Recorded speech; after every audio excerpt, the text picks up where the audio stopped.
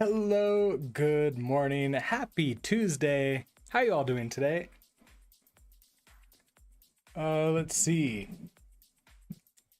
I wanted to do a quick little experiment with audio, if we can.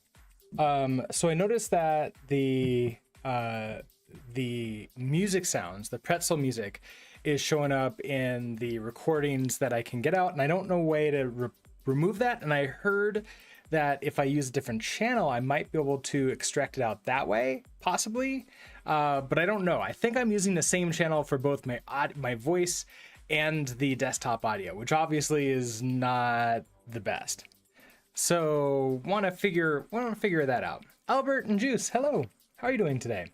Yes, I am using OBS for that. So let's see. The only time I've ever used channels, advanced audio properties. Okay. Oh wait, is it channels or is it tracks? It's tracks, not channels. So desktop audio, I'm setting up on track 1 and 6. My mic is on 1, 2, 3, 4, 5, and 6. Huh. I wonder if that means I could isolate my mic. Tracks, but you also have to set a VOD track. Wait, what? Oh, okay. Hold on. Is that in settings? Settings.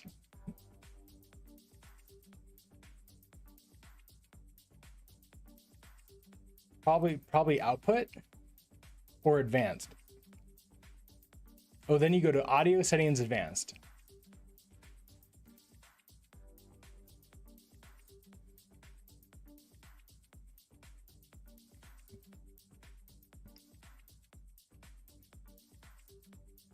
All right, so audio advanced, monitoring device default, which I don't want to monitor. Disable Windows audio ducking, low latency. Hold on, this will be easier if I just show you. I don't think there's anything in here that can get me in trouble, right? I think we're fine. Okay, hold on.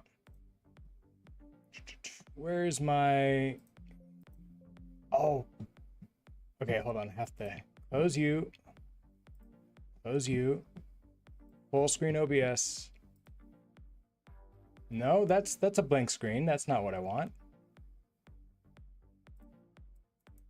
But maybe I can do that. Also, there's that Twitch chat. I completely forgot I had that. Okay, what I want is wait, are you capturing things now?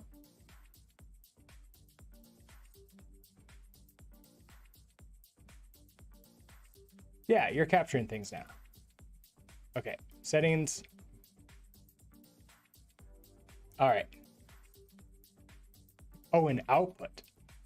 Output. Okay, got it. So output, recording. Oh, so in recording, I set up what audio track I want out on, right? Okay, so I'm doing audio track 1 is recording. Okay, got it. So out of curiosity, if I come back to, I go to here, desktop audio, advanced audio filters, I remove track 1, and now you're on track 6. Can you still hear the music?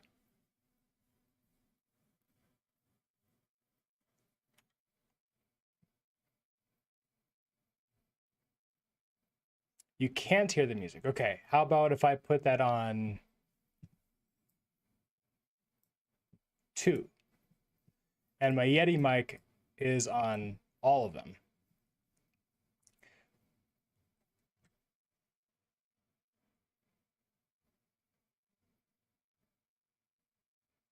Huh. No music still. Okay, what if I put you on all of those?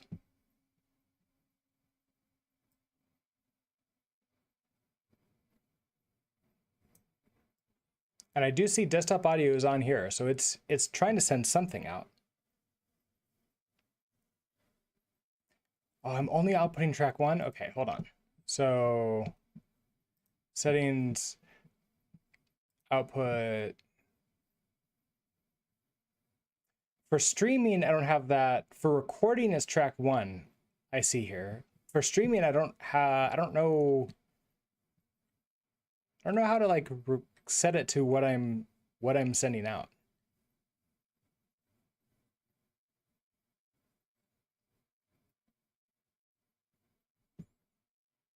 Oh, so I might want to switch this around. Track 1. Oh, okay, so I've got output mode to simple. Okay, that would need to be advanced, which I can't do while I'm streaming. Okay, good to know. Hold on, let me put this music back on. So we'll have one more VOD with the music integrated. So tomorrow. Track 1 is live and 2 is VOD by default. Okay. We'll I'll play around with that later. I can't do anything while it's recording and live and doing all that stuff.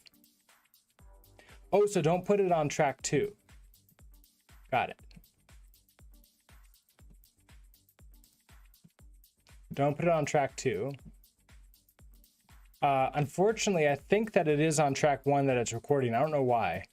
But when we look at the settings for output recording, audio track is 1. So at some point in time, I must have clicked that when I was trying to debug something or fix something, and that's probably not great. Oh, and enable custom encoder settings. Oh,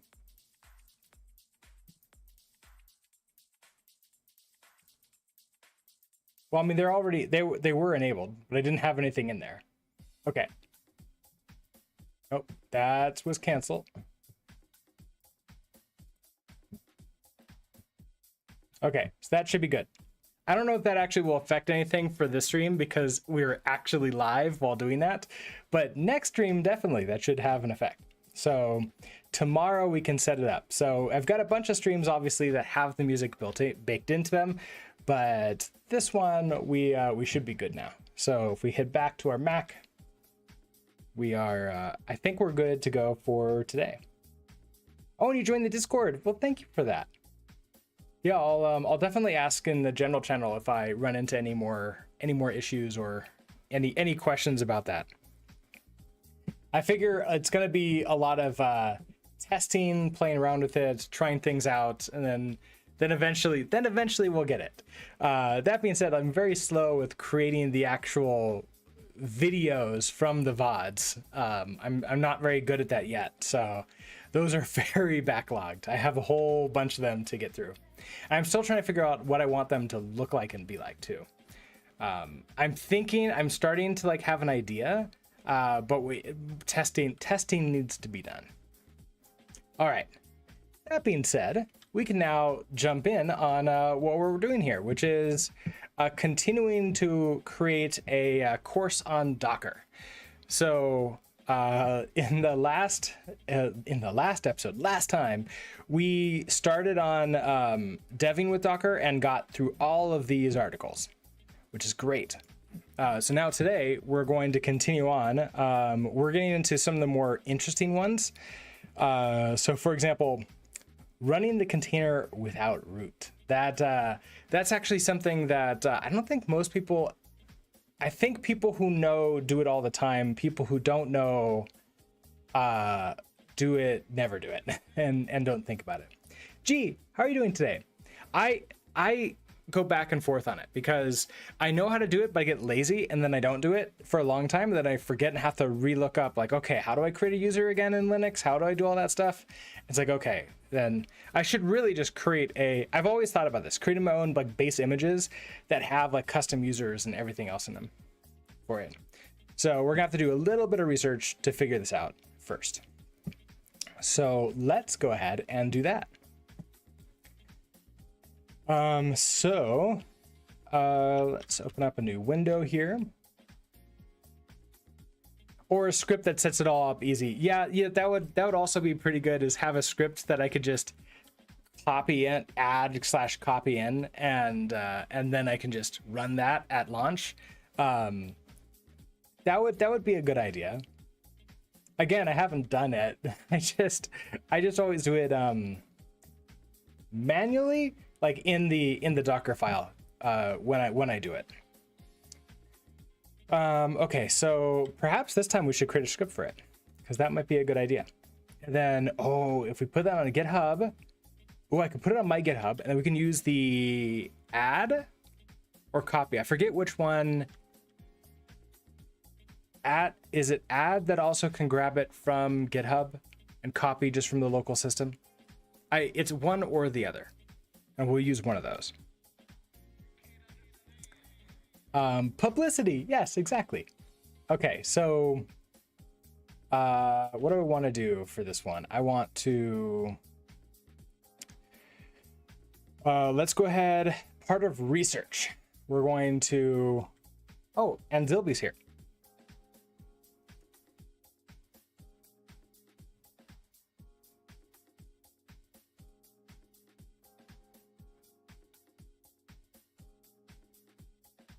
I bribed him with food this morning, so it helps.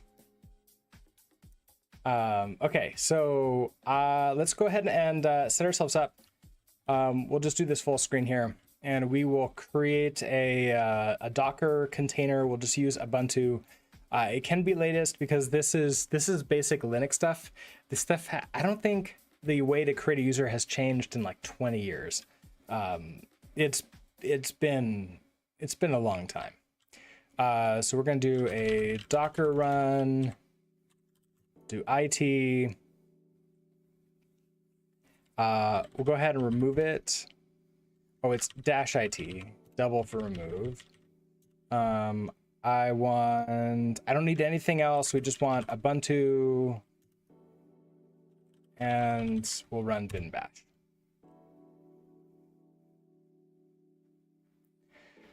Okay, and then I want to create users. Now, if I remember correctly, there are no man pages because they've stripped everything out that they could, but still be Ubuntu like full version, which is still pretty heavy. But we can go look up some Ubuntu documentation. So docs create user. Is it user add or I think it's user add, right? Yeah, it's user add. So if we look at this, I think I can do it where it creates the home directory, which I may not need the home directory for this. And actually, it might be best not to have a home directory, but a group for it would be nice. So if I do, so my general idea would be user add. I vaguely remember that I could basically tell it there's no home directory, right? So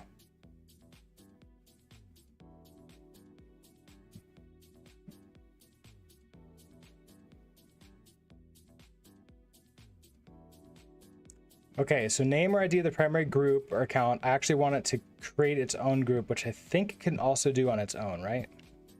Okay, so here, I'm not going to do -m, so it doesn't create the user's home directory. Oh yeah, so -m, don't create the home directory. I'm going to let it create a user group. We are not going to create a password for it.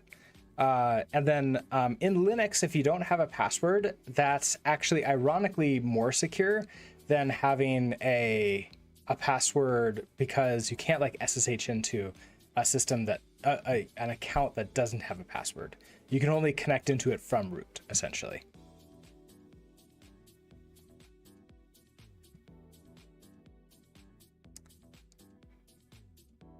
Ajuvasi, hello. I mispronounced that horribly. Sorry about that.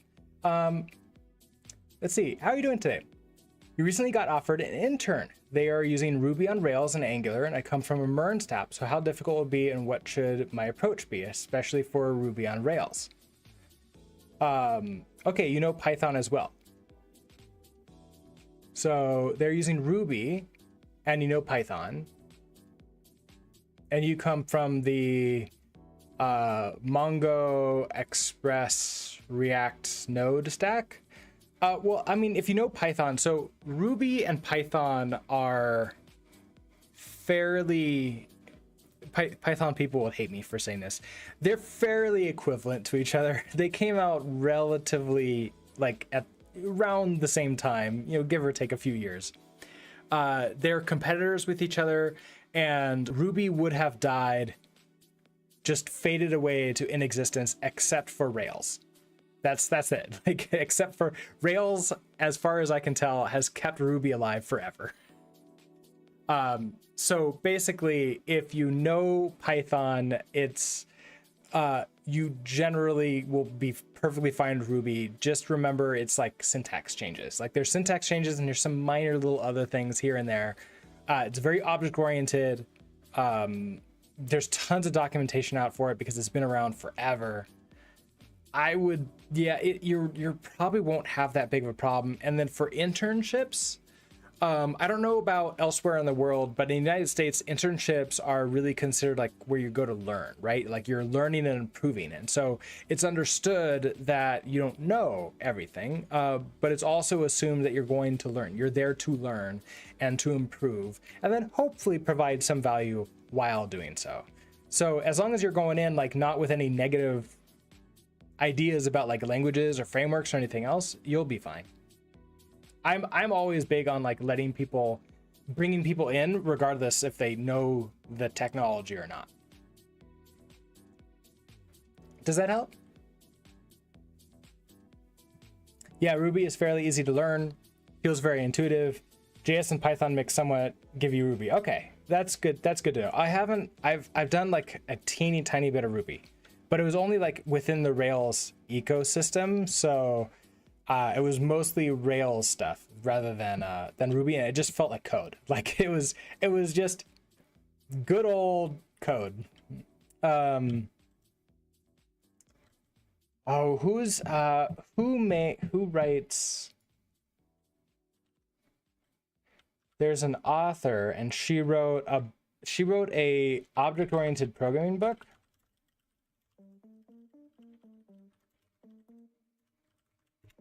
For Ruby. Let me see if I could find, yeah, Sandy Metz. Okay. I think this is it.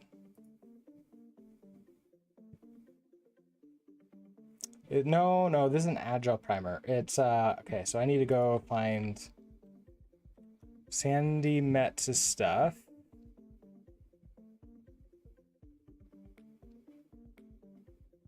So it might be one of these.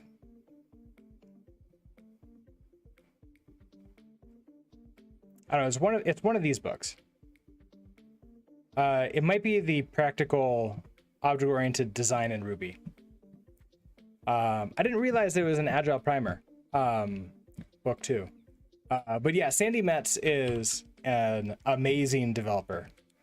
Highly recommended all of her stuff. She does a lot of teaching also. She has, I listened to a podcast of hers, and she had this amazing sort of like passive aggressive response to anybody who is like just like questioning her like simplicity in design, which is like, oh man, all of you students, you're so much smarter than me. Like, look at this. Like, you have so much complication in all your work. You have all these things going on. You have these tightly coupled stuff. You've got to spend so much brain power to really understand what is going on in your code.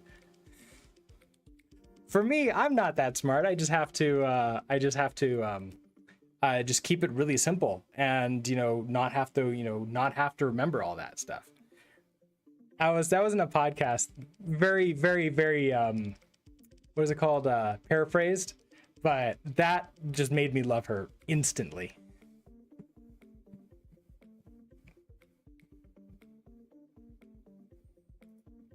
Okay, so I think we're just gonna do that.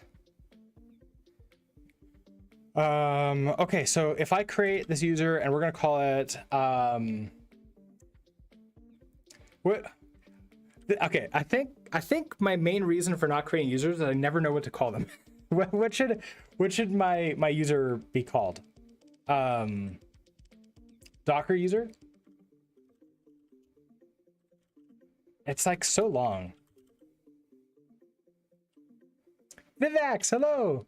How are you doing today? And also Tolkien, hello. How are you? I have a Windows computer that's up above me, and that's where YouTube chat is, and that's also where OBS is that's sending out the stream. But in front of me here is a Mac, so I'm mostly doing my stuff on a Mac.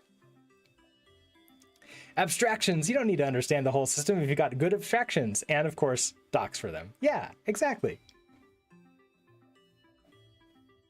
User 1, user 2, and user 3. I hate doing user 1, user 2, and user 3, but I can't use just user because that will cause problems and misunderstandings. So, and oftentimes, like, I don't necessarily know what, like, if I'm going to do this in a script, we could just cheat and make the person do it. Oh yeah, we could just do what? Yeah, okay, here we go. You'll just do U1. That'll be fine. So if I do that, this should create a user, right? So if we take a look in the password file, nope, that's not what I wanted. If I look at the cat Etsy password file, we should see U1 now exists. So I don't remember what the X is. Is that the password? But then we have the user ID and the group ID. And then, so it did create a home mapping for it, but it didn't create the directory. Now, for some of these other accounts, like, for example, there's an account named bin. Oh, okay, I get it. So then what I probably want to do, okay. What I probably want to do is do something like what I'm using with like where I put all the code, which is /code. That's where I love to put stuff. So if I do that, we can do make dir code, and then we can do user add.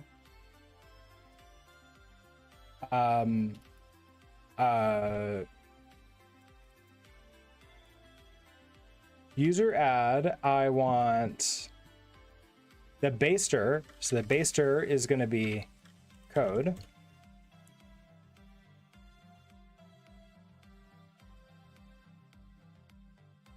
Nope, that's wrong. I want home directory.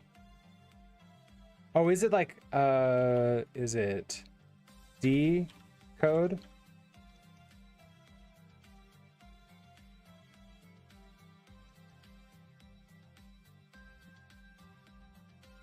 Don't create the home directory because I've already created it. Go ahead and create the user group, and then we'll name you code. Will be the name of the user. And so now if I switch users into code, if we take a look at PWD, we're in /code. So then we can use this as their home directory will essentially just be the place where we put all the code for them to work on. Tolkien, which language are we using? So we're not using any language right now. Docker was created in Go. So I guess like in some way it's that, but a lot of it is shell scripting. So a lot of it is like Bash or ZSH or anything else, like any other sort of like shell script type stuff. And then all the Docker files and everything else is just whatever configuration stuff that they're using. Okay, so that seems pretty easy. So if I wanted to, let's redo this again. We're going to exit out of view. Where do we want to put our examples? Oh, let's go back into the here. This is the web page.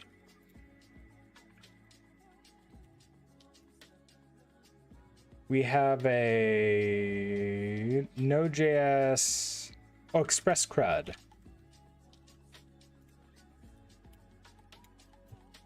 So in our Docker file, we can update this to add our user. So here we create the volume for code, which creates the directory for it. And so after that this exists, we can now create the user that is not root, that will be running our code.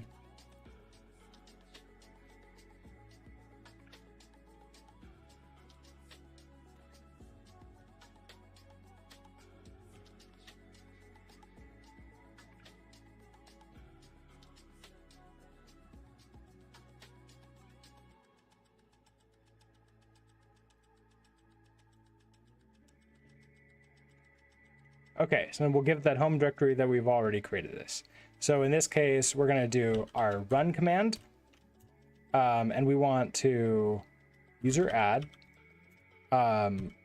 directory for /code. Don't create the home directory because it's already created for us, and then name it code.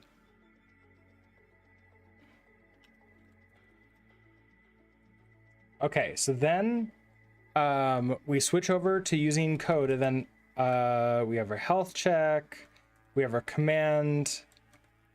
I think, yeah, we don't do anything special. So at this point in time, we can now say user code.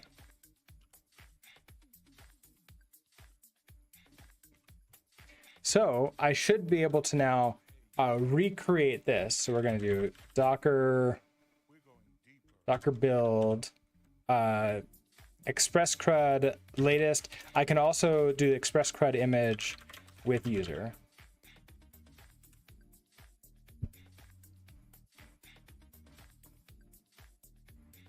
Okay, so there's our new, it used the cached everything else, and then here's our user adds and our work directory, which is like super fast to run.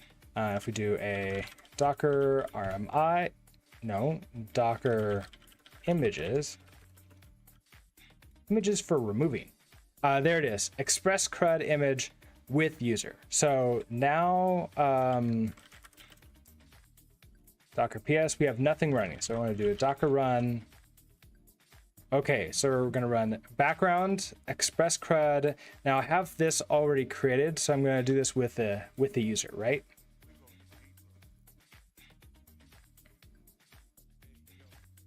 So express CRUD pg user. We give it the password for the database. Oh wait, no, this is a PG. We already have you.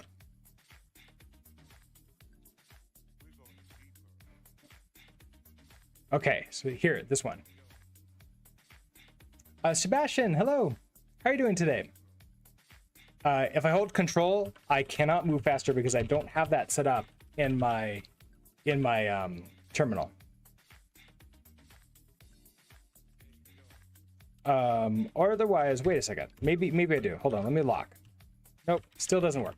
So yeah, I don't have that set up in Alacrity here. So that won't do it. Now I can go to like the beginning like that and then move up. And then I can, is it W?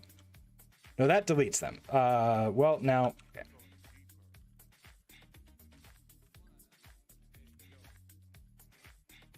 I can't remember what command it is to jump word to word. Control W deletes a word, so I need to do something else.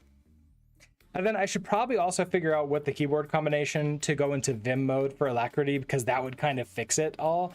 But I always look it up and then I immediately forget it, like the next time I go to use it. So it doesn't really help. Okay, so this is PG again still.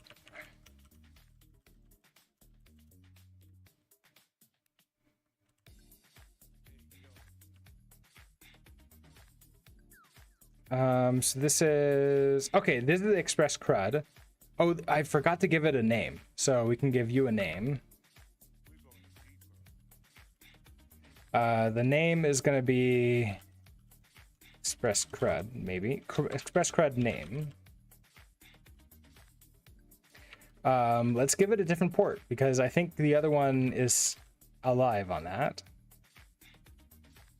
Everything else I think is the same. So if we run you, oh no, I didn't want that. I want Express CRUD with, oh, it's Express CRUD image with user. Okay, so if we do that, you're up and running, which means that I should be able to hit you. Can I do a curl to 4001? That's not looking great.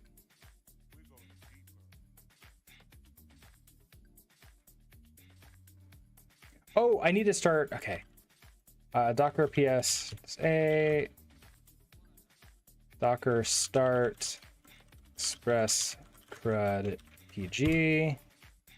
Kind of need a database for this. So now I should be able to curl. There you go. And now that works. Is there a way for me to prove? How do I prove that command is being run by that user? I could use a maybe top, maybe PS. This Docker exec bin bash. Oh, I need to IT. Let's see. Okay, so if I do top, yeah, okay, so user code is running npm run dev. So that shows that very nicely there. Okay, perfect. So we go back to you. Let's see. Running the container without root. How do I want to name this? This is going to be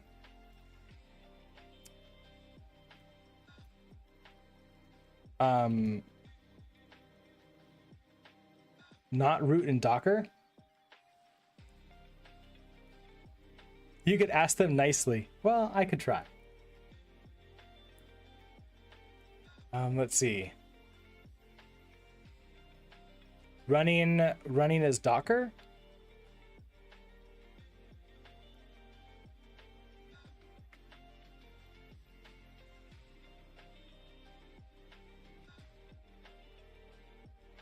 Running as user, running not using root. That not doesn't sound right.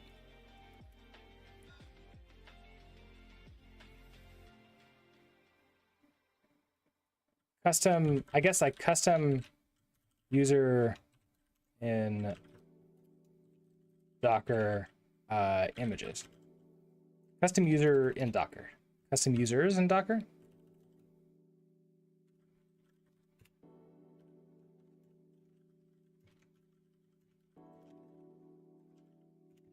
All right.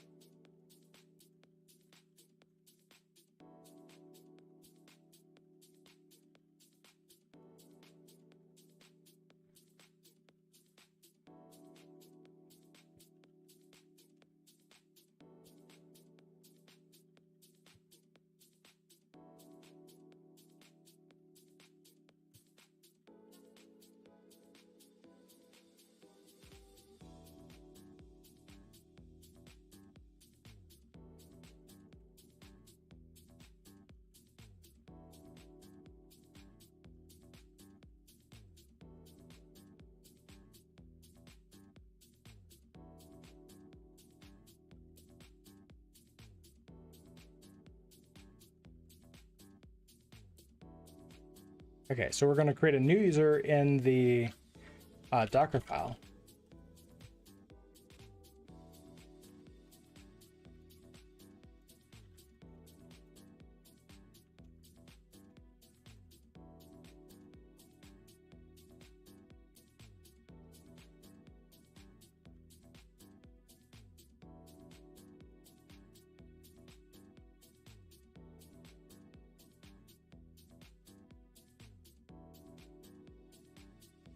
Now, the problem with this doesn't solve all security problems, obviously, because the root user still exists. So if somebody were to get an escalation attack and somehow gain access to the shell and root inside of the Docker container, then we're obviously kind of screwed with that.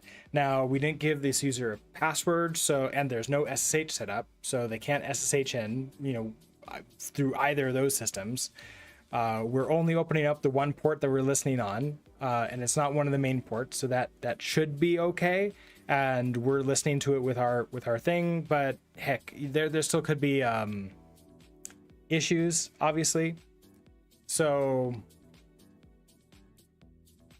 it protects us in that it makes it slightly harder to get access to the root account from, well, not root. And I don't even think that root has a password in it, right? So like if you are able to get access to that user, you should not be able to run something. And we could lock it down even further where it can only like run one command or do something else, but I don't know if we need to do that. So yeah, we're just gonna go with we're just gonna lock it down to this one user that has minimum privileges because it has its own group, it has its own user, and basically anything that we'd have to add it to other groups, that user, to be able to do stuff. Okay.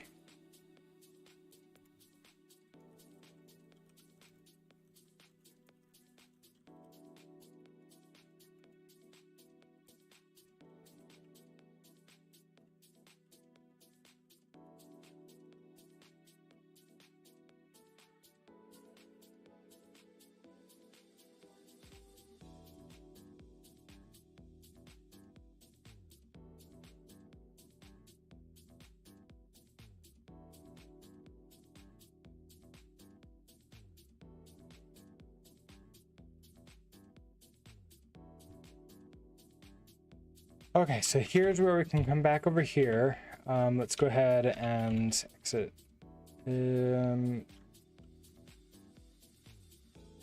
Exit out of here. Don't exit out of this. Okay.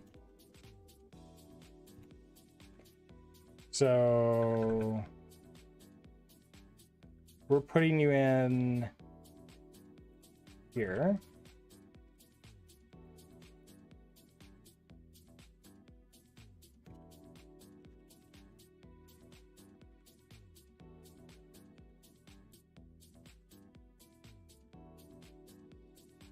Wait, is that Docker file? Is that an option? I don't remember if I've been using that. Okay.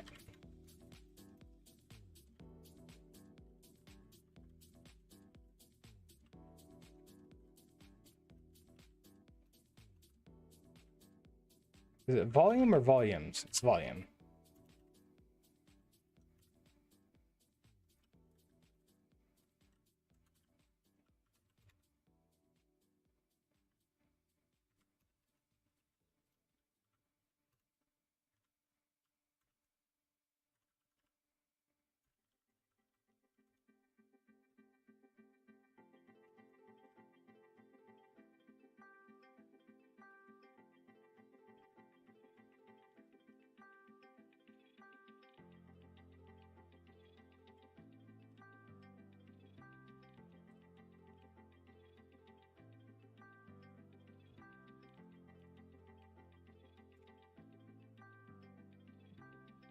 Okay, so I want to find, yeah, man page user add.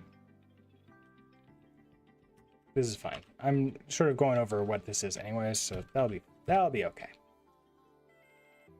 Okay, so if you're not familiar with the user add command, this will create a new user on a Linux system.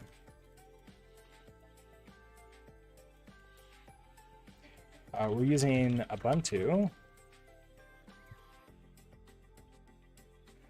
Let's see.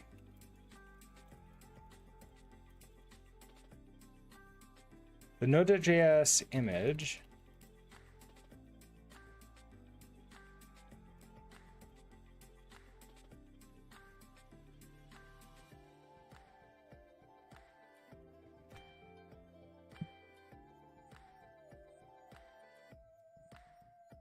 now, is there a way for me to see what it's using? Does it tell me?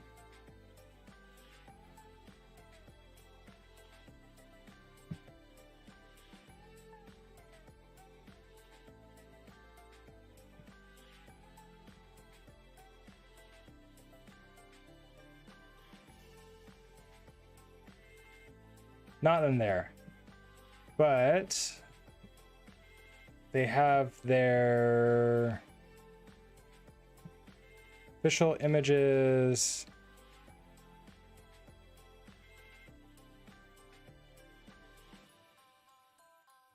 I don't know which one I want. Oh, check the tags, then click the version you want. Okay, yeah, let's try that. So check the tags. We're using, what are we using? Oh, just 20, I think.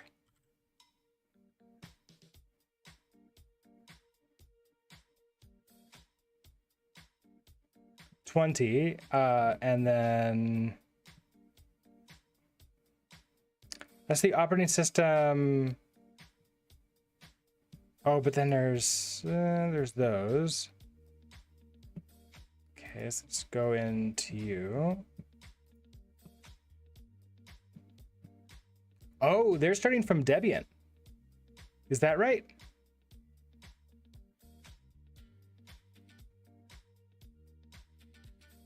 That's okay. So they're not starting from Ubuntu. They're starting from a Debian. Okay. So Debian.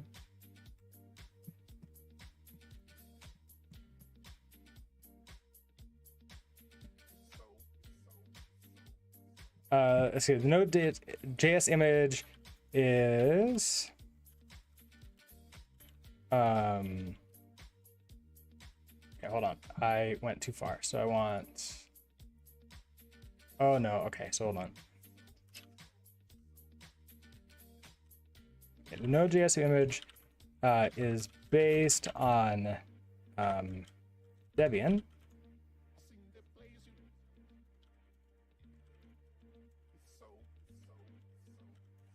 In the tags page.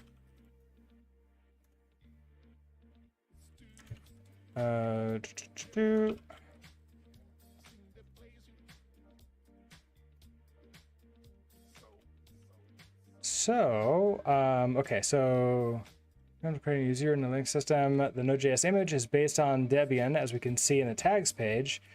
So we can use Debian-based commands like the one linked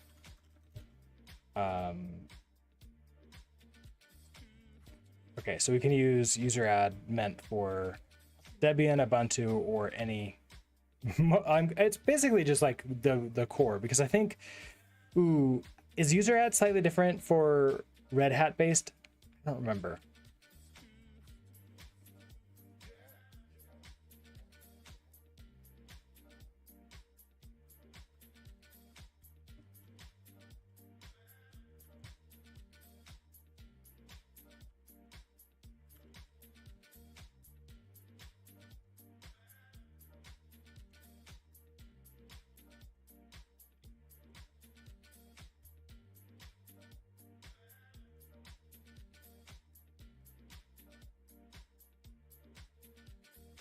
Okay, so we do that. For user add, Let's see. We're using the D option to set the home directory to /code.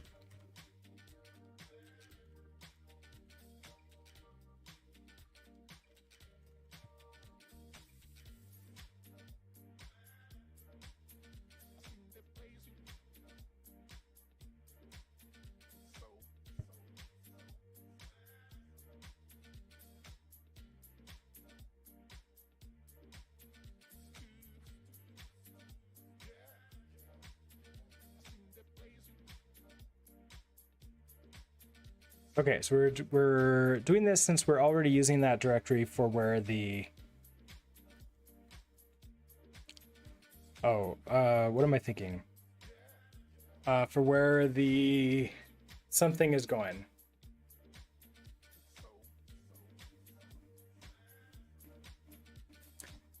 Oh, where the code, where we're mounting.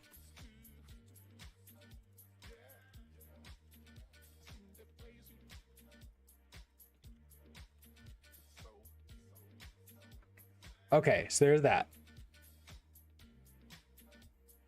So let's see.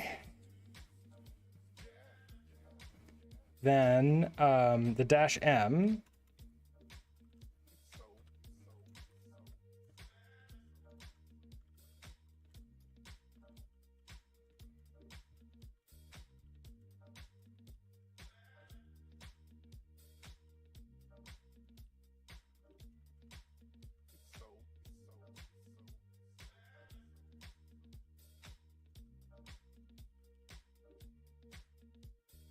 Groovy, hello. How are you doing today? Don't worry about being late. Everything is fine. We're here. It's a drop-in system, right? Drop in, drop out.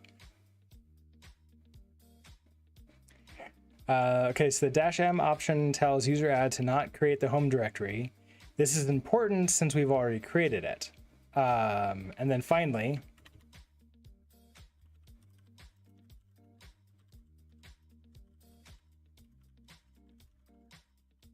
okay, is the name of the user that we're creating.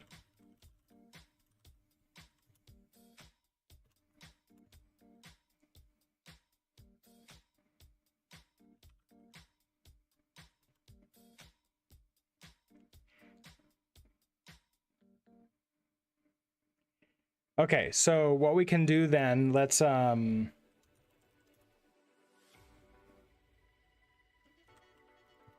create a new container. Oh, we have to recreate the image. Let's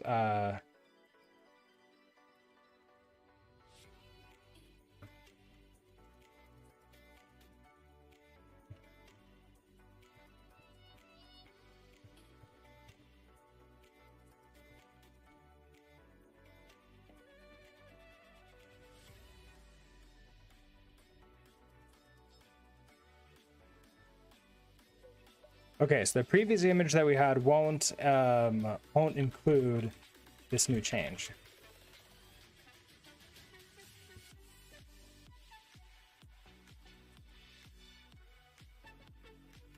Now, if we quit out of view, yeah, so we have that right here.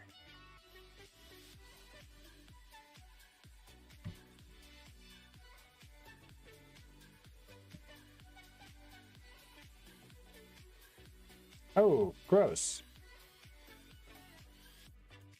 What's that? Why is that looking so weird? Oh, I guess that's just how it looks. Okay, never mind. Okay.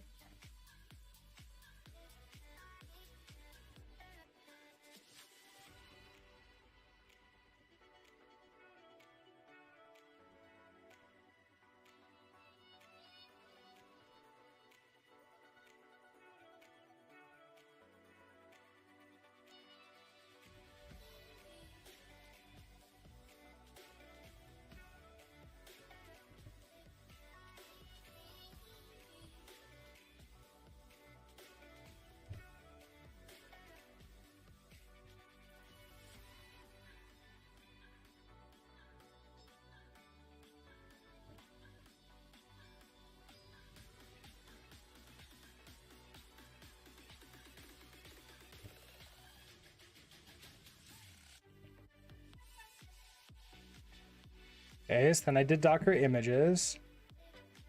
So we have you. I don't think I had Ubuntu latest, so we just leave it with that. Let's see, you're doing great. Managed to get Bazel with Rust working yesterday evening, and it uses the default cargo to toml files. Now rewriting the loop WebSocket thing. I already found out how to abstract away the loop. The magic keyword is error handling. Well, error handling does make things look nicer, doesn't it? That is always nice. All right. So let's see. We got you here like that. We have ads starting in 5 minutes or so for our first break. So let's see. Okay, so we have our image like that, so we can now see here's our with user. And then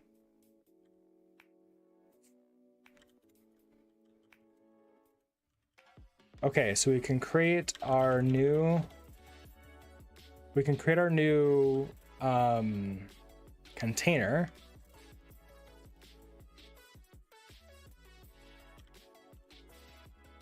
Add it to the network. And just give it a different name. So it can run at the same time.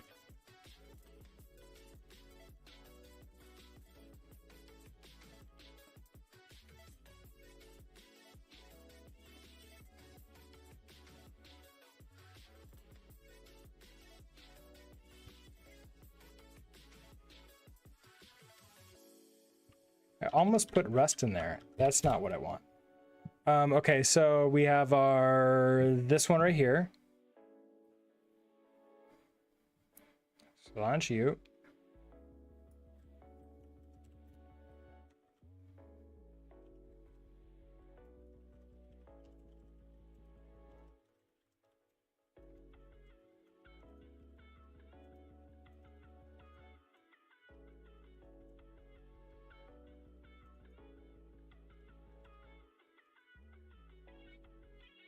Okay, so I did give it a different port on the host side. So there we go with that.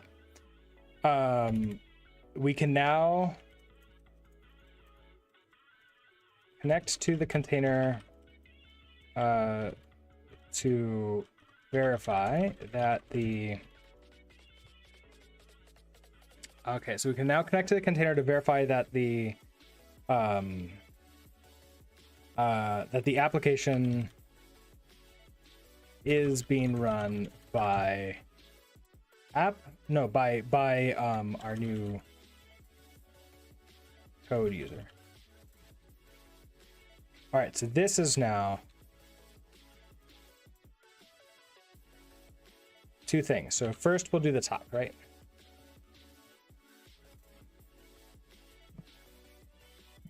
So we'll Docker exec into here, and then we'll just run top. But then we already see that we're in code right here. So that's the username. And then we grab you.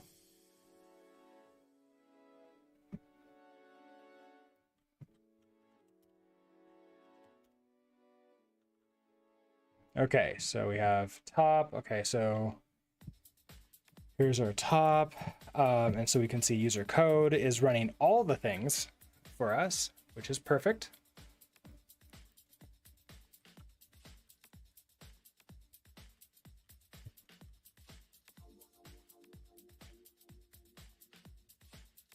Let's see, for further proof, we can check the password file.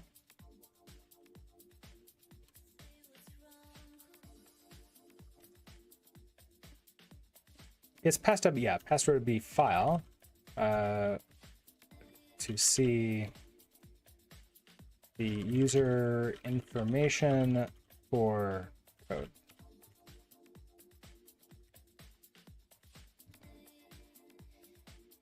And I did that up here somewhere, didn't I?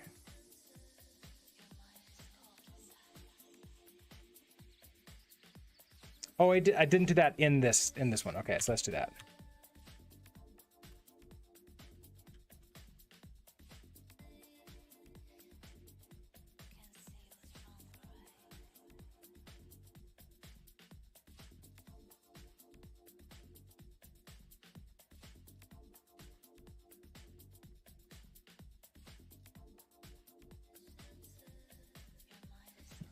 Okay, so we see here at the end, here's our code.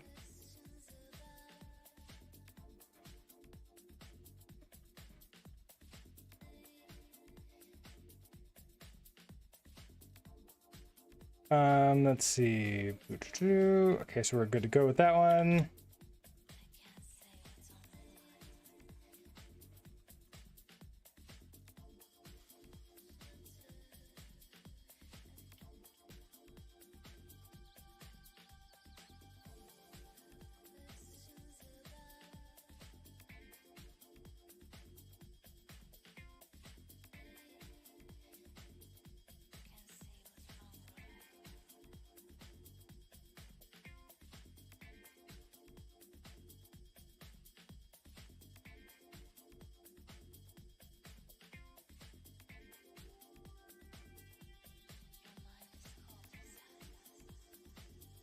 All right, ad break has started. Bomero, good morning. I don't know if you got hit by the ads immediately after starting, but I'm gonna I'm gonna switch over to sitting mode because I've started in standing today. Although maybe I won't because that will bother Zilby. So I think I'll just hang out here. But we'll pet Zilby and do some stretches. Hi.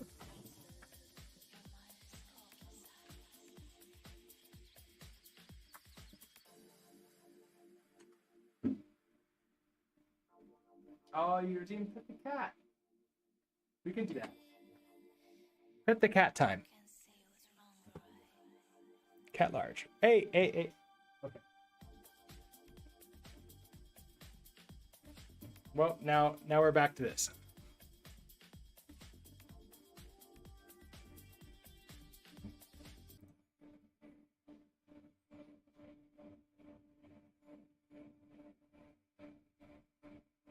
The cat is having none of it. That's exactly it. Yeah. The cat is having none of that.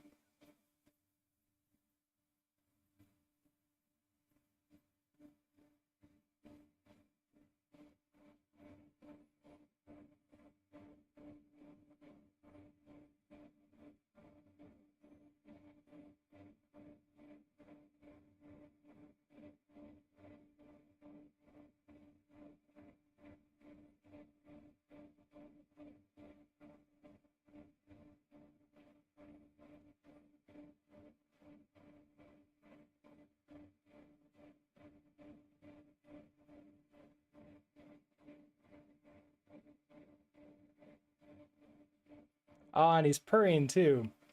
You can hold your cat for 5 seconds before she's like, I'm done with it, I'm out, and start violently moving.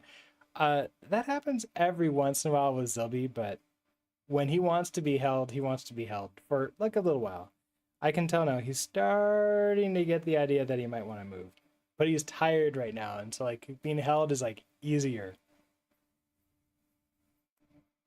Are you done? Okay, here. Well, back to here.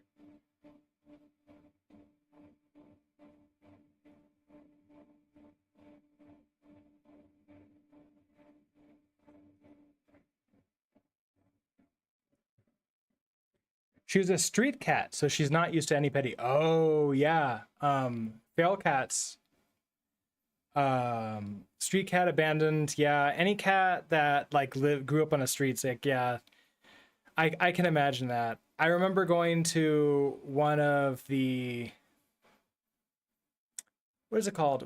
I went to one of the shelters around here, and they had a special room for basically cats who were still getting used to humans. They were in the middle of being socialized. They weren't dangerous, not to each other, and they weren't dangerous to humans, but they were scared of everybody.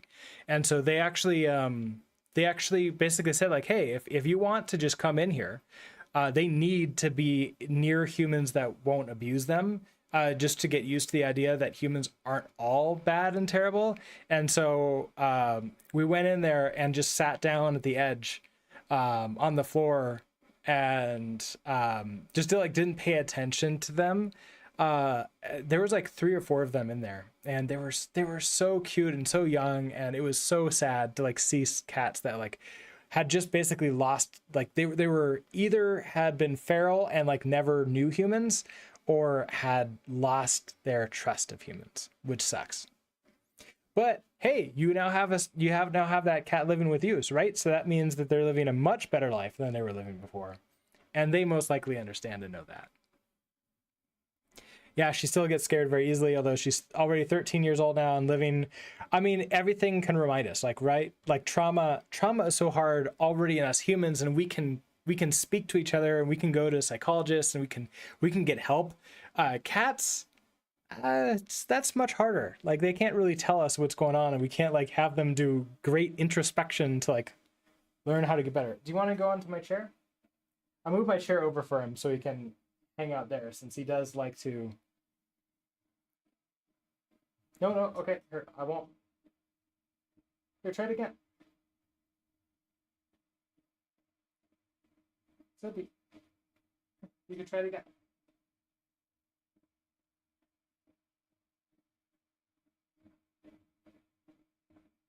I know you won't.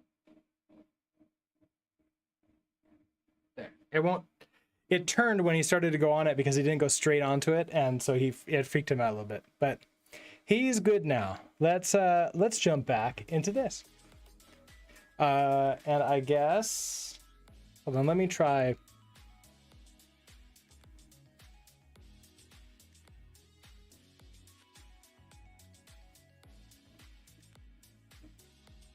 Let's see if this angle works.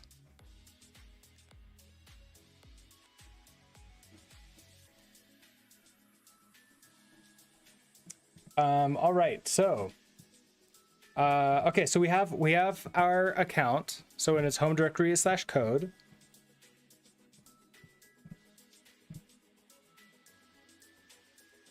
Let's see. Is there anything else that I don't think there's anything else, right? So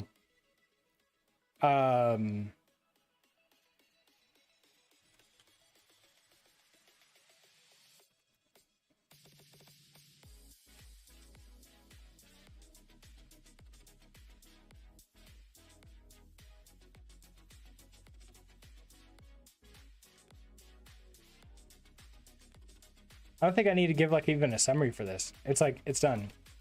So here, are you done, Zilby? Oh, he saw the food behind the chair. Yeah, I'm gonna move this. That's where I normally feed him. That's my bribe food. Let's see. Okay, so it's home directory's code. Here is the full updated doc file.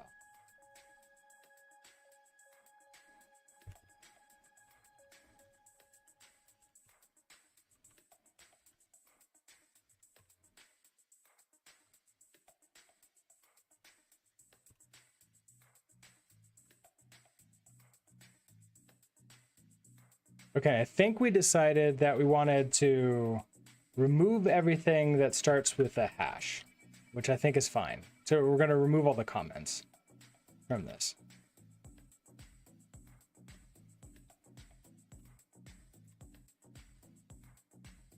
Just to make it shorter and a little bit easier to see. So we have our from, we have our 2 runs to create that. We have our expose, our env, our run, our code, our volume, okay, our work dir. Okay, so everything is looking good. So then it means, okay, so let's write you.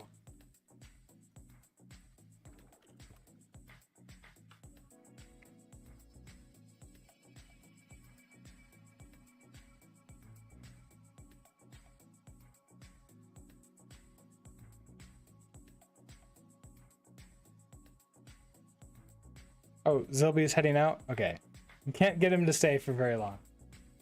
Now he's got food, he wants to go explore.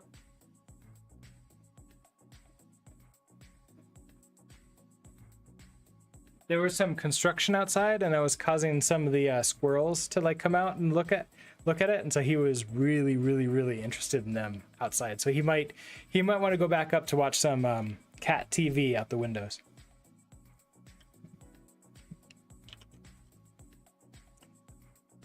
Okay, so that is everything manually set up for this 2-container system, this 2-container workup. So now that we've built that, now we can basically tell everybody, now you don't have to do any of that, and Docker Compose can just replace it all for you, which is great.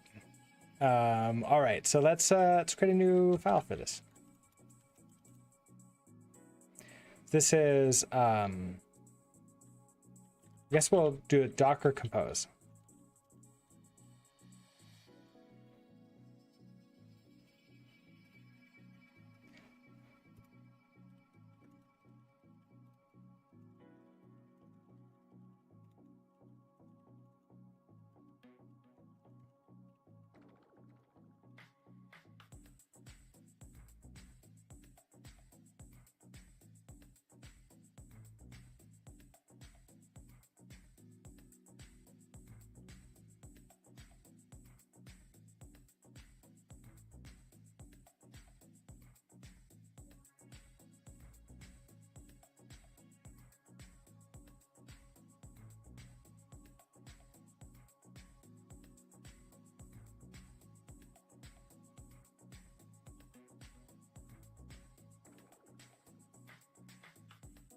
All right, so we can automate a lot of the commands required for setting up Docker using Docker Compose. This allows us to create a single, like a YAML file.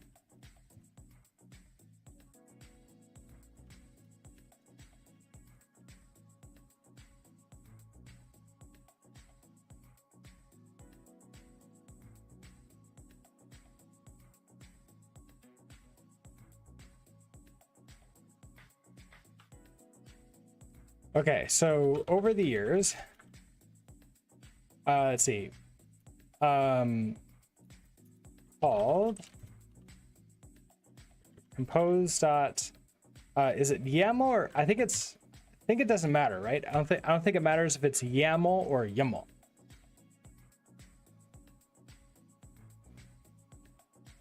Okay, so this allows us to create a YAML file in the root of our project called compose.yaml. The previous version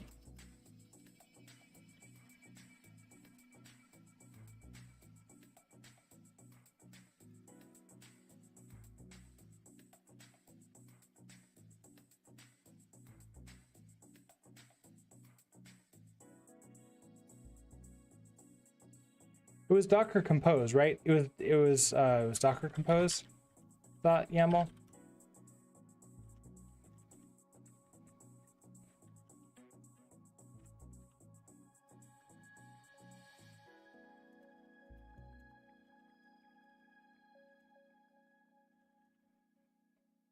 Okay, so if you see any documentation that requires Docker-compose instead of just compose,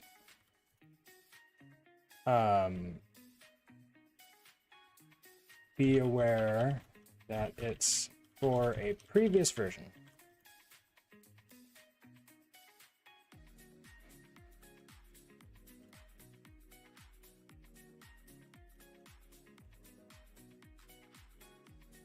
Okay, let's go ahead and start creating these. So okay, we're out at the beginning. We're going to touch a compose.yaml file. If I jump into it, okay, yeah, we could do get LMS support, so we do get some help with this. So the version, okay, so every time that I use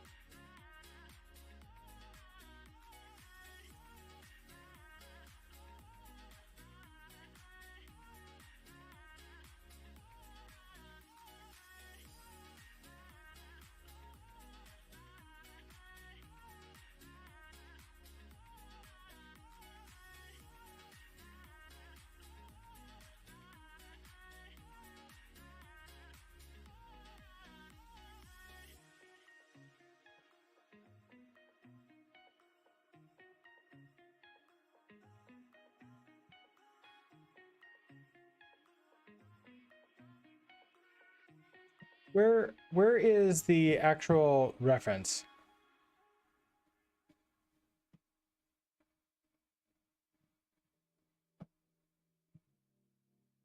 Oh, there it is. It's under overview. No, okay, that's not it. This is not, okay, compose file. Okay, that's not it either.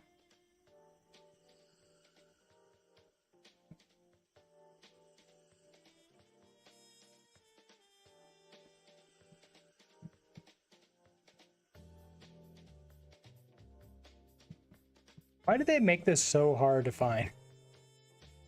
Like, try compose wouldn't have it. This just takes me back to overview.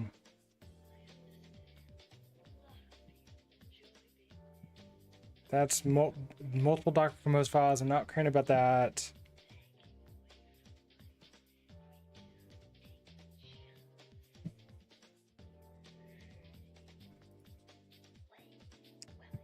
That's not, okay, so it's not in here.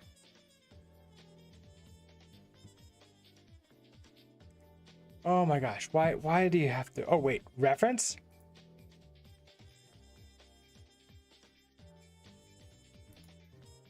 Oh, wow, so it's a completely different section here. Okay, so it's reference, compose specification.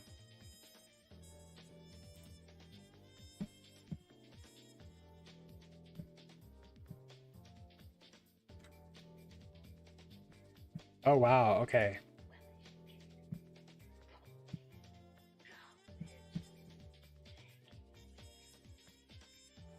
Okay, so this is where that comes in.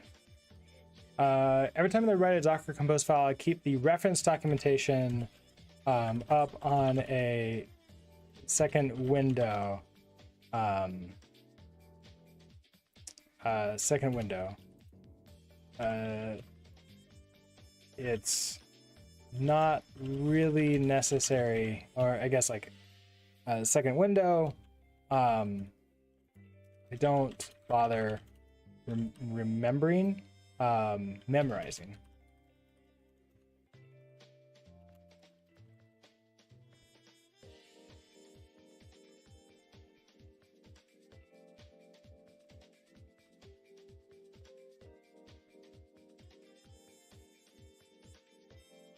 Just how it works.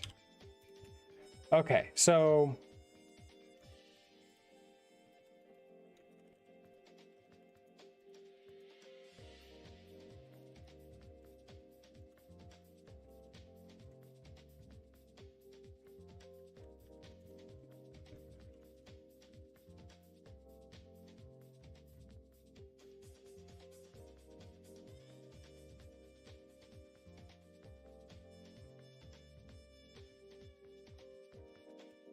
okay, so we'll put the just so I don't forget that.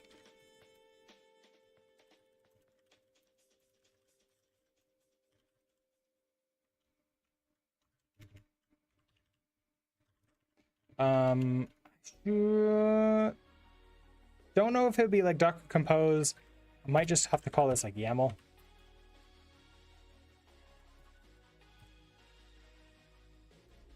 Okay, so Then in here, version. Version is not necessary. I just stopped using it because every time I look at it, the version thing just pisses me off. I don't know why Docker did this. A lot of other decisions that Docker has made make a lot of sense, and I really like it. But if we take a look at version here, it says that version property is defined by the compose specification. For backward compatibility, it is only informative.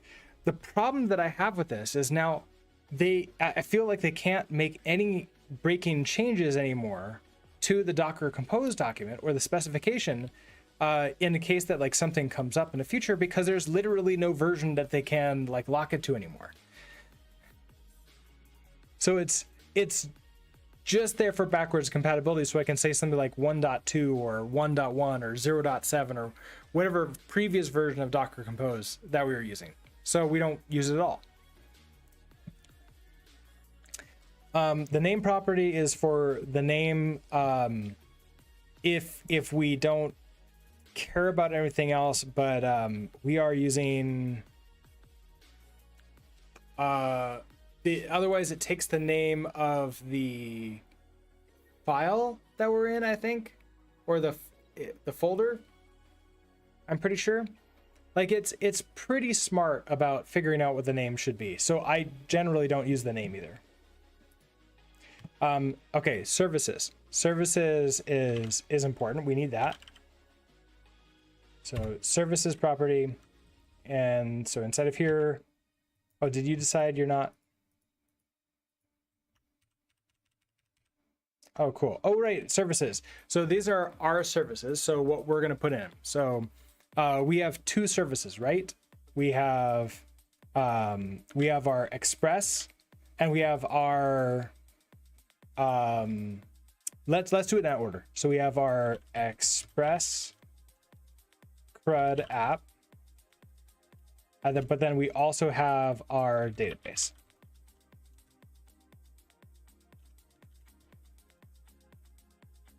All right, so you're upset at me here.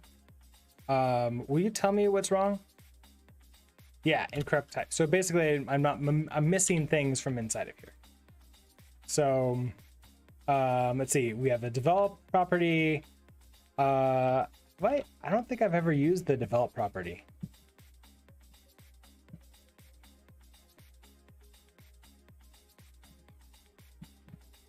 Specifies the development configuration for maintaining a container in sync with source as defined in the development section. Is this new?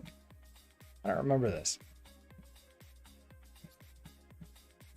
Compose focuses on the development use case of running applications on a local machine. It also supports some development hooks to improve the velocity of your local workflow, also known as your inner loop. This document defines how Compose behaves to efficiently assist the developer. This section defines the development constraints and workflows set by Compose. Only a subset of Compose file services may require a develop subsection. Okay. Oh, this is where we put Watch. So Watch came out very, very recently. And I've always wanted to try it. I haven't had an excuse yet. So this will be it. So is that it? Yeah, the only thing that we have in here is Watch. Okay, I am going to hold off on Watch, and we'll do this after everything else because I want to do a one-to-one right now. So Docker Watch will be, okay, so service develop will be important later. So this will be fine, but I need to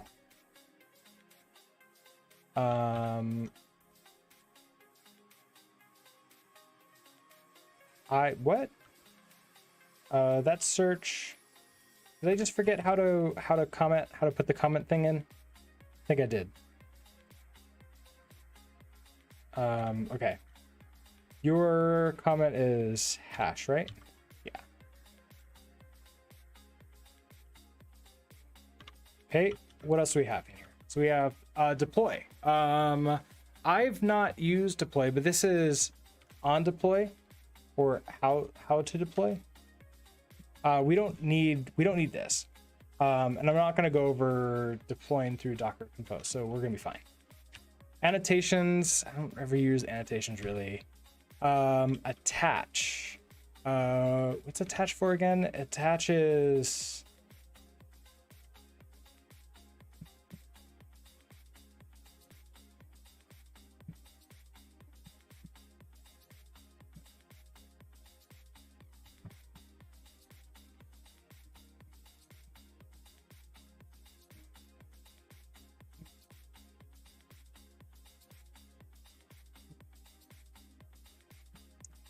When attach is defined and set to false, Compose does not collect service logs until you explicitly request it to. Yeah, so I've never used it to like turn off service logs or something.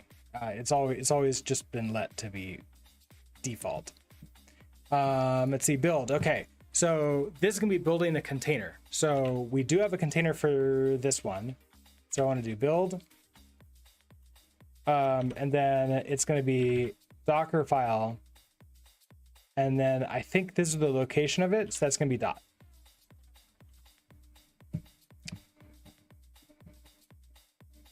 Interesting. I'm not a huge fan of it saying like, hey, here's build, go take a look at the docs over here. It's like, okay, thank you. I guess there is a lot to it, but I feel it used to all be in one file previously, and to me that was fine. So we're a Docker file.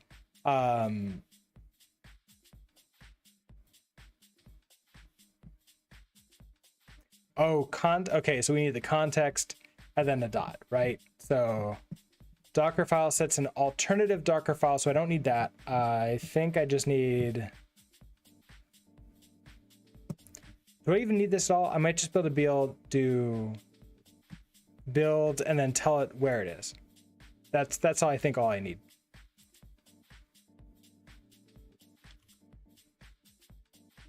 So build and then just go to dot. So that this is where Docker file is, so we'll be fine. Okay, so after build,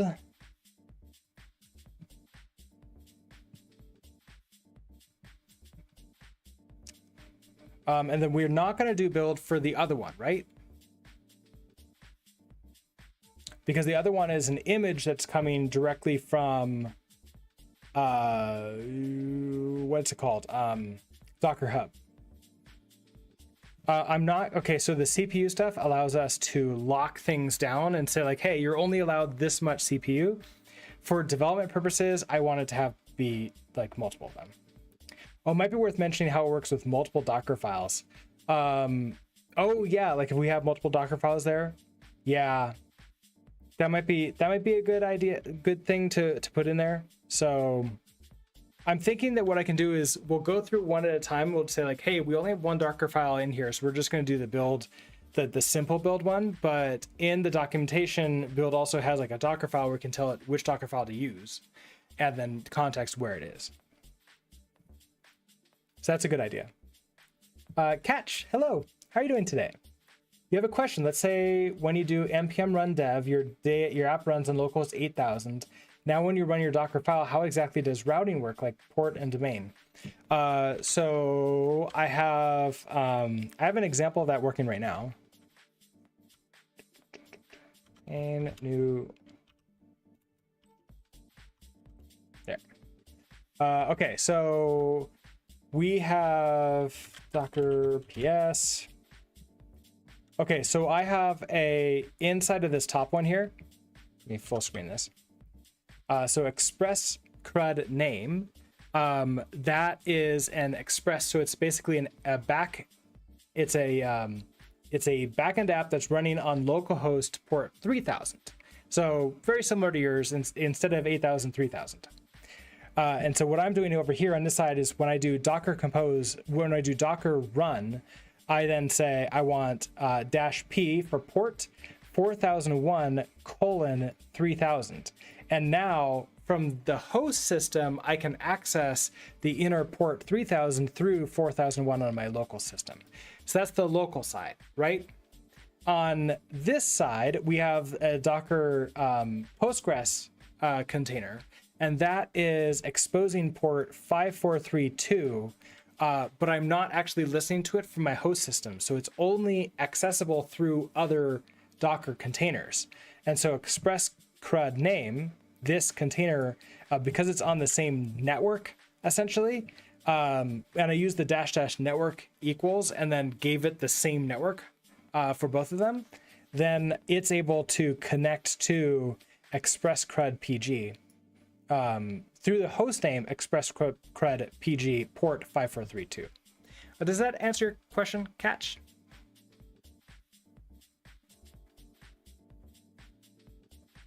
Oh, one day, yeah, all you had to do is in the Docker file was set it to 0000. Okay, yeah, that's the other thing. So localhost is an interesting name. So by default, localhost ends up being something like 127.0.0.1, which is basically it's like it's gonna be there's a lot to it, and I've forgotten a lot about like the really true like core Linux networking stuff that's going on. But the difference between 0000 and 127.0.0.1 is that 0000 is like everything, like available and go out through every port and all that stuff. And if you do that on your own system, that would be considered a security like violation. But in a Docker file, in a Docker container, that's perfectly fine because it's like only the one thing that's sitting there, and that's okay at that point in time. The only way to get around that, if you're not using 000, from my understanding, is to use something like Nginx, which would then route your traffic to the appropriate ports and loopback address. So yeah. Freaker, hello. How are you doing today? Can you show how you can run an image with VNC or desktop? Let's see. Oh, you can also try finding out the Docker container's own IP. Yeah, that's the other thing is like, yeah, if you find out the Docker container's own IP, then that would allow you to connect to it. There's some crazy networking stuff you can do with your host system, which I would just say like, don't do, just use 0000 inside the Docker container. And that's why I like Docker containers, because if I want to run a server, run it in there, not run it locally. Okay, so can we show how to run an image with VNC or desktop? What do you mean? Do you mean like actually connect to a Docker container through a graphical interface? Like actually like see the desktop running inside the Docker container? I've heard people doing that in the past, but I've never done it myself, and it's not really like, I don't know if I want to ever like to suggest and show that to people. That feels like more of an advanced type thing to do. But I have heard people doing that. I don't know how I feel about it. So unfortunately, I don't, it would take me a while to figure out how to do it properly, and it would be different for every system, right? Like for a Linux system, it would be one way. For a Mac, it'd be another way. For a Mac of a different version, it would be a different way, probably. For different types of Linux systems, it'd probably be different. For Windows, it'd be very different. So unfortunately, basically the crux of it is that you need to connect a lot of your visual stuff into the Docker container, because Docker images aren't VPSs on their own right. So they don't include a lot of the stuff for visual stuff. So they're not made for that. That's not their primary use case. So what you end up needing to do is sort of do hacky stuff to like get access, like give it access to graphical stuff through your own computer, through a clever usage of like volumes and other things, which is, well, I think I used the right word, hacky. It's a little bit hacky, but it can work. I've seen like I saw a demo of one person putting all of their apps into Docker to use. Like they put Firefox, they put Chrome, they put VS Code, they put like all of that stuff in there, and then like would connect in and use it through their systems that wouldn't have to install anything directly. But I don't know. I like it more for like just the development side of it and just running our code in it. So sorry I can't help out with that.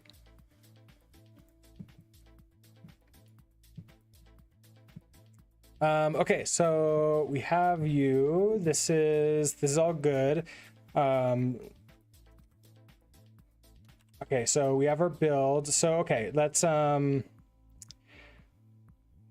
I want to build this first and then we'll add in everything? Yeah, let's build everything out first and make sure it works, and then I'll write the article.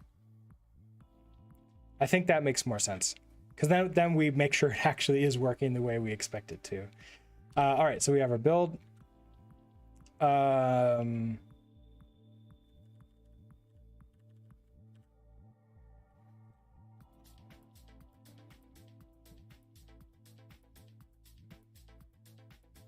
So I don't need to put a command in, because the command that we're already going to be using here is inside of the inside the Docker file. So we're fine. Depends on, this is going to be important. So I want depends on, and it's this syntax here. So we're going to do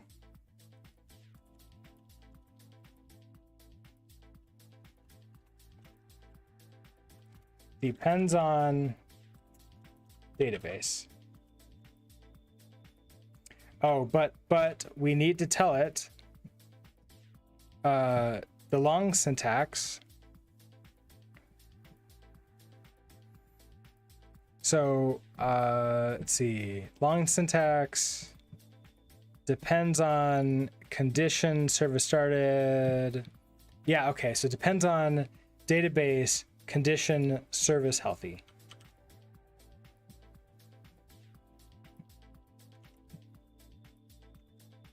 Oh, and then it's this not an array. It's like that. And then we have condition. Ooh, service healthy. Ooh, what's those differences?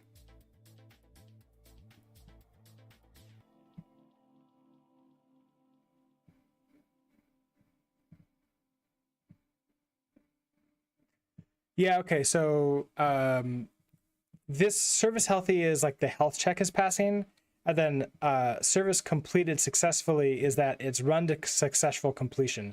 So service healthy is what we want here, because databases are really weird. It will finish running the up for the database container, but okay, so it's up, right? But then the container launches, the database launches immediately after that. And then potentially there's like some ups and downs of the database during that time, which really sucks. So if you need something to like run instantaneously and you're milliseconds away, you might have weird failures. And so the service healthy is probably what we want here. Okay, so there's the depends on. The other one has no depend, so that's fine. We're not going to do deploy. Okay, we have the develop thing.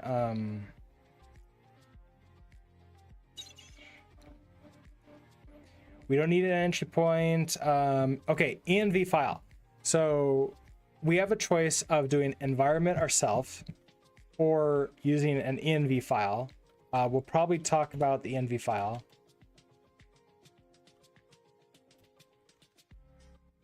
I think it's env file and then a file name, right? Yeah, just like where the file name is.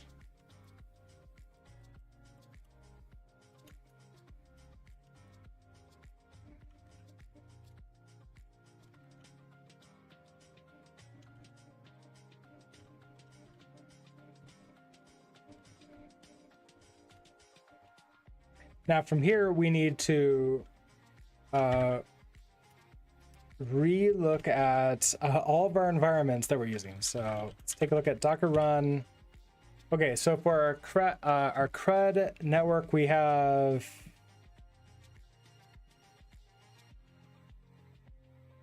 No, it's that would be okay. So in this one, it's the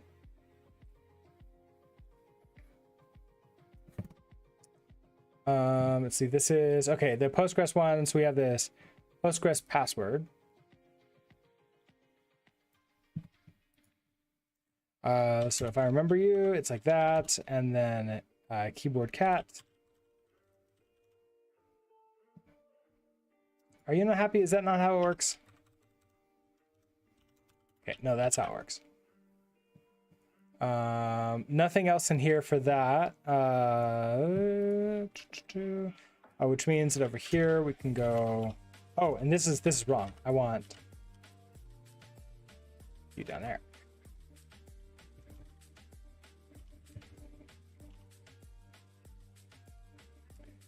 For you, we have these two environments. We have our port and DB URI.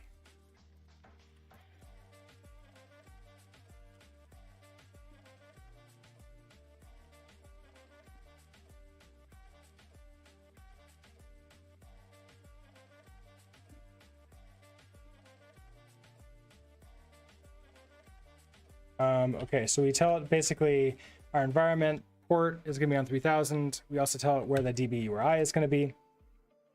We're going to have to be really careful with this because this changes now, I believe.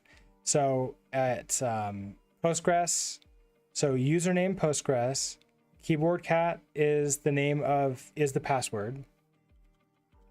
But this is no longer the host name where we're going to. Now it's going to be this database. And then the database is still named database. Okay, so we should be good to go there. Okay, so expose. So this defines the incoming port or range of ports that exposes from the container. These ports must be accessible to link services and should not be published to the host machine. So I don't believe I actually need to expose these things. I often do for documentation purposes, but I think here. If the Docker file for the image already exposes ports, it is visible to the other containers on the network. So the Postgres container already exposes 5432, and so therefore that's now set up everywhere else. And this is one of the reasons why putting the expose in the Docker file is helpful, because it makes Docker compose easier.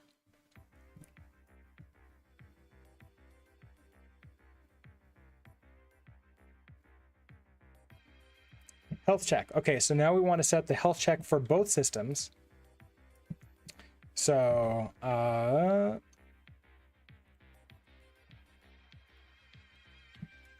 gonna put this in the other window here. So for you, this is gonna be pretty simple. We can actually see what the health check is in the Docker file.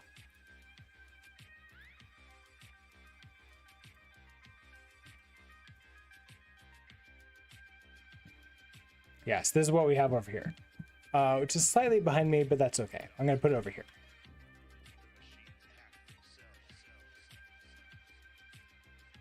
Okay, so health check. We want an interval of 30 seconds.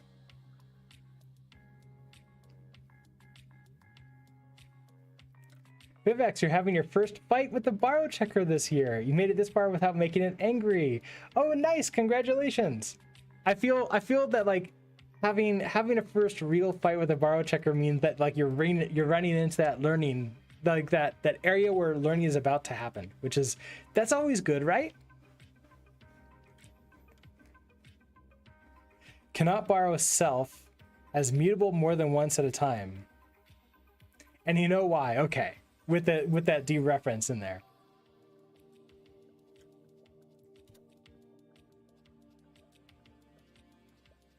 Okay, so we want actually this one has test first. So let's do that. We'll do our test first. And then this is gonna be our, now you have, it's a command. So the same way you see over here. and it's gonna be curl -f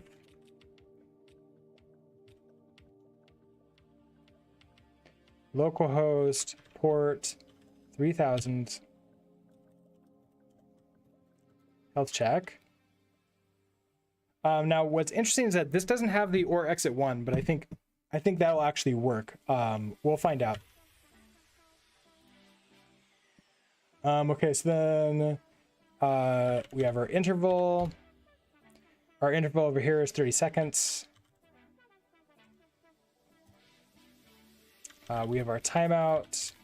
The timeout is also, we have set to 30 seconds. Retries, we have 3. Start period. So how long should it wait before it starts running? I think that's what that is. So we can just go 5 seconds. I don't have to wait that long. Just enough for the database to be going.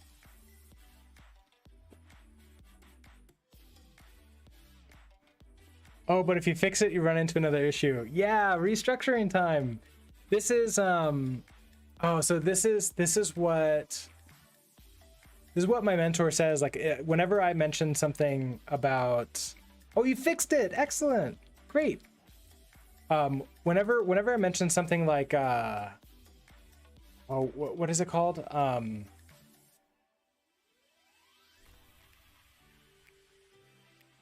I had the name and I had the word in my mind, and then I just completely blanked on it. Okay, you just had to add an explicit lifetime to a type. Nice, yeah. Okay, well that wasn't too bad. Okay, so there is a theory in a domain-driven design, which is one of the paradigms of sort of like writing code and have it in your mind, right? That if you run into pain, like let's say, and the borrow checker is great at like enforcing that you're in pain, right? Like it tells you, hey, I'm going to give you and cause you pain. You should do something different. Now, in this case, it sounds like all you had to do was add a lifetime to it. Time to turn on that setting that shows inlay hints for implicit lifetimes. Maybe that can be pretty. There could be a lot of lifetimes that go on in there that we don't see. But okay, so anyways, if we feel pain, it's sometimes that's the indication to refactor / rewrite / like change something.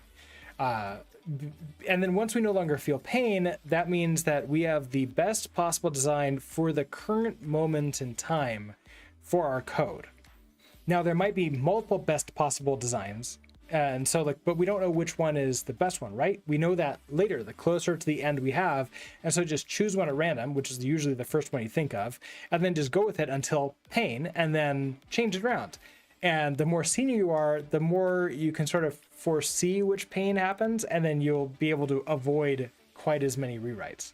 But it's a really cool and interesting way of sort of like writing code, and also getting over fear of like, well, what if I need to change it later? It's like, nope, I've already agreed that I will change it later. That's gonna be fine. So therefore, I don't have to worry about that. Okay, and then start interval. Yeah, so I did start period of 5 seconds and start interval. What does start interval do?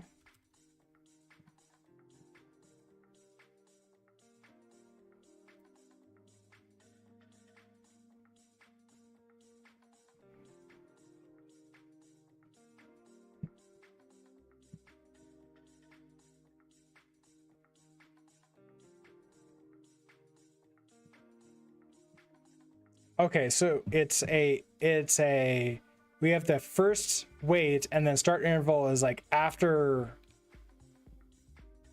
it waits again. That's interesting. True, the issue he had was that he had a method like something self the thing, but the thing actually takes a lifetime, an implicit tied to the self argument, but in reality it should have been another lifetime from the impl. Okay, yeah, Rust is gotten really good at like auto choosing which lifetime to use, so we don't have to use lifetimes manually. But every once in a while, it's like, here, I'm going to use this lifetime. And you're like, haha, no, silly borrow checker. It's this lifetime. Will you tell me? Okay, so I think start interval is the time between health checks during the start period. Whereas interval seconds after the container started, and then interval seconds after each previous check. Oh yeah. So it actually runs, so the health check, so I think this is something that we might not think of. The health check is running constantly. Like it's not like it runs a few times and then it's done. It's more of it runs forever. So you don't want this to be a heavy check, right?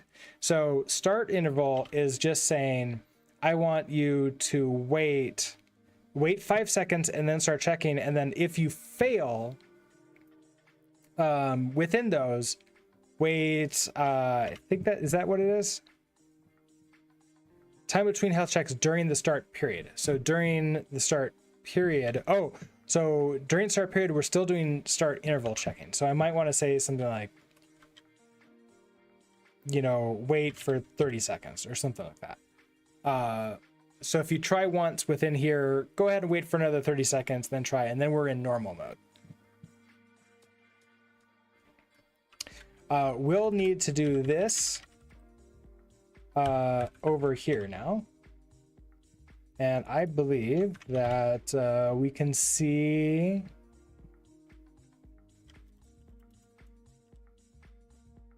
Did I have one with a health check? Oh, I never did a health check for our database.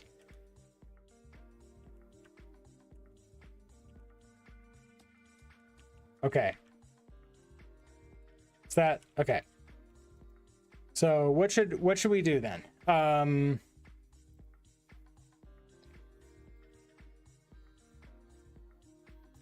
It shouldn't be curl. It's gonna be some SQL command for this. So let's do a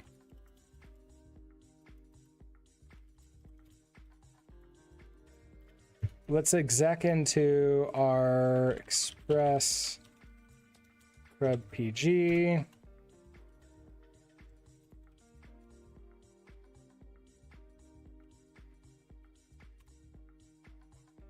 What's a command we can do in here to sort of like see that things are working? We can do psql maybe.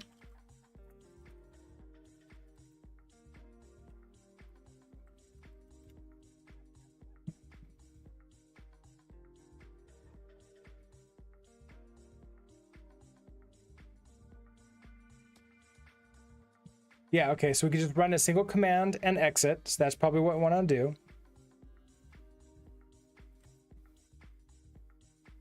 We could just list the available databases and exit. Okay, let's try that. So let's do run a single file. Now, when we run this, we won't actually have a Docker file set up. So we're gonna have to fix that.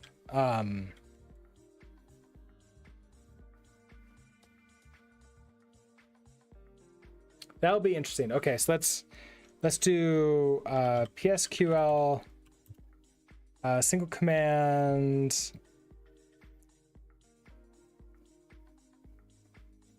Actually, let's do -l. -l. I want to connect to user Postgres. That gives me this list, which is okay. I'm looking for that specific database. So maybe I don't want that. Let's do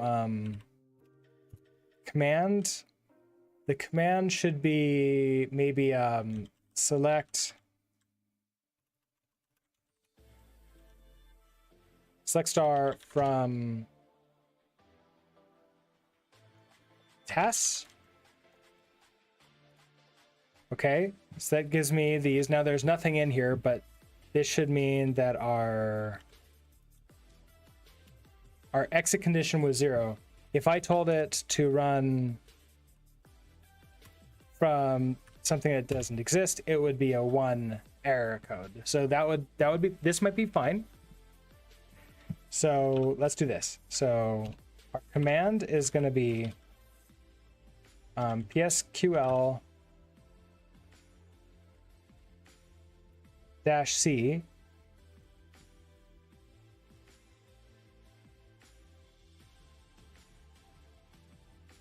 we'll do select star from tasks, because we know that tasks are in here, and that's what it is.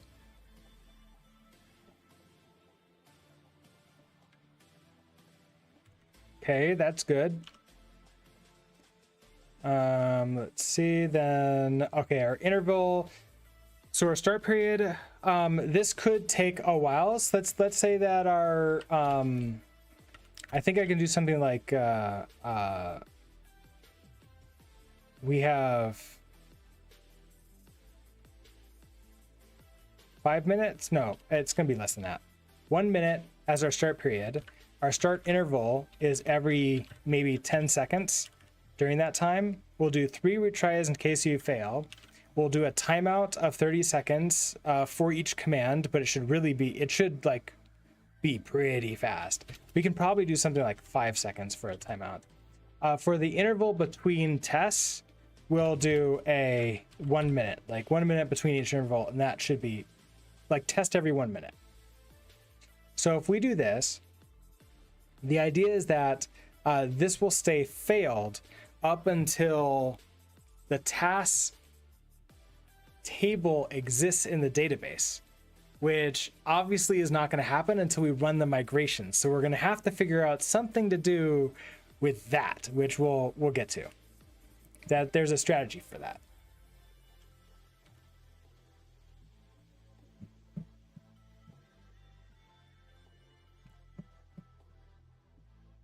All right, so here's our health check.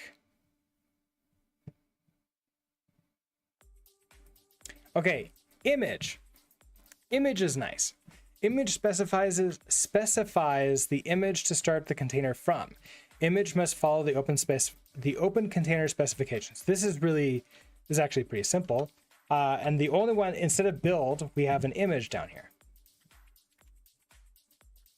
So image is going to be the image we're using over here for our database.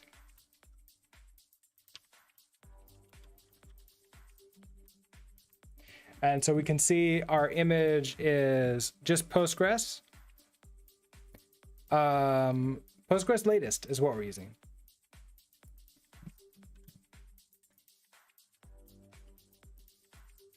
And that's it. That's all we need for the image.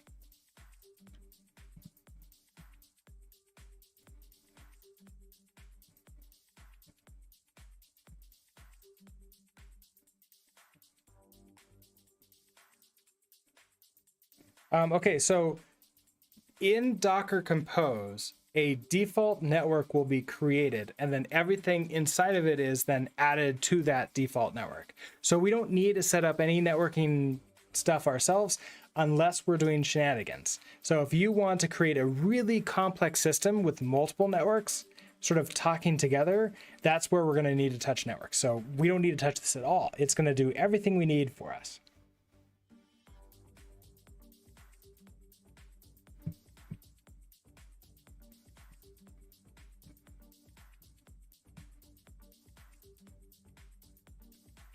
Okay, ports. So these are the ports that we're going to expose to the host.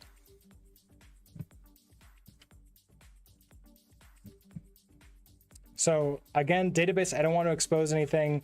We're going to expose ports. I want port. Now, okay, we're using 4000 to 4001. So let's now do 4002 to 3000 inside. And that's all I need with ports.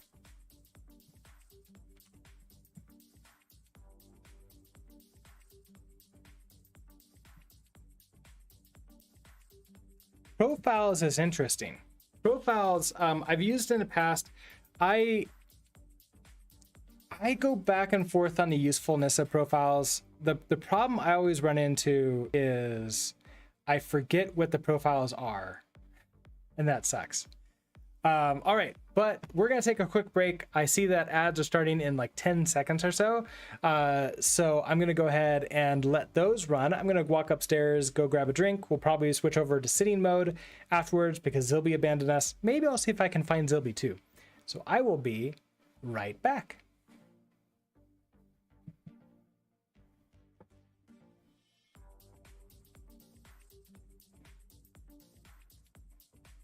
I'll go ahead and do that sitting mode transition now. You can hear the lovely sound of my desk.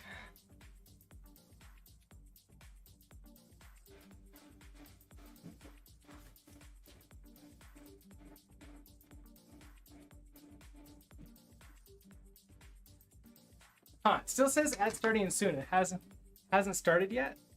Weird. Oh, you didn't hear anything? Okay. Last time I did it, it looked pretty loud over the microphone.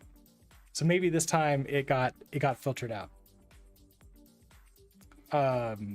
Okay, there it goes. Now the ad started. Okay, I'll be right back in 3 or so minutes. Okay, see you then.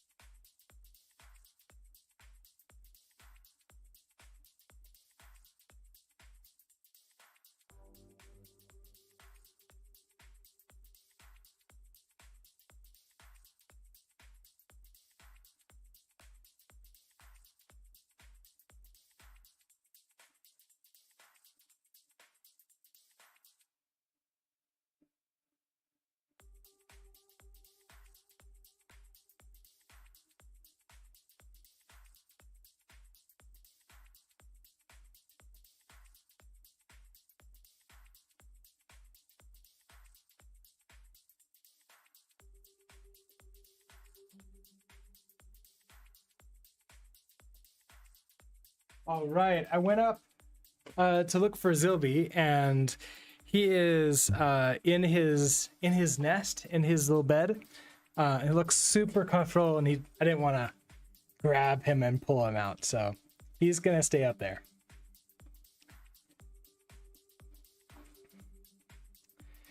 You updated Envim and now it crashes after a few seconds. Oh no, that's not good. Hopefully you can figure that out pretty quickly. Tooling crashing is the worst.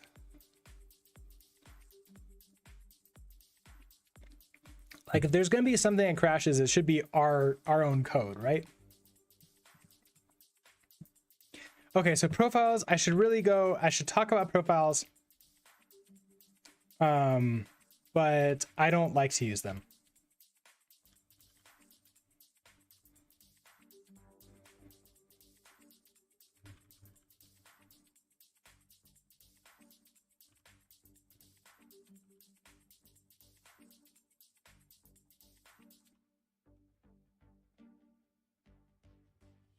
Okay, so for some reason I completely forgot how to do the what's the command for comment in Helix?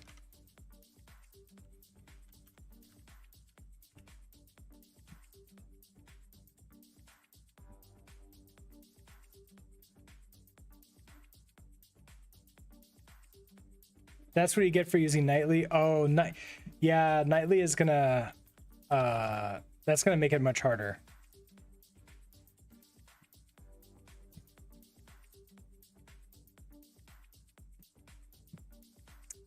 Keyword mapping.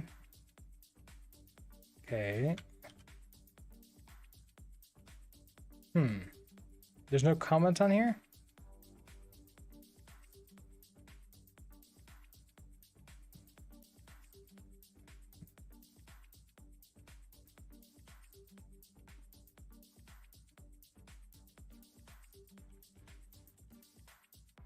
Oh, there it is.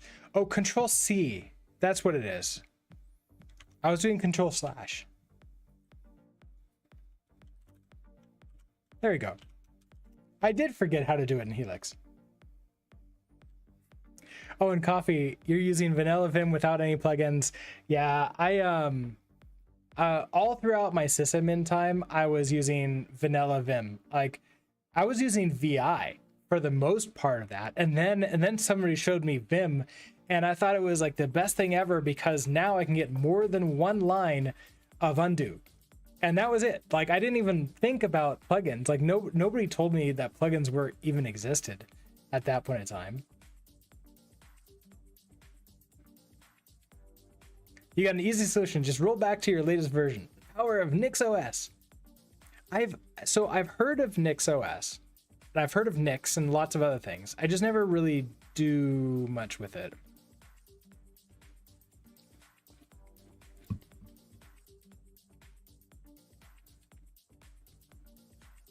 Vivex, are you on a Linux machine? Because a fun thing that you can do, and a Linux machine is going to be faster with Docker than on a Mac or Win or okay, NixOS. Okay, nice.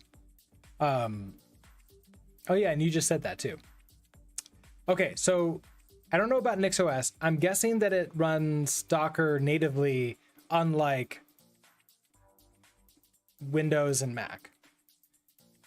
But so because of that, you could create a Docker file that sets up all of your Vim stuff, like everything for Vim.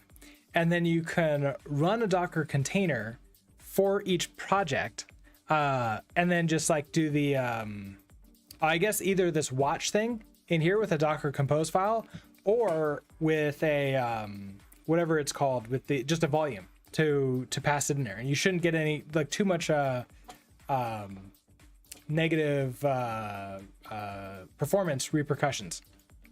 And then your NeoVim and everything else is set up and will always work the way you expect it to. I did that once before with Vim. I kind of want to do it again and set that up. Okay, so that basically Nix lets you do that. I should take a look into Nix. I've heard of it from multiple people and I've never used it or taken a look into it.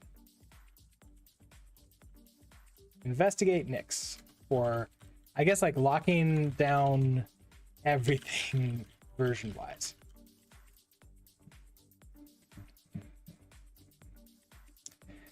Okay, so back to this profiles. So the problem with profiles is that if you run something, and let's say I want to run the back end. Now, if I do this, it will run the database because it doesn't have a profile, which means that it's all profiles.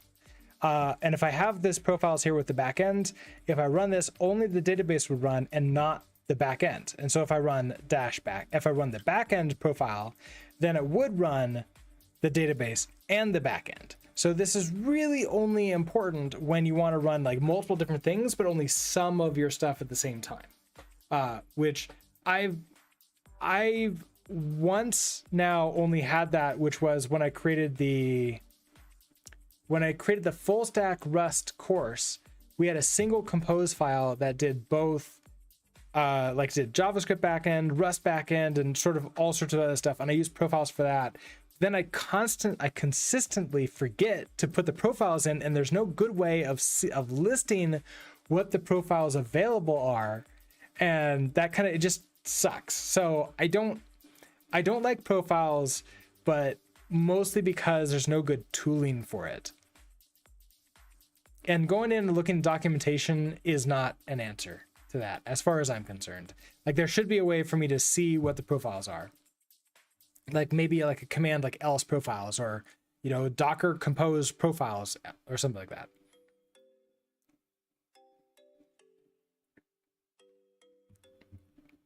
Okay, so I'll put that in there to remind myself to talk about it.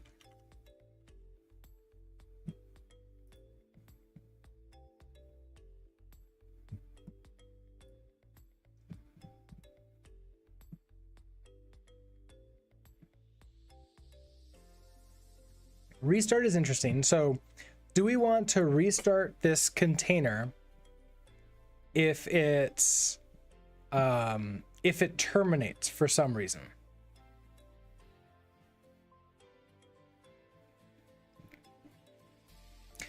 Now we have some different choices for this. I don't want to do this right now, but I want to say that if you do restart always, it will restart the container even after a reboot of your system, which is really nice for production stuff and really terrible for local dev stuff, because then you're going to forget you have it on, and then now it's like you just have your database or whatever server running constantly. So I might want to, I usually for dev don't have this on, but restart is interesting. We have a on production section that we're going to talk about later, so that would maybe be where this comes in. And maybe that's also where profiles would come in too.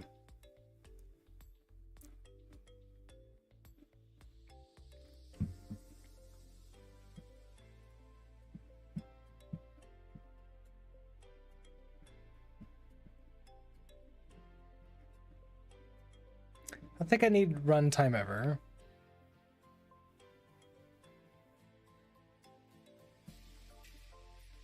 Secrets, so you could actually have secret type stuff in here. And I believe there's that secrets manager that we could do too. So during production, we'll probably talk about this as well.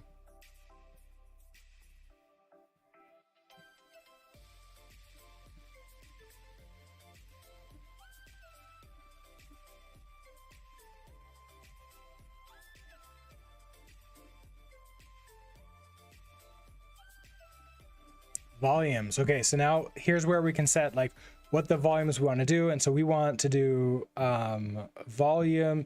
So volumes is interesting because it's one command for all the systems. So we want volumes, and then I want to do for the express CRUD, we want to volume in and mount our local this to, so we want essentially u to /code, and that's it, right? But for here, for our database, we want to create a volume.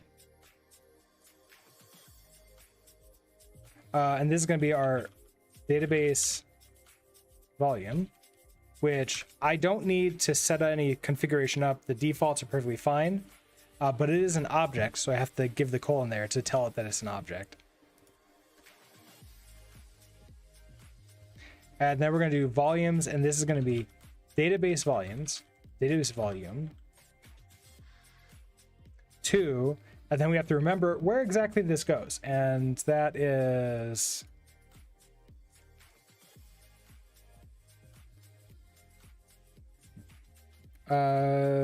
volumes don't show up in here, no.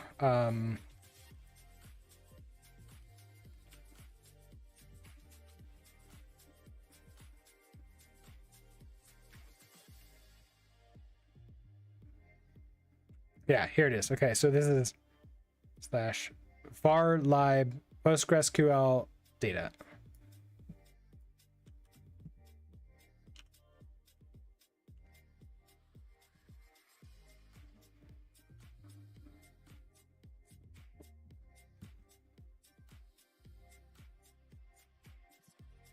And that's it. Okay, so that should be everything working. So if we save this file, let's go ahead, close you. We're going to do a Docker. Okay, so it's Docker space compose up. Wait, so even though I told it to depends on, I need to tell it to wait until it's healthy. And then I also want to go into daemon mode. Although even if I don't do daemon mode, it'll just take over the screen and we'll just see what's going on. So this will be fun.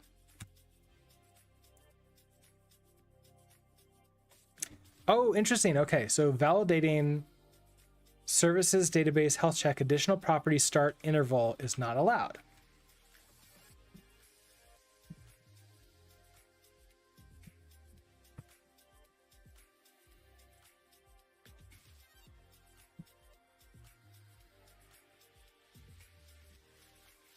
This option requires Docker Engine version 25.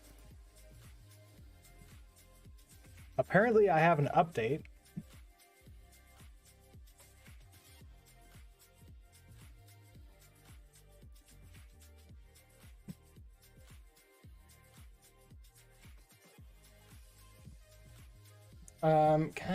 Where's my Docker image?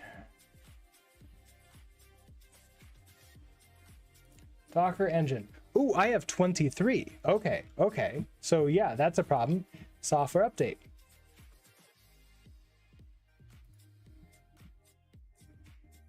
All right, we're gonna install this update and see if this works.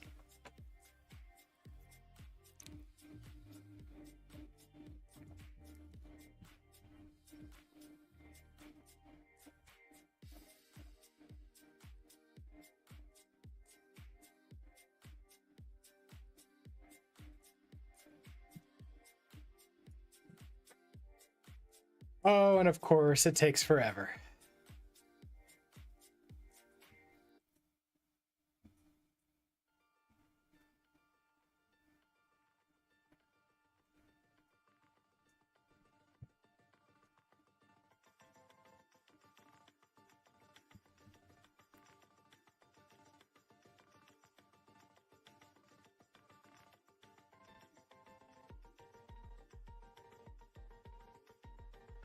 Okay, there we go. Maybe.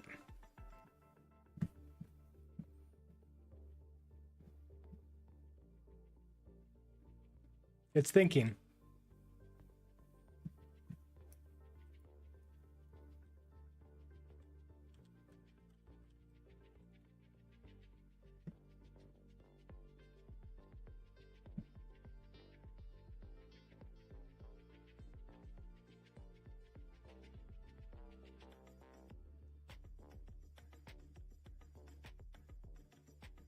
Okay, so now if we take a look at Docker Engine, we're at version 24. Oh, we're still at version. Okay, hold on. Version 24. Do you have an update for us?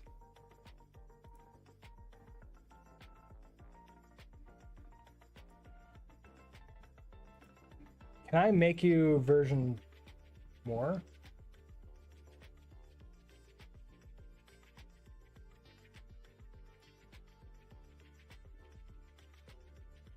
Oh, interesting. Okay. So I can't do this. I can't do start interval because this version of Docker doesn't allow that.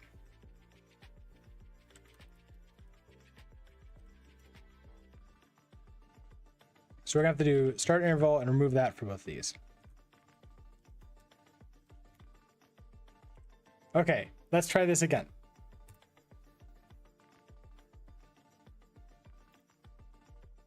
All right, so everything works as expected. It builds our container, and we can see that it builds it, naming it Docker Desktop Linux. Is that what it named it? It's then, okay, so network, so it created a network for us, and it named it Express CRUD default. It created a volume, which it named it Express CRUD database volume. It created a container Express CRUD database 1, which is starting. If we full screen this, okay, so it started, but it's not healthy yet. It's created a container, but this is waiting for, I believe, this to go.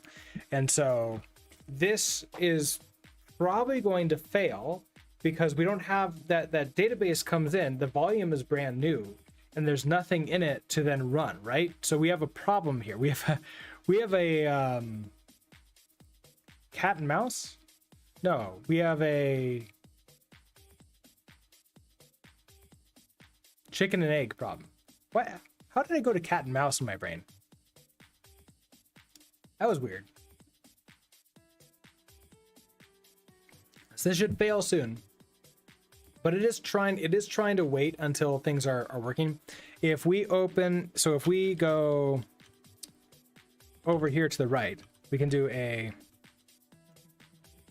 Docker compose PS, and it will show us that, okay, so we're running Express CRUD database 1 is attempting to run. It was created about a minute ago, and its health is starting. So it's in that starting state, which lasts a minute. Clearly the chicken is first, otherwise it would be the egg and the chicken problem. Ah, that's smart, yes. So the other container won't start here, like won't show up until this is healthy. Which we know it's never actually going to be healthy. So we can actually check the logs this. Do Docker compose logs. And then this is called service database. And so we can see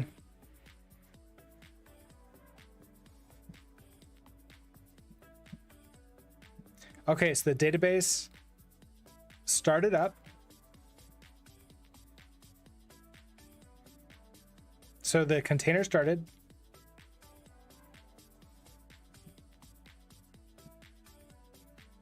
Postgres starts up.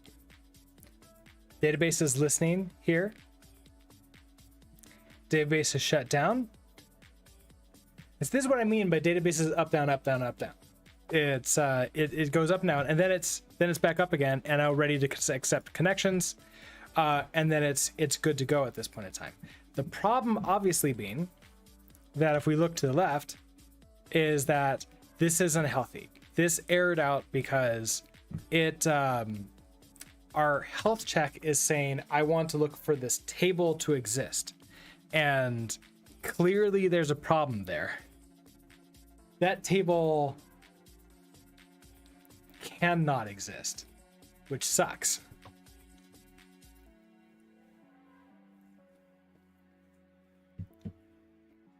So I think database Postgres is up, and we can look at that, right? So let's make some changes.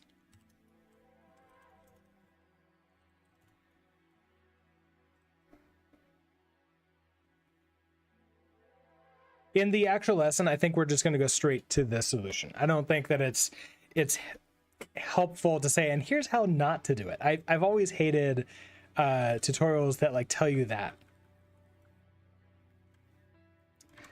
Okay, so let's first, instead of selecting start from task, let's say, so we have a couple different things we could potentially do.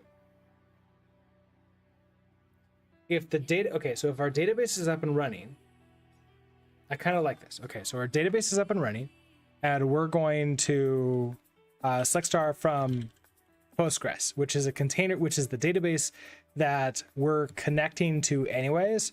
So this should work. And so we want it to pass, I believe, 3 of them within our start period. So I don't think we need to.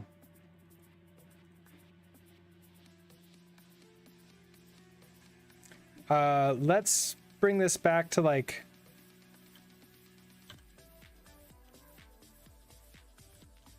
30 seconds, timeout 5 seconds, retries, start period. Let's just do 5 seconds. Wait 5 seconds and then try it. Okay, so if I just do that one change here.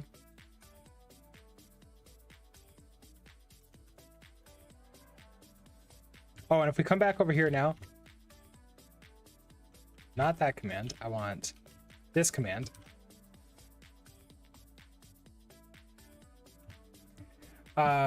You're up and still unhealthy. So it's still trying to run, but it's an unhealthy state, so nothing else was able to run for this.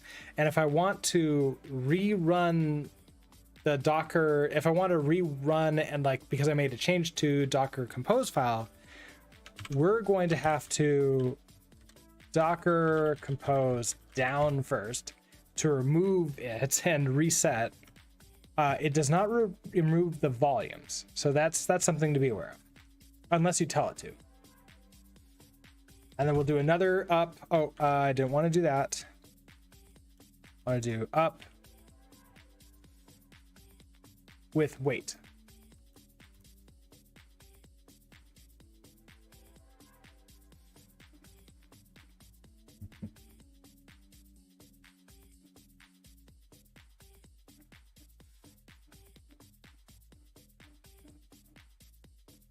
Make the health check, make the table. I mean, it could, but we do have a migration that makes the table for us. And we definitely want that. The problem is, obviously, we need the database up and running in order to successfully make the table with the migration. Because if the container says, yep, I'm up and running, I'm healthy, and then we go to make it and it's like, no, I actually was lying, database is not ready, then that kind of sucks.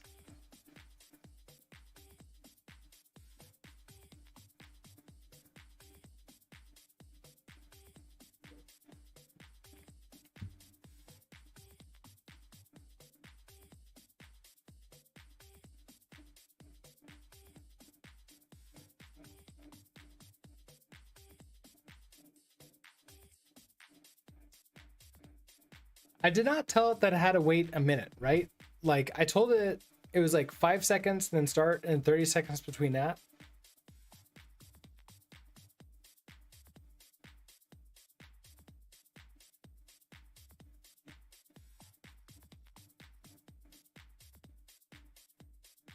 Database. Okay, so database 1 is unhealthy. So that command failed too. Okay, let's check the log. Does the logs tell us what happened?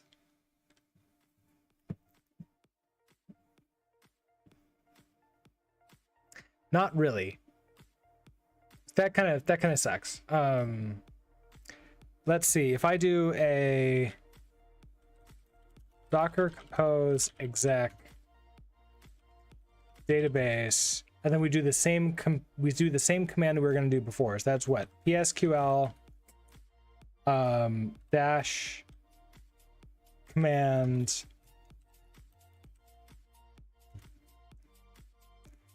There are 3 fatal. Yeah, but so roll root does not exist shouldn't be the problem. But let's find out. So this is select star from Postgres.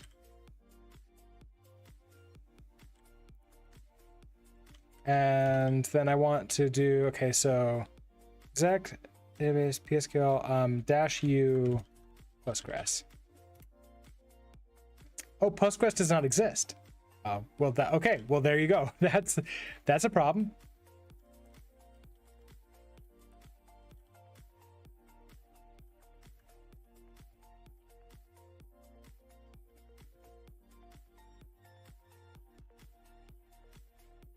So if we exec in there and take a look at what we got, whereas user Postgres, and so if I want DS.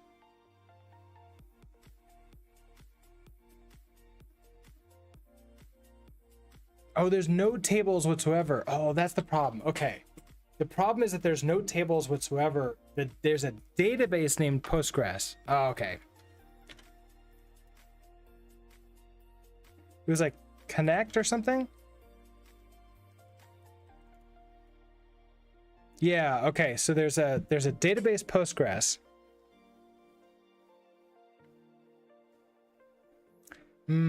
Okay, so but there's no relations. That's our problem. Okay. So we let's see. What's a good check for this?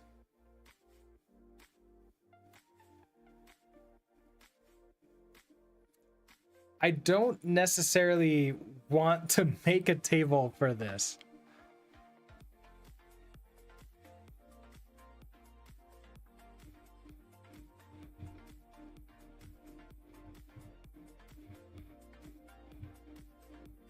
How about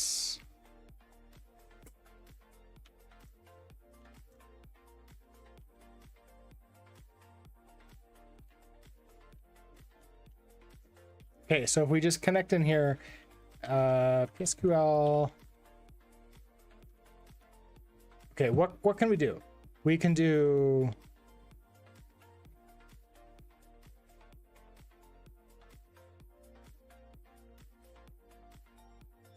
list available databases and exit. So we could just verify that that's working. So we could just do L.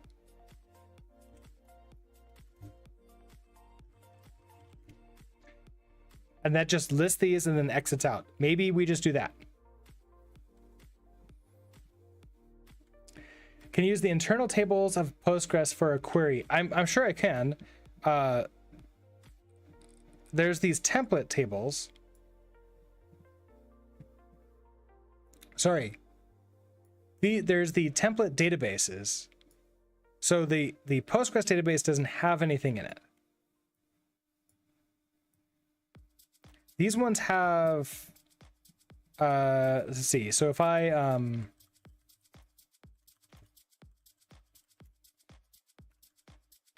if we connect to template 0, no, I'm not allowed to connect to template 0. I am allowed to connect to template 1. Spam, hello. How are you doing today? Okay.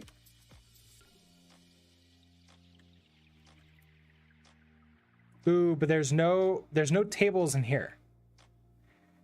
So not all that helpful, unfortunately.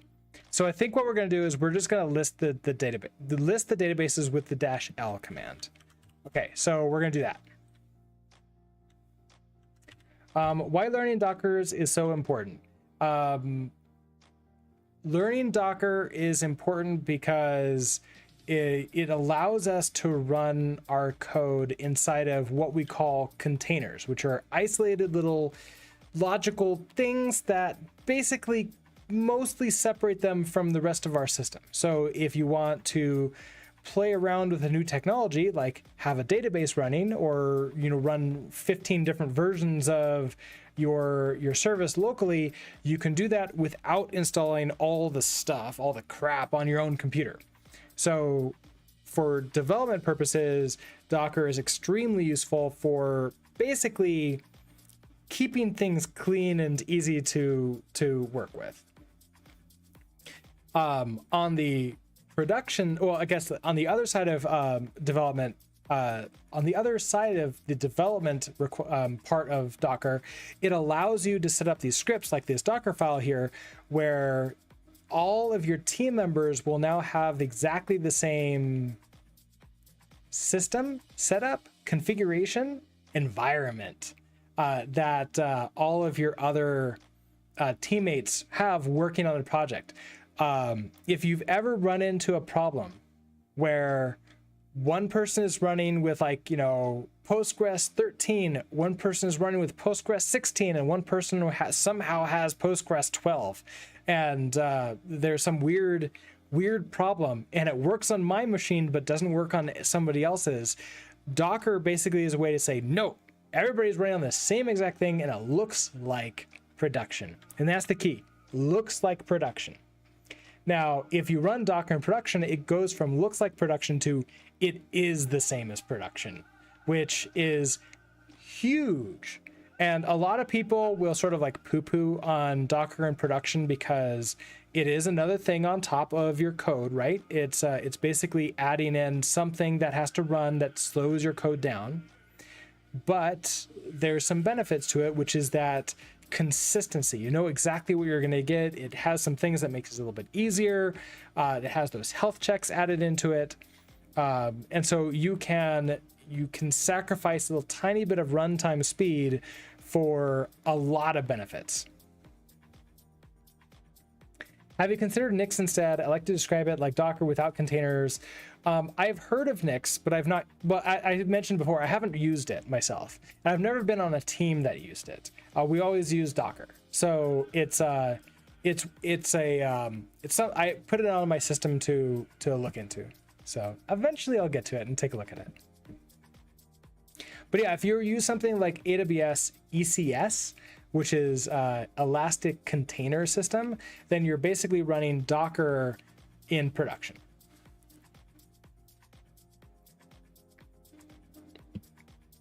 Okay, so we're gonna do this one. So first of all, because I keep on forgetting to do this, technically I'm supposed to do a Docker compose down first and then make changes to this. So let's see. Our health check. Okay, so your health check is going to be fine. Your health check is going to be PSQL. Oh, and I forgot to do this as with the user U. Oh, that's another prop. Okay, so this is going to be -L. And then -U Postgres. Okay, so this should hopefully work and get ourselves a basic empty Postgres database working. Can you recommend some tutorial channel for Docker? So I'm working on a tutorial right now, but I don't have it set up and running yet. So I guess like the last few streams that I've done on Docker, but they're big streams, right? Like they're long streams. I haven't created any cut versions of it yet. So therefore it's, I don't know how helpful that really is. I would, after that, probably something like Free Code Camp. They always have some good stuff. They're probably a good place to go for some Docker things. And then also just going on to Docker's website and then following the Get Started tutorial and just like playing around with it locally and just trying it out. Like that's also pretty easy to get going.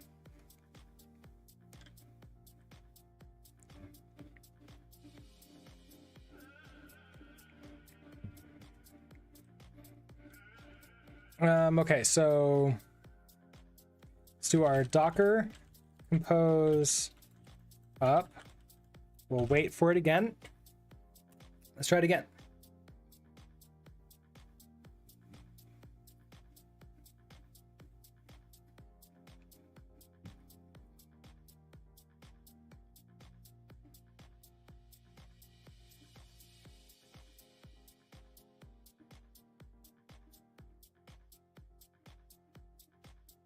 Maybe.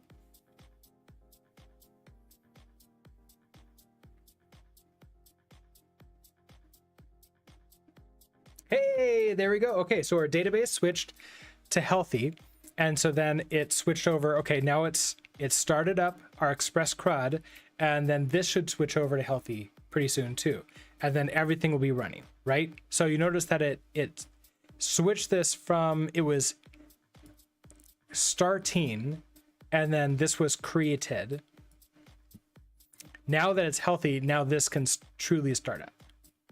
And that's our depends on trick that we got. There we go. Okay, so now everything is running, and it's running in the background. So we can now do a docker compose ps and see this, see both of our containers up and running and waiting for us to do stuff. The problem here, of course, is that if I do my curl command and I go to 4002, this fails because relation task does not exist, because our database doesn't exist. So we need to figure out how to, once we have this system set up, we have to make the migrations run in this container here. One time, just one time. Although, like, having it run every time is probably not going to be that big of a deal. So, okay, let's do a R down.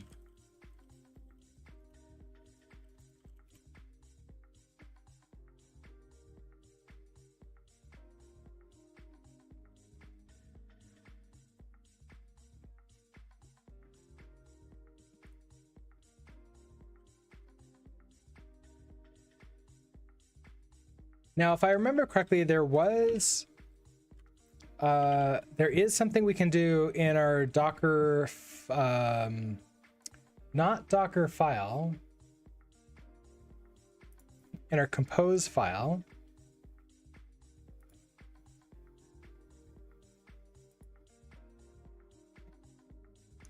I believe that there's a script, so it's not command. This overrides the command. That's not what I want.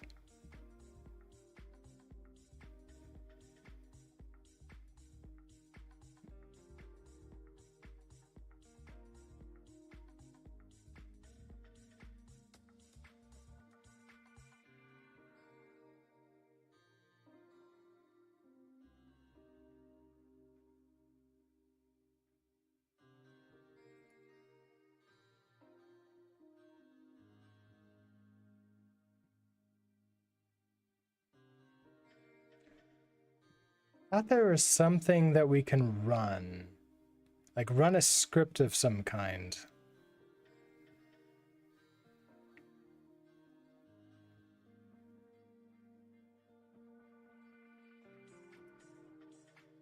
I don't think it's gonna be, I don't think it's part of the deploy. It's not part of the develop. Develop only has watch inside of it.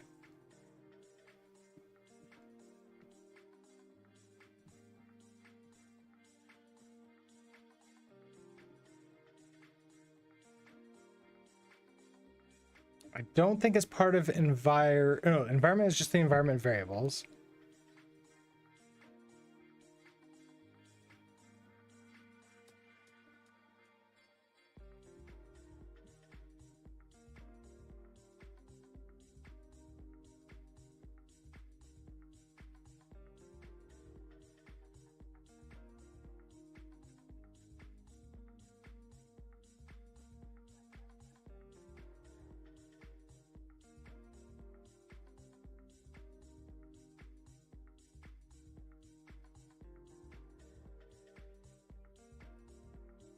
Okay, so I don't see that in here.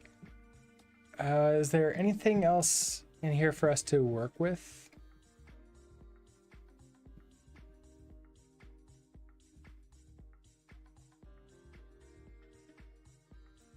Don't think so. So instead, we have a couple other ways to fix this. The easiest way to fix this is to go to our package manager. In this case, we're with Node.js. That's going to be our package.json. We have this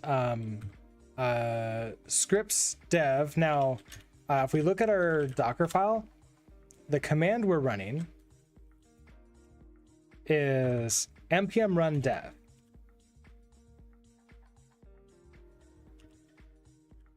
So npm run dev, that's this one right here. We can, I believe, have I think it's like a dev start.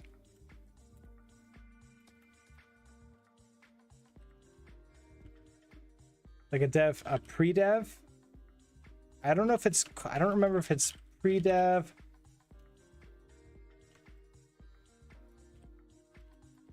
So I want to say connects, migrate up. I think that's what I want to run with this. Let's find out if that does what we want it to do. We can actually, you know what? Okay, hold on. Can I do?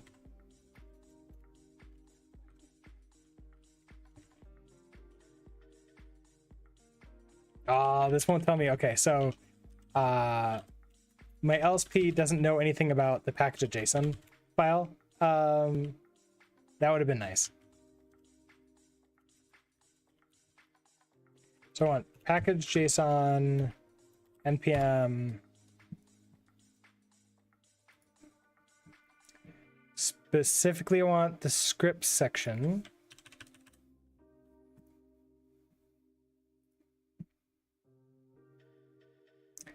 There's pre-scripts and post-scripts. Oh yeah, so here, pre, and then the name of the thing, right? And then whatever we're doing, and then post. Okay, so I did it back. Did I do it backwards or did I do it right? I did, yeah, pre-dev. So it's gonna write connect, it's gonna run connects migrate up before running dev here like that. I could even do the same thing for start, so it tries to run the migrations every time that this thing starts, but this will be fine. So we're gonna quit you. No other changes need to be had. We already did a Docker compose down, so I should be able to do a Docker compose up, and this should run. So because it waits for the database to be up first, and then the Express container runs, those migrations should successfully work. So we should be able to do Docker, let's see what, Docker compose up. Let's put this into daemon mode, and let's also go into wait mode for this. And now we get our fun waiting again. It takes like what, about a minute and a half or so for the database to start up.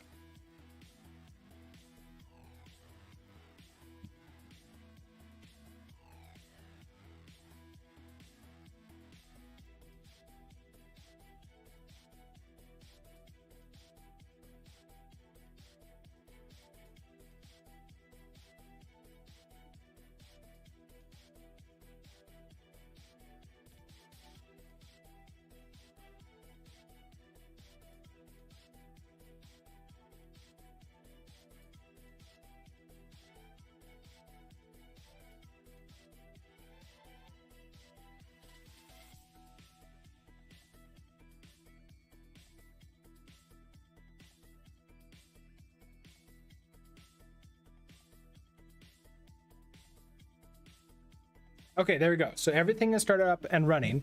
So we should now be able to do our curl command again.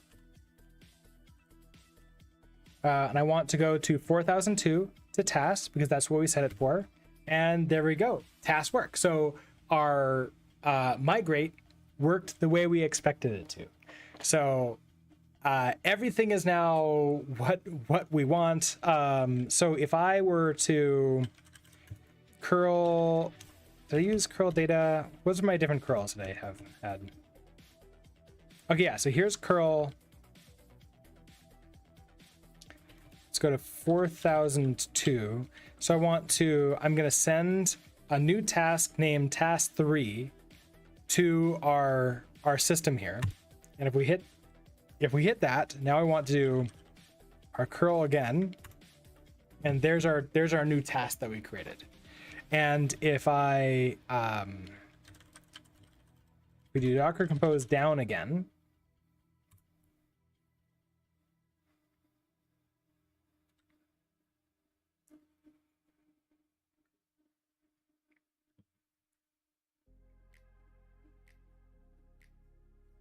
and then back up, I don't need the wait anymore. Oh, I probably should have done the -d. Everything's up. No, it's waiting for. Is it waiting for everything to work? I think it's all working again. So if I come over here, I should be able to do my curl. There it is. Okay, so now my Express server is up. I can curl to 4002 and I have everything in here. So there we go. Okay, let's take this down.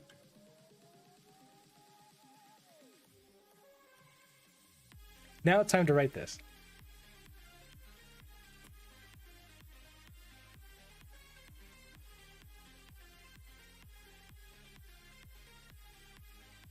All right, so services. Okay, so we're going to create services section.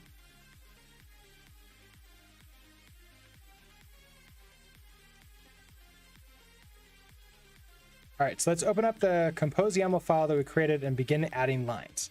I'll put the full file at the bottom of this lesson. So the first one is we're going to start with services.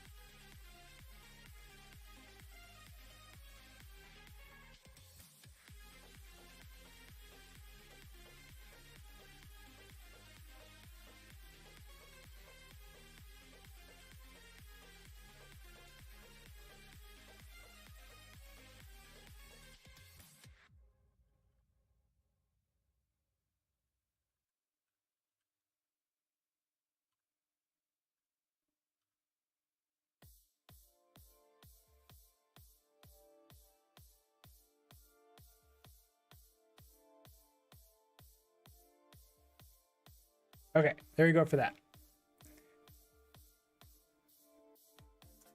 Albert, you're happy you managed to use an old laptop of yours as a second screen for your main laptop, all wireless and with close to no latency. Nice.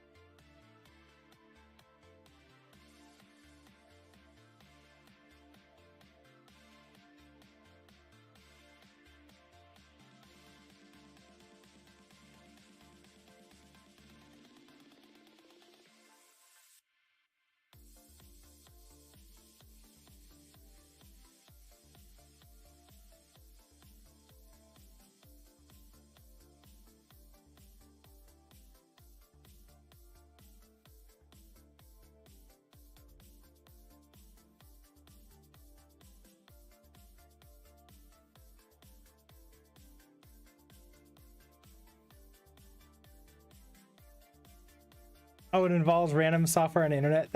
That's like a lot of different things. Okay, so let's see. Next up. We're gonna come into develop later, so we're gonna do build first.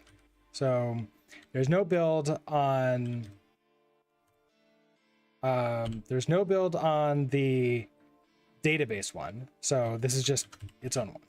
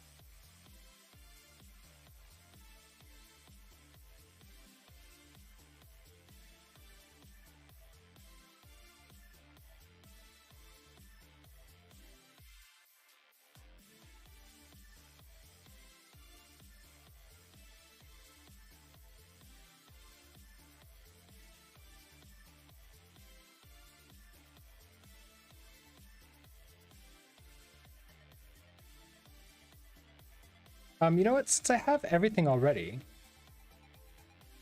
I should just really, okay.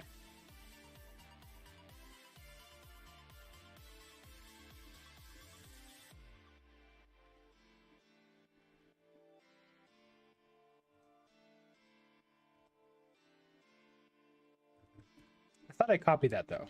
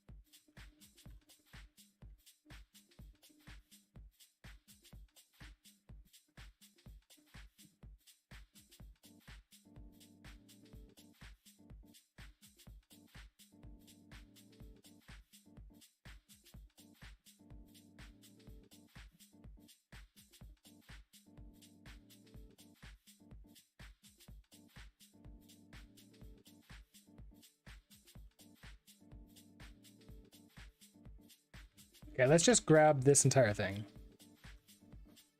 And oh, I think I didn't do the space. That was my problem. Okay, so I actually just grab it out of here. I don't have to go back and forth for that. Okay, so that's the thing for build. Okay, so the next one is depends on.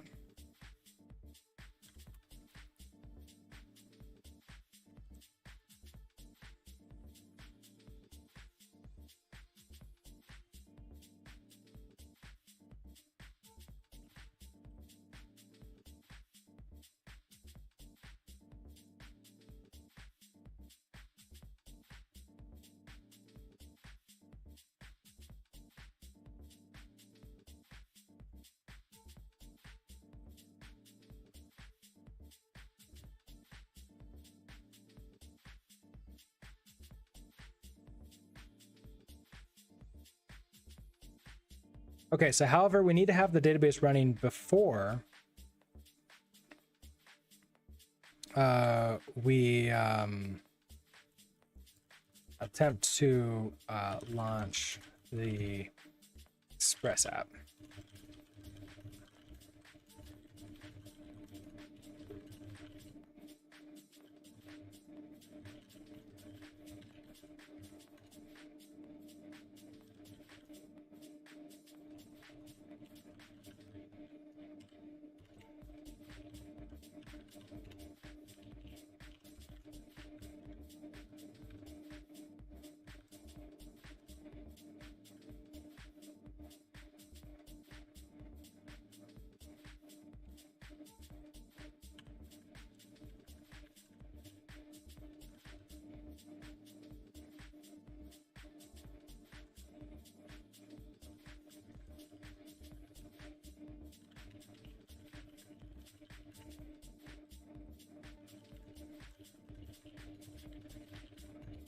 Oh, ad break just started. I didn't even notice that coming up. Sorry, everybody, I couldn't give you warnings, but yeah, we'll do quick stretch, and then I'll just continue on working on this. We're just writing out stuff, so it's boring.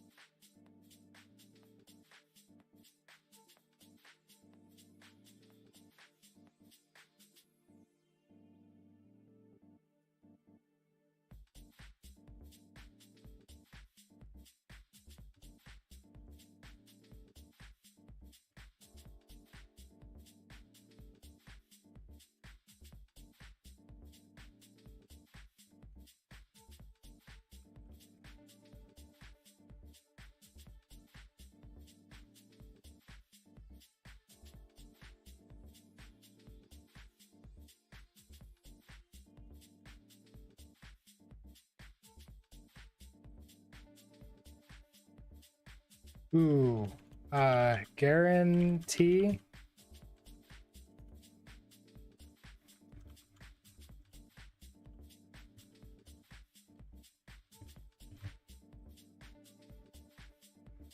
Okay, so we got that. We don't need it, depends on.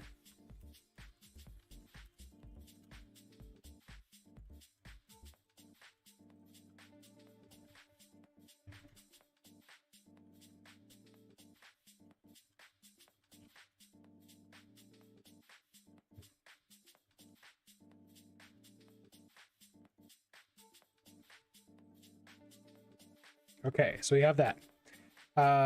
Next up, environment variables.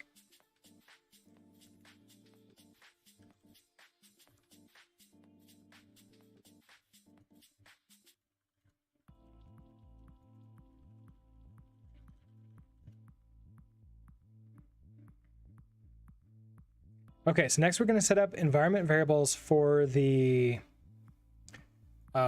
services.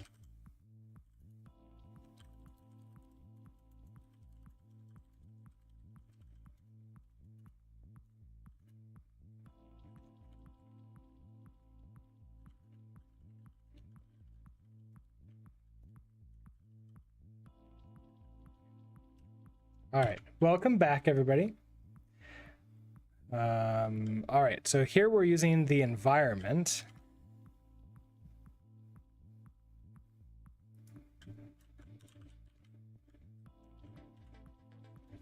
Config.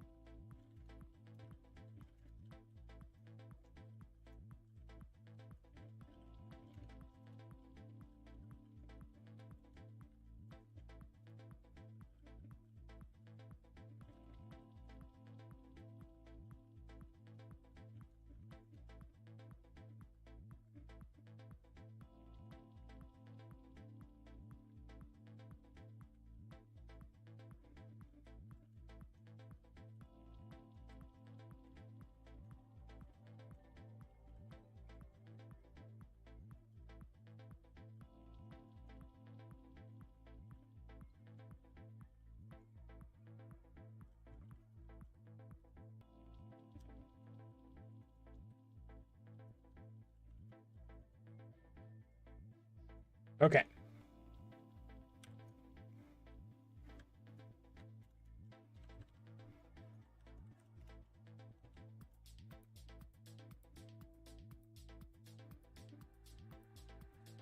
Kind of like throwing in here so we can see that where that's coming from.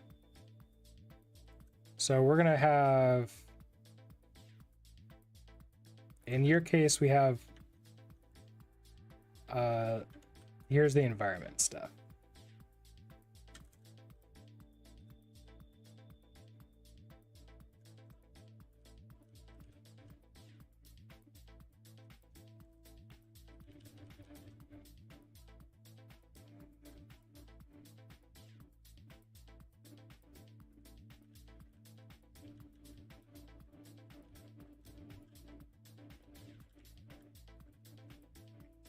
Okay, so there we go with that.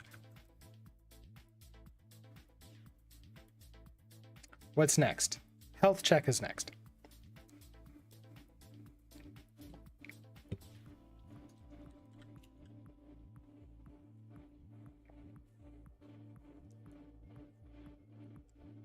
Do I need to do the health check? I actually don't remember on if the Docker file and contains it.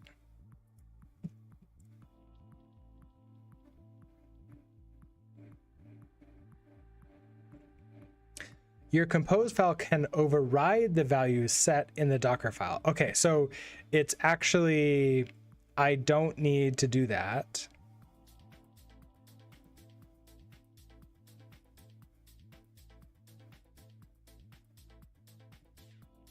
None disables the health check and is mostly useful to disable the health check Docker file instruction set by the service's Docker image. Okay, so perfect. So I actually don't need the Docker file down here. I don't need the health check in the Docker file here because it already exists. And I don't want to do like a none in order to overwrite it. We're just going to accept it. It was exactly the same.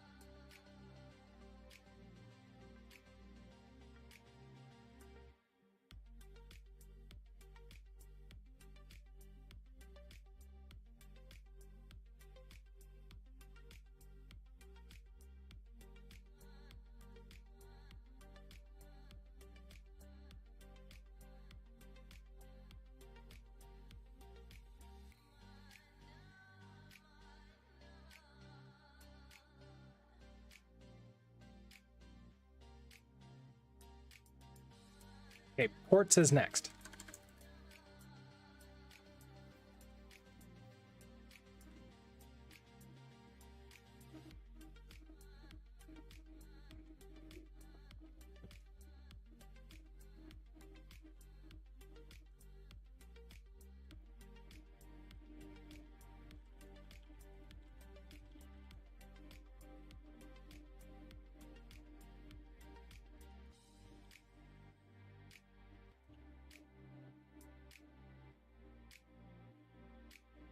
I should not use the word expose because that's actually a different command. So we want to link. What do they use?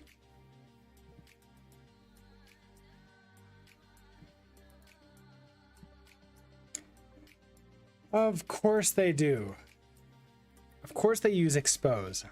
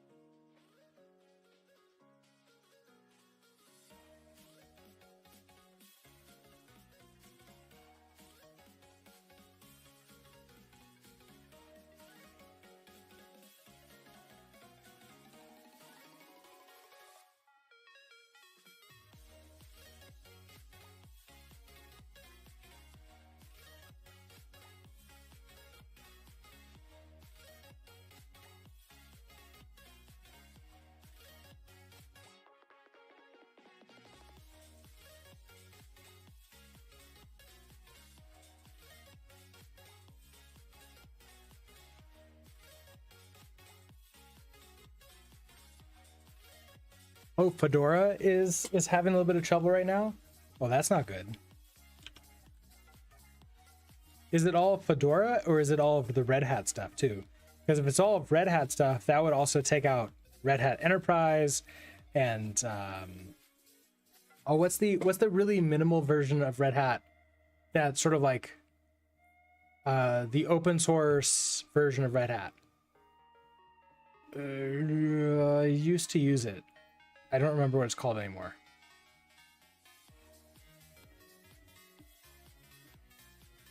But that would also be impacted.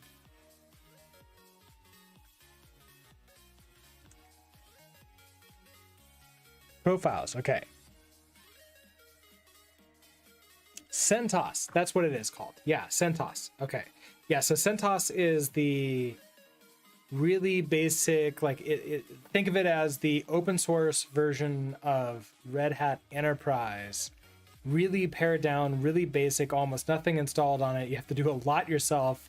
However, because of that, it's used a lot when you want something more stable than Fedora, but you don't want to pay for Red Hat Enterprise.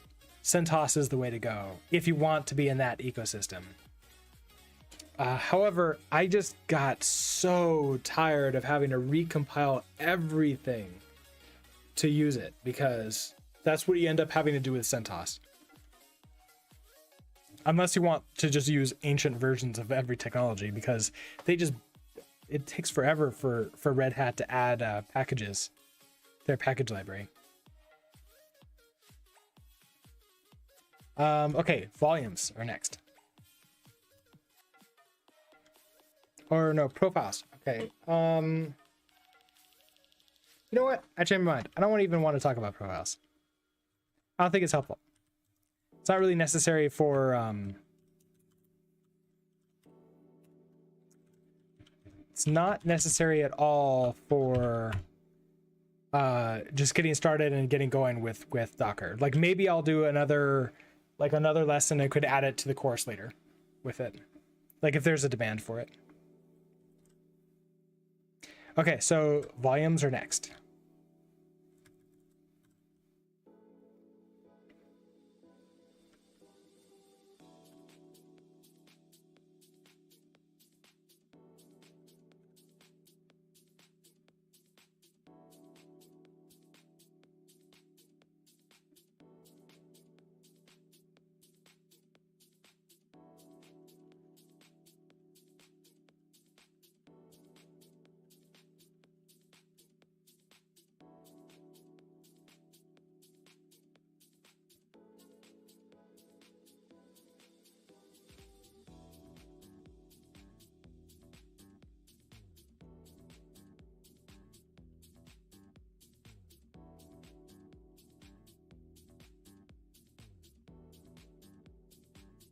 Data permanency, maybe something like that. Viv, coffee drinker, hello. What, you've been here for a while. Keyboard cat, yeah, no, that's it. I keep on thinking that it's like your brand, like it's your first time today, because Twitch keeps on putting a square around your username because you're a subscriber. And I for some reason I think that's like first time chatting today. It's like no, it's just tricking my brain. Your compiler is working. It's the most limited thing ever, but it does compile. Great, that's awesome. Congratulations, Vivax. You can now write functions that take no arguments and return a const int. I mean, I think you should ship that and then claim it's a new version of functional programming. Kundan, hello. How are you doing today? I'm doing pretty good. We're working on this Docker thing, which is always fun. You're from India, nice. Welcome from India.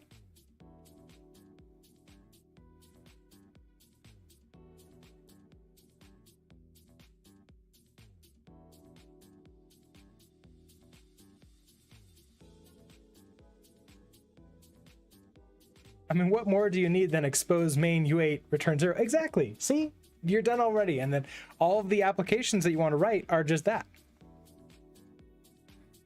And if you put that out there, I'm sure that somebody could figure out how to write an actual program with that limitation. Like they'll just be like a bunch of weird stuff that they put in there that like it just all works together, and then maybe you stitch it together with bash scripts or something.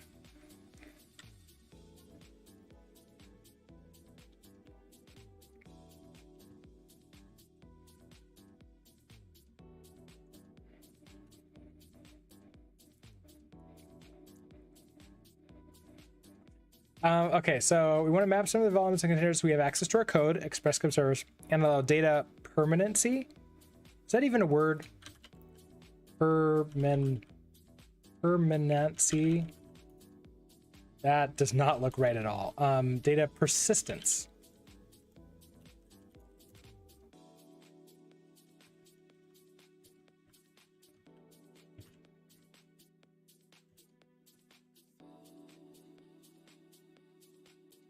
Okay, so for the express volume,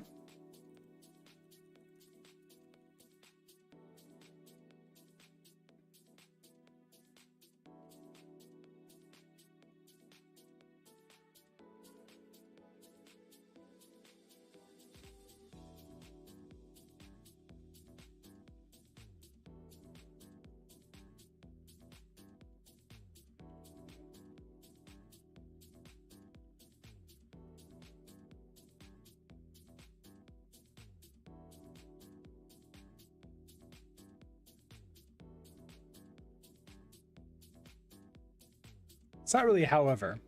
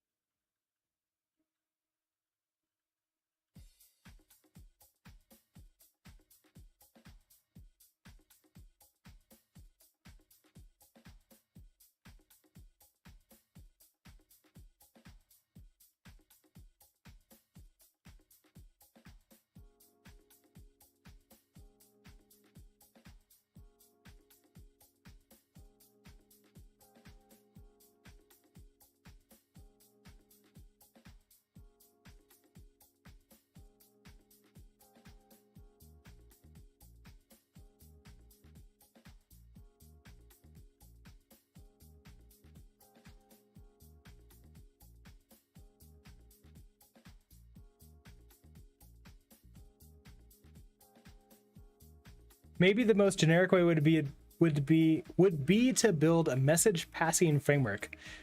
I guess you could add that in, Vivax. A message passing framework. If you just have every function return 1, then can you build everything else you need that with just messages? You probably need some loops or something else too.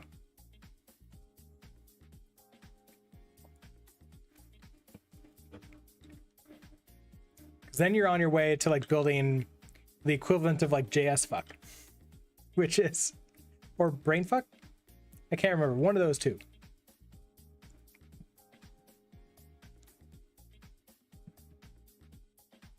Cool idea for an esoteric language. This is not there. Oh, okay, you want a real language that actually does real things.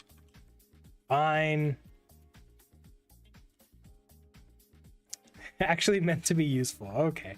Hey, the two well, okay, I don't know about the brain fuck, but JS fuck is actually useful in a hacker sense. It's actually really good for attempting to gain access to like do weird stuff to people's code, because technically it's just JavaScript.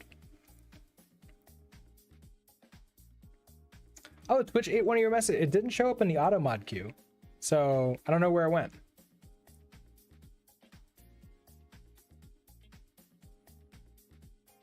But nice.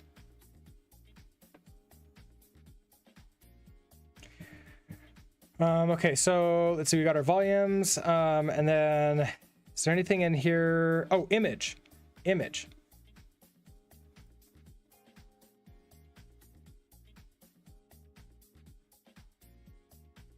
So where we have our build,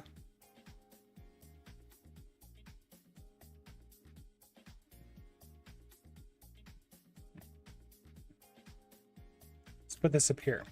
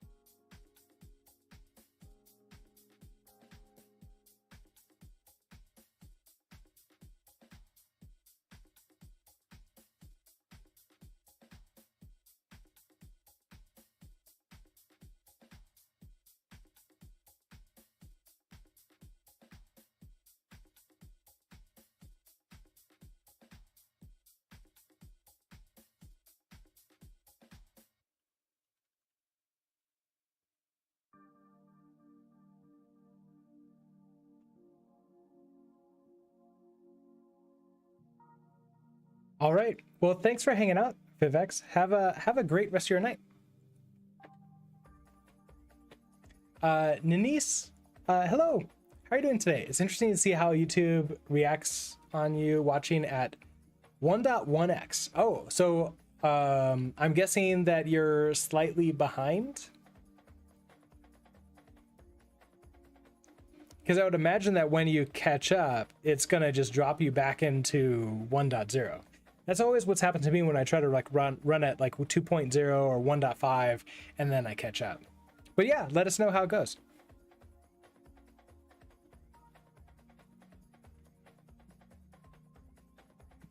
Okay, so that's everything here. That's all of our stuff.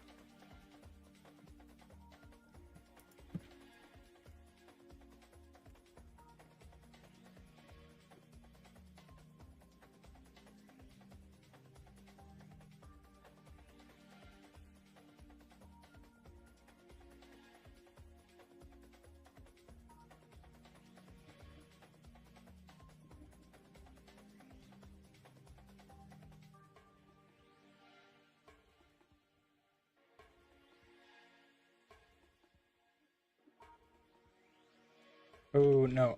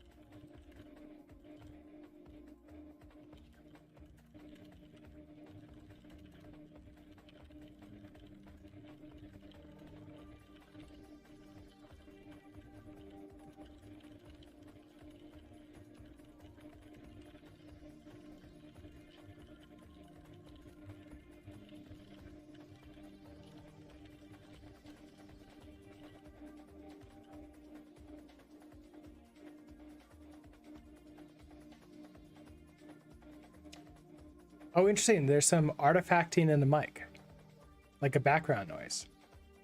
Oh, is that happening to anybody else, either on YouTube or in Twitch?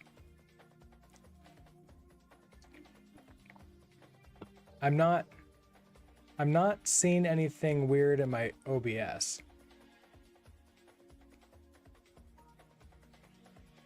But if anybody else is hearing it, I can unplug and replug in my mic.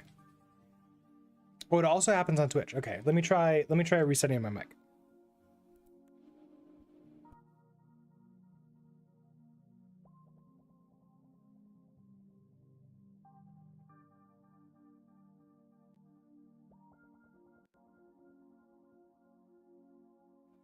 Okay, let's how about this? It's been on for a few streams. Oh, interesting. Yeah, nobody's mentioned that. So I'm not aware of that happening. Although I haven't gotten to the VODs to sort of like look through yet. So yeah, I haven't heard anything about that.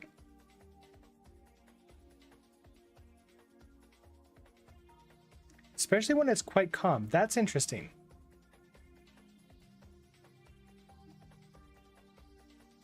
I wonder if it's picking up something.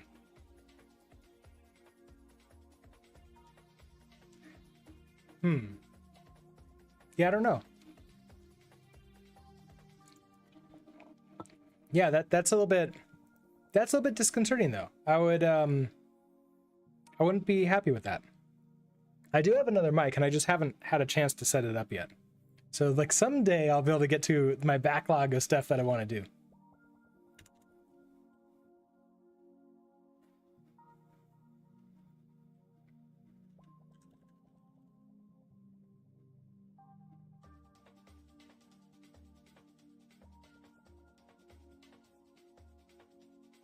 Okay, so we can launch the...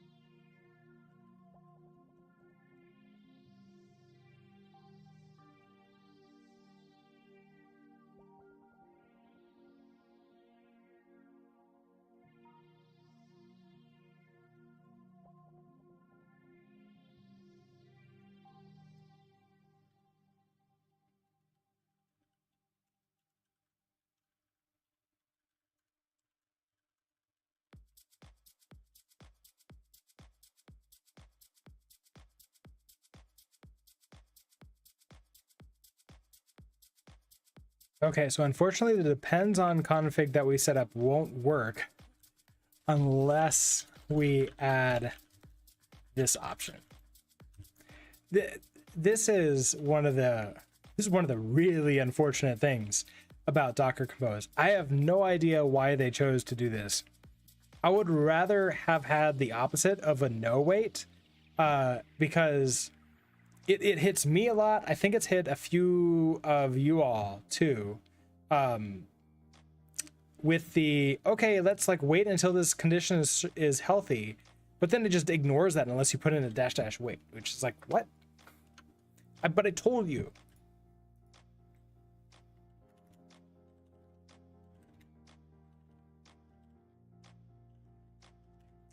Okay, so I want to now run you.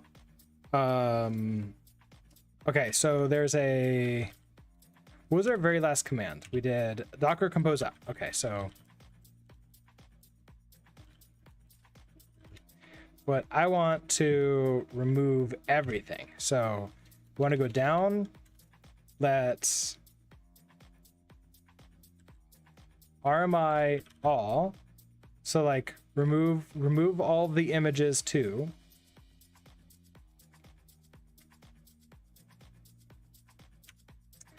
Also remove the volumes for this. So like just completely reset everything.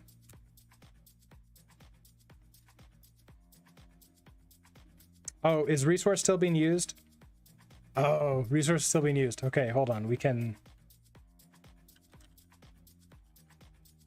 we need a docker...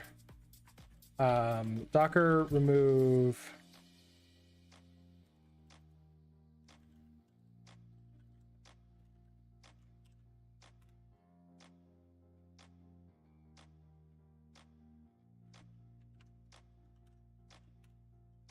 Okay, there it goes. So that removes everything for us. So now this command will work again.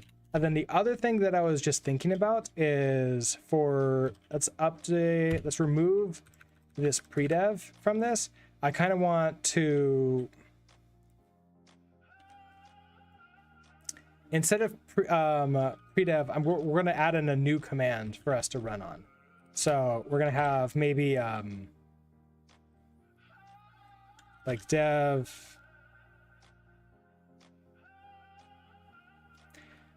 let's see what I want to do. I want this to be, because I tell everybody to do this with like dev, I want that to work normally up until this point, so we need a new command for it. So maybe this is gonna be like docker dev, which is gonna be the nodemon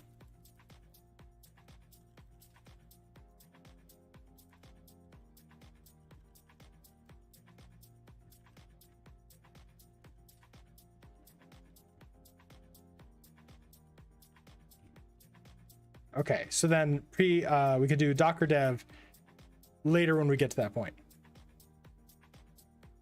Oh, yeah. So now that we'll have to update the Docker. No, we can run the command to customize the command. Yes, that will be perfect. Perfect. To override that. Okay, so with you done, let's now restart you. So we're going to do a Docker compose up. Wait.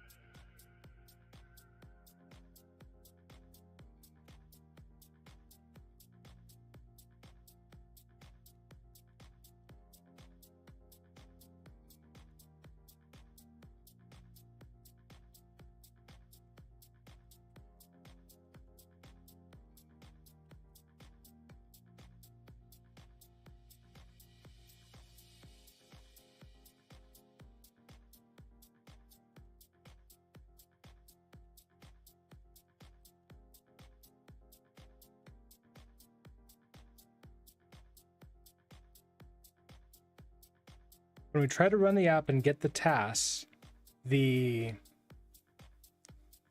the table.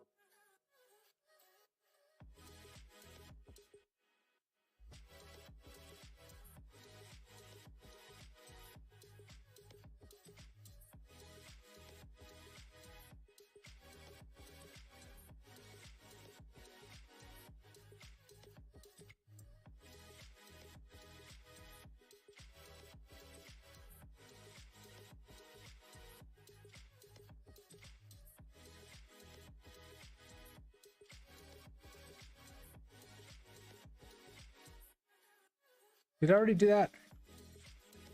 I think I already did that. So I want to do...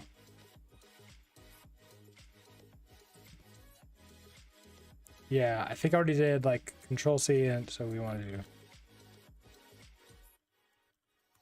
that.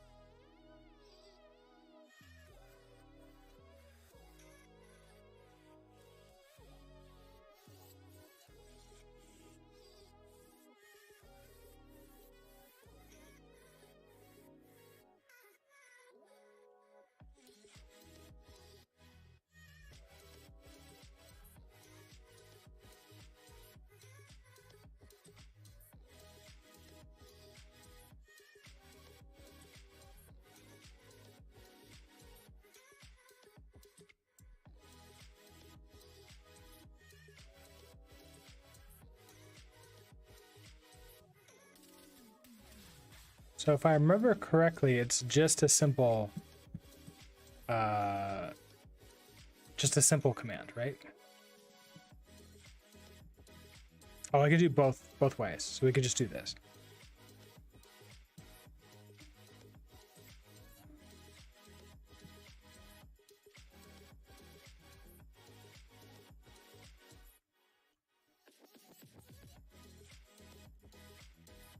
So this is npm run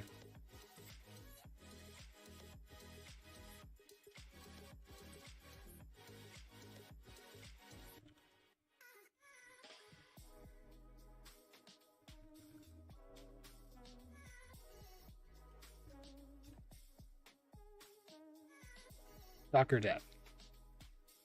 That's all I care about. And that's all we need to do.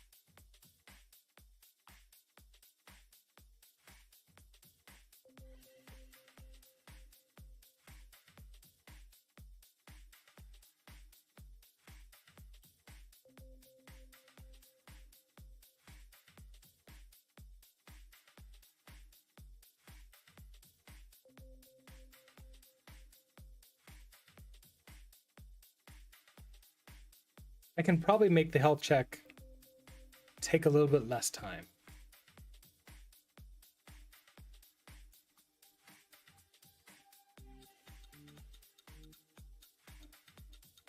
But I think it's okay.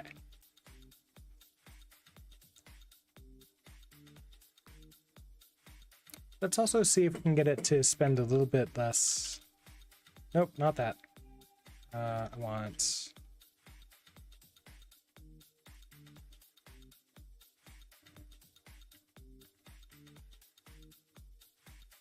Oh, gross.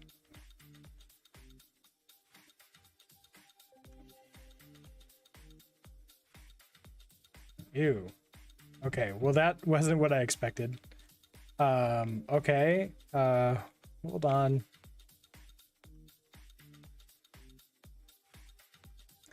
So this should be a little bit smaller. Let's take it down again.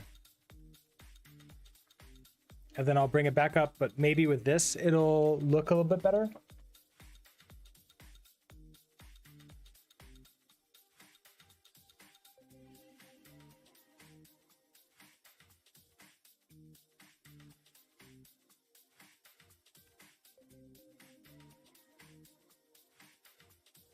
Yeah, okay, so now we still have the created started. That's a little bit nicer than what we had before.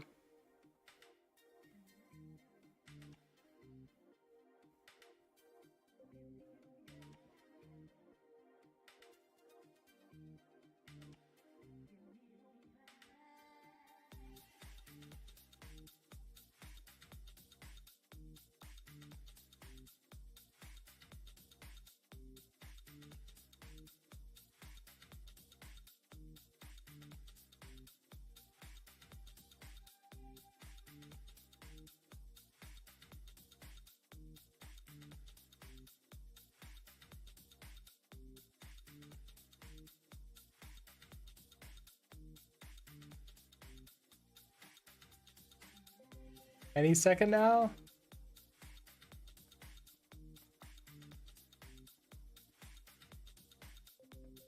There we go. Okay.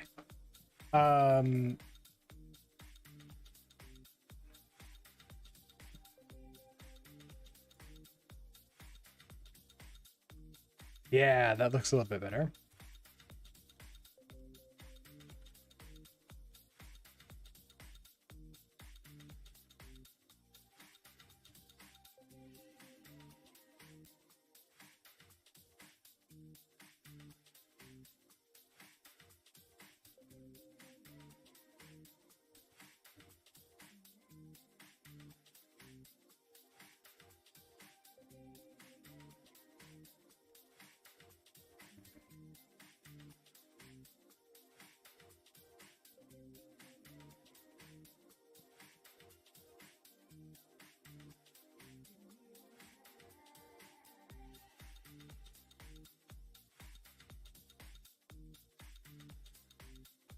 Okay, so this is 242 lines long.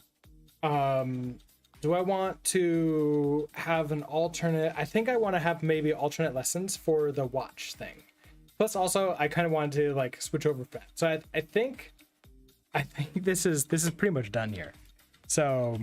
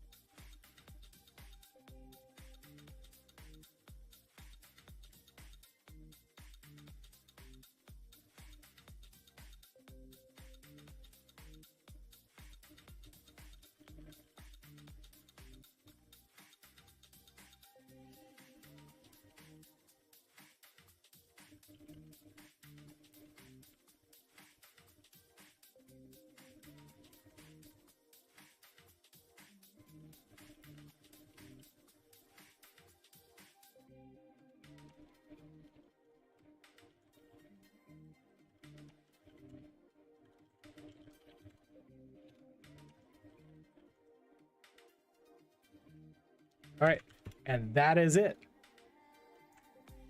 Oh, okay. That was the longest one. But Docker Compose basically replaced most of everything else that we've done so far. It does feel like the entire point, like where in math, they allow you to finally use a calculator when before you've been doing everything by hand. It's like, oh, this is so much easier. I like it.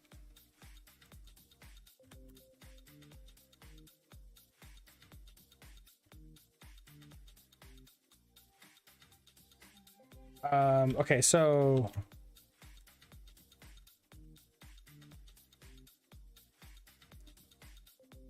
this would, okay, so the next thing is, well, maybe before we even decide if we're doing anything else for this, I want to kind of try Docker Watch. It's relatively new. Because I remember an email from them like last year. I think it was just last year that it came out, right? So I want to try it and see if it actually does make things faster, which it's supposed to. So the problem, okay, so obviously the problem is that with something like Docker, when you're using a volume, it slows it down significantly. Docker Watch makes it so we don't have to have a volume at all. It basically is automatically adding things into our container and syncing things back and forth without having to use add.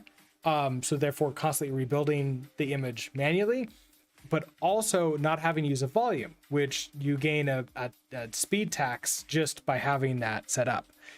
So hopefully this is a better than both worlds type thing. I'm not sure. We're going to find out. However, we have an ad block starting in 2 minutes, 2.5 minutes or so. So this is a perfect time. It's been 2 hours pretty much.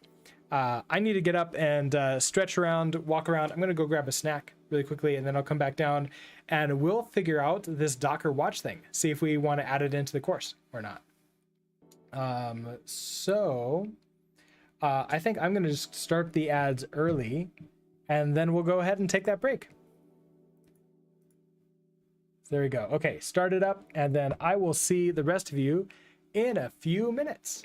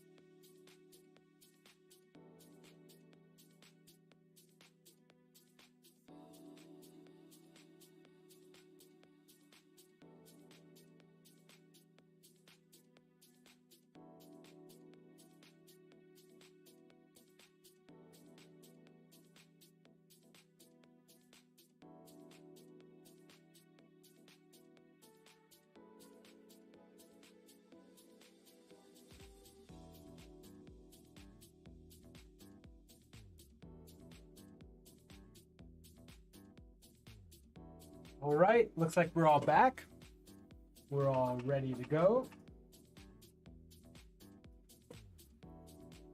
Let's do this. Okay, so Docker watch.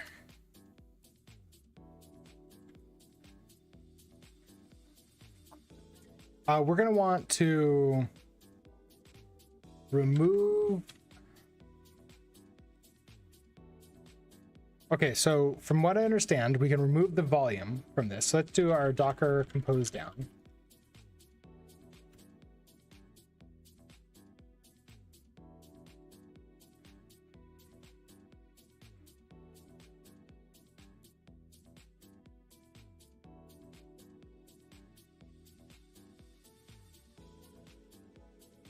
We can use the develop section here and theoretically remove the volume here.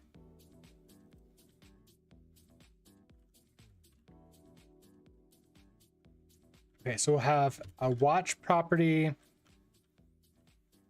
We want a path. Blah, hello. How are you doing today? Wait, you were on earlier. It's been a while. I guess how are you doing since the beginning? But yeah, still on. Okay, so I want path dot, so whatever's here is. And is that it? Is there anything else that I care about? I don't think we want to ignore anything. Action. Okay, so action. Okay, so I just want to sync. Okay, so I just want to sync whatever we have in here. And target is probably code. So sync dot with /code in there. You're having a bad time wrangling the Docker setup for the outline self-hosted app, so you're more motivated than ever to learn Docker. Oh, right, because the outline app was the thing that replaced Postman. It feels like you have some sort of Docker curse where every single tutorial doesn't work on your PC. Oh no! Does like basic Docker stuff work for you? Oh, outline is the Notion alternative for note keeping. Okay. So the other two Notion alternatives that I played around with is Obsidian. That's one, right? It's Obsidian. And then also Anytype. And both of them were interesting. I showed them both on stream at one point in time. But they always have some issues. Well, it's always the Postgres. So it's always the database. Interesting. So this is what we have for our database down here.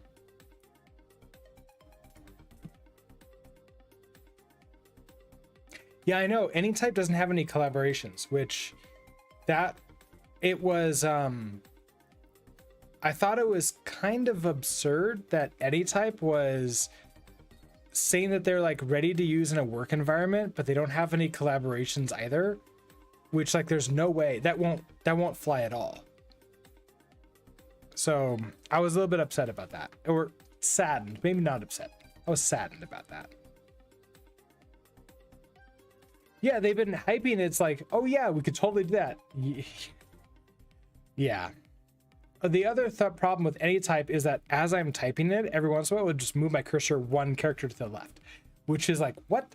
How do you get character input so bad? All right, so we're gonna try this watch thing and see how this works. So with that as the only change that we've made, I'm gonna go ahead and close you.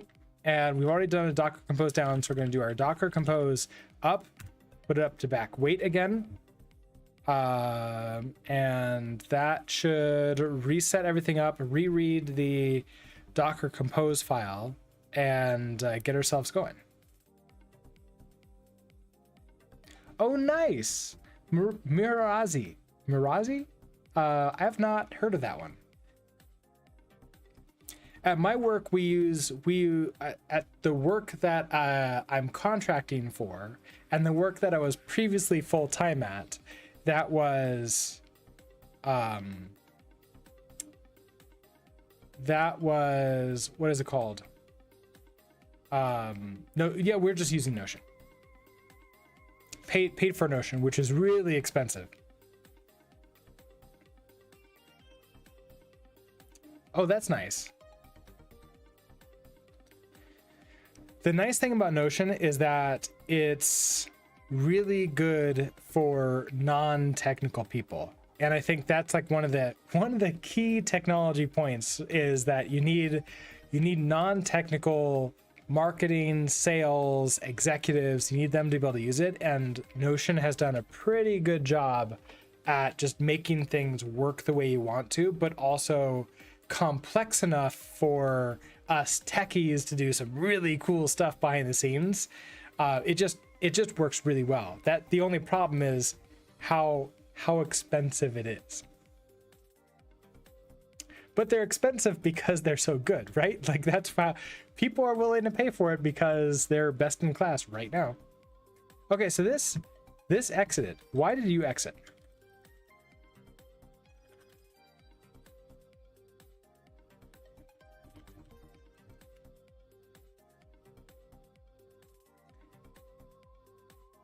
It did not find it.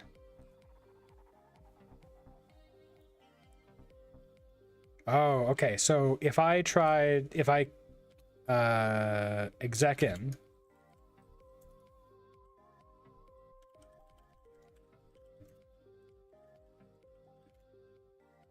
oh, it's not running. Ooh, okay. So can I start you and then we'll connect in right away? So let's put you into daemon mode. Do that, and I want to, oh no, it just dies instantly. Okay. Let's read the documentation for the developer section.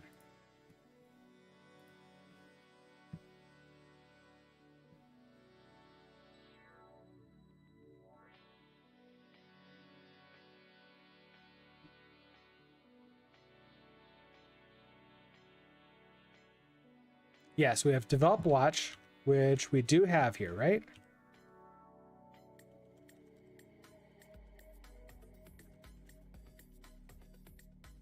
Yeah, so express CRUD, we have develop watch.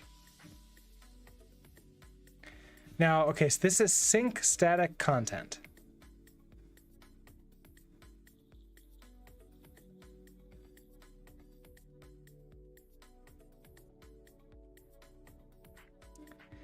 Compose keeps the existing service containers running, but synchronizes source files within container content according to the target attribute.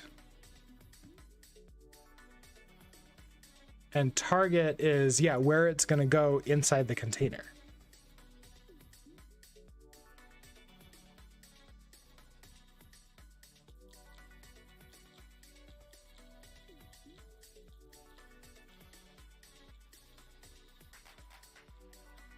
I don't want to ignore anything. I want everything to be in there.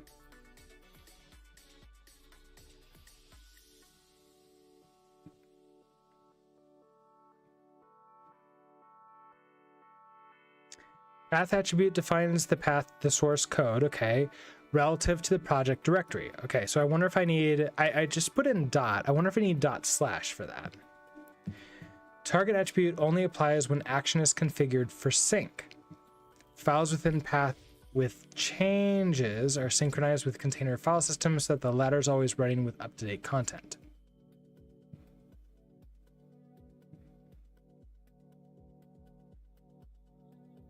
Okay.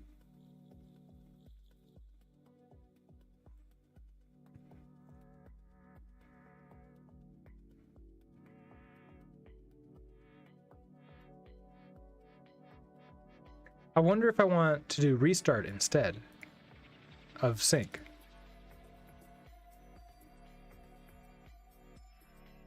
Well, okay, first off,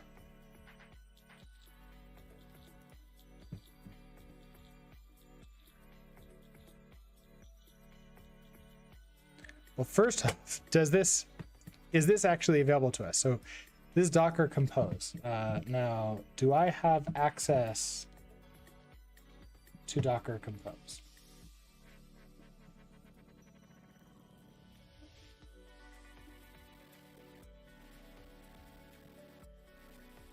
Specifically 2.22.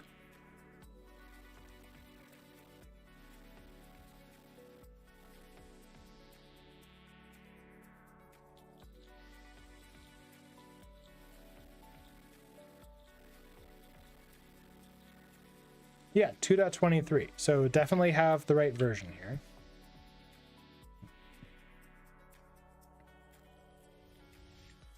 All paths are relative to the project directory. Okay, so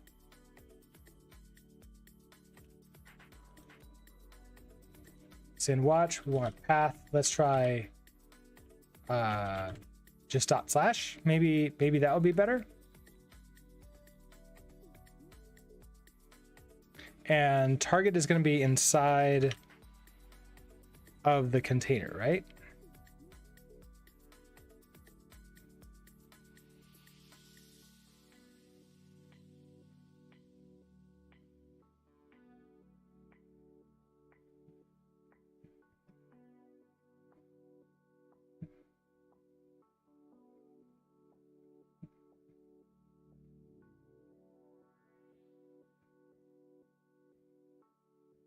Now, this is interesting. If I were to ignore the node modules, I would need to rebuild, have it run an install too. Which is, I mean, that's not necessarily a bad thing. But that is something to be aware of.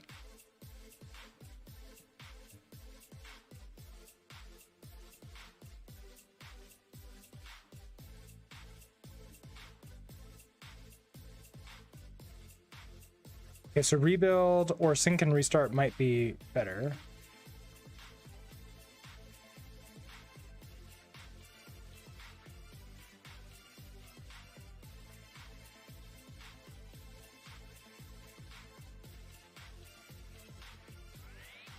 The target field controls how the path is mapped to the container.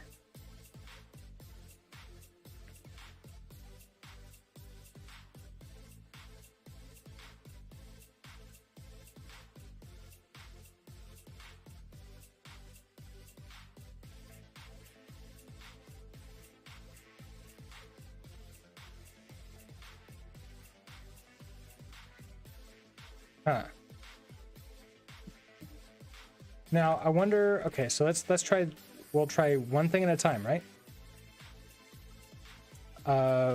I'm wondering if it's creating a like code inside of here.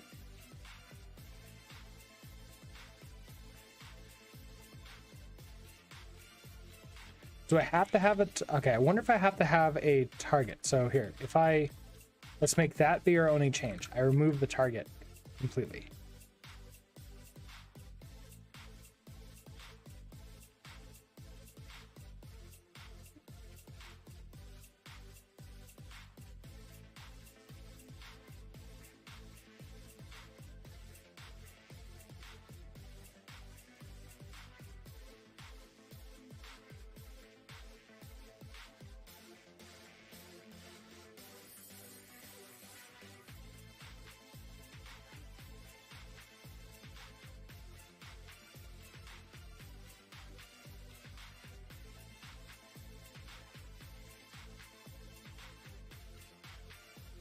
I should really make the health check for the database faster because, okay, so that didn't work. And we can take a look at the logs.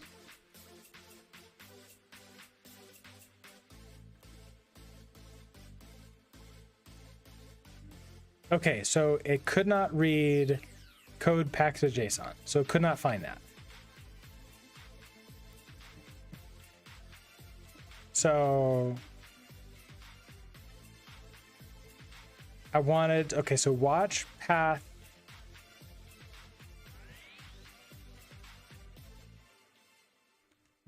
I'm trying to do action sync. So let's put our target back in. So if I put that into code, let's try the other, let's try sync and restart.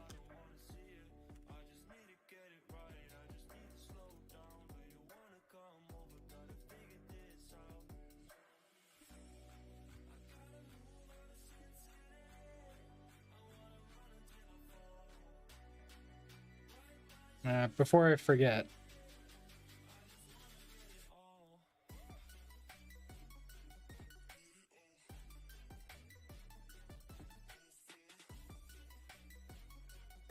here we'll be wait 5 seconds at a time for this. That should make it a little bit faster. Okay, so that's the same problem. Could not read it. Okay. So far, not really well. Exegetio. Also, hello. How are you doing today? Yeah, so watch is not really working for me. It's attempting to find it, but it couldn't. It can't find the stuff. XE is fine, or X. All right, I'll try to remember that. Okay, so that was sync and restart that I was trying. How about rebuild?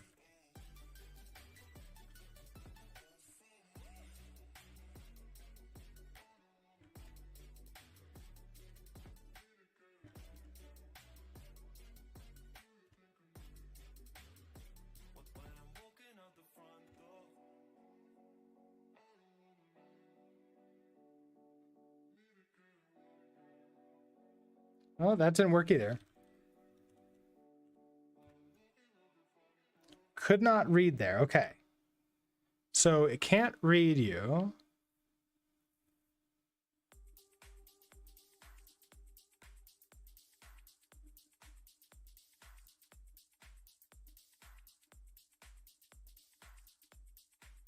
So I'm trying to put this. Okay, so I'm trying to take everything in this current path.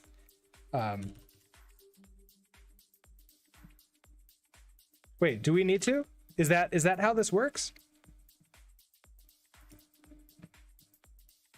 Oh, run Docker compose watch. Oh, you're right. That would explain it. Okay. Let's put this back into sync mode. Okay, so if we do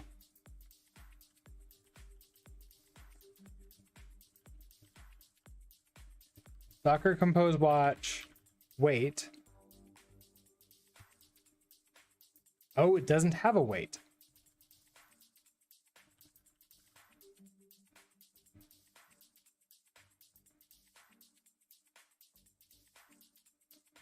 Interesting. I hope that it does the wait.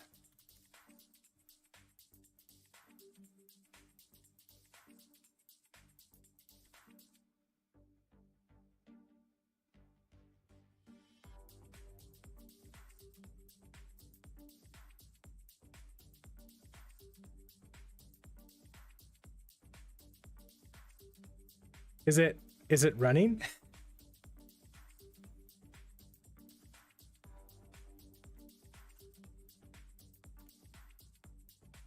Okay, no, it's not running yet.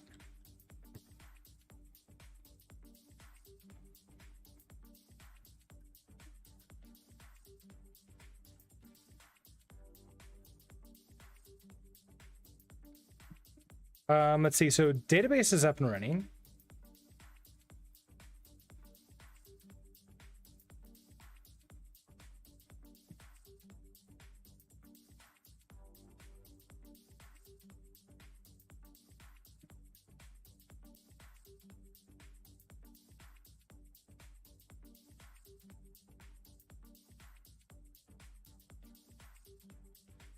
Database is healthy. Huh.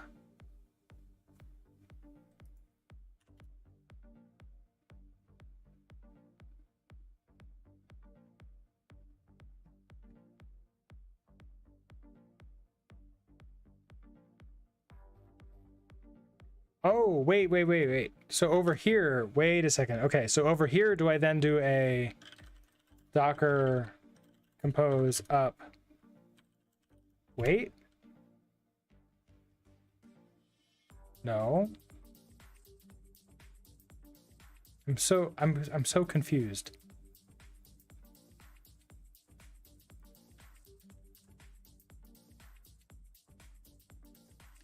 So basically, you're not running. Your watch configuration is set. Database is healthy, but the container is still not working. Yeah, we can tell the logs for this, so we can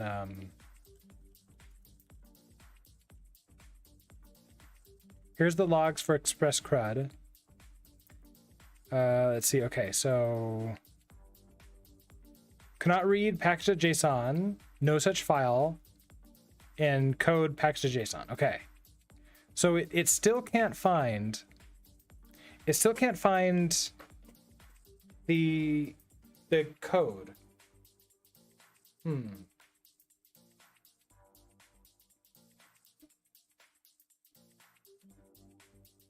That's unfortunate. And you've execed it into it. Well, here's the problem. I can't exec into it when I'm doing this because it just closes immediately. So how do I exec? Can I start it and then have it like run with? It will crash, right? So if I start our Express CRUD, and then I want to Docker compose.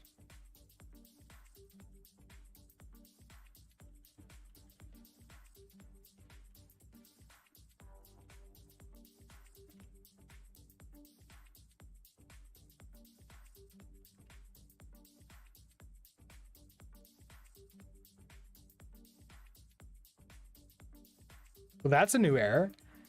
Unable to upgrade to TCP receive 409.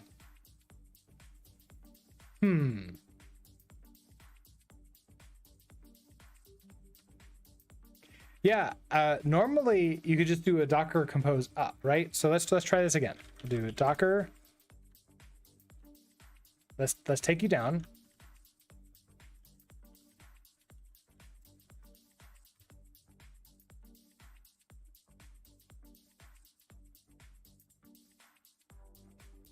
Okay, so if I want to do a Docker, let's actually take you down. Let's take you way down. So let's do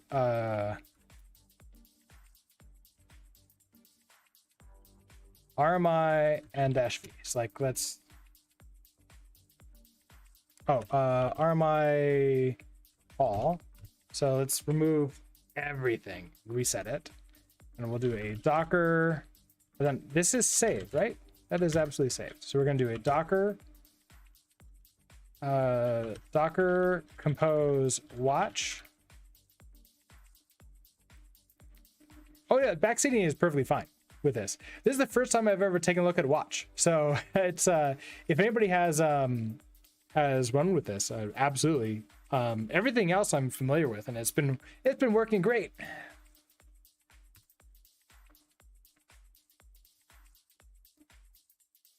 Could change your commands to ls-alt/code. Oh, to like instead of trying to connect into it that way. Yeah, maybe that would work. Okay, so I noticed something that's interesting here. I noticed that this moves to started. And I think it crashes immediately.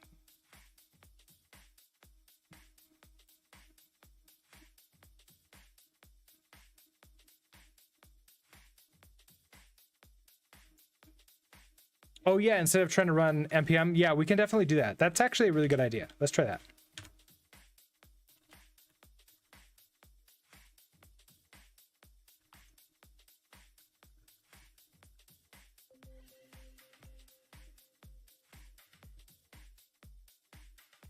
So let's see. Command, we're gonna do ls AL, sure, human readable is fine. And I just want, so the other thing is that the inside the Docker file that we have, it's supposed to be in the /code directory. So this should make sense, right? This should work and let us know where we are. Okay, so we're gonna save you.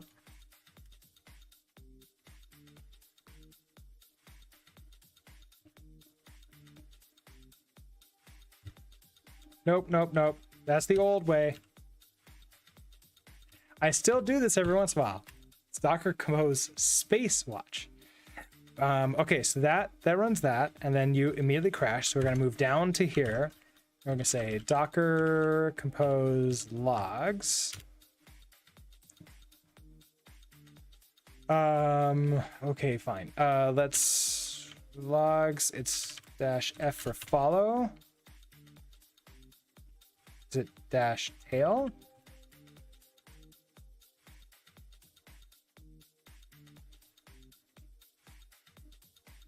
Yeah, it's -f.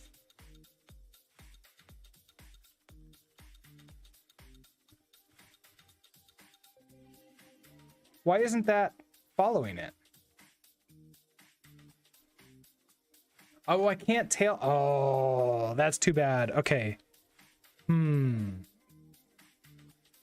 Oh, interesting. Look at this. Oh, wait, never mind. Let's actually just read the error.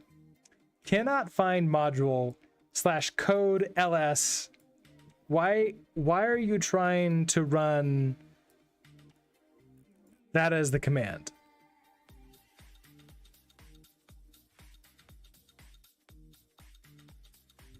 What? Oh.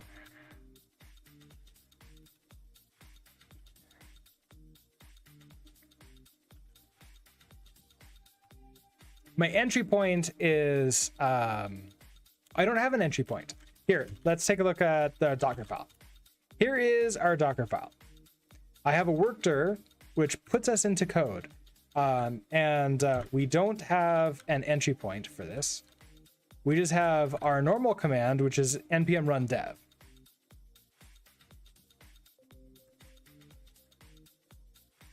So this is it. Pretty simple. Okay, so let's try running this again.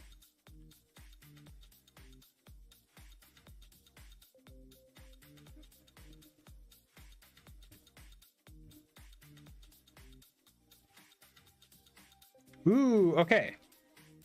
No, that was up. That's not what I wanted. Watch. That's what I want. Well, that's slightly better. It took a little bit longer.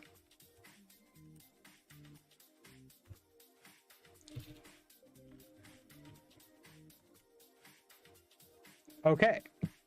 So we're looking at code and there is nothing in here. That would explain why it doesn't work.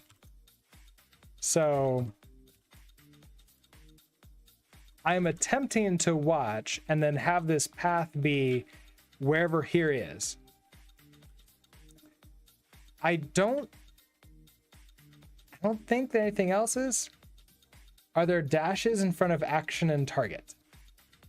Yeah, so I have dashes in front of action and target. So they are yes, they're it's an array. So it is an array of objects. Oh, that's take those out.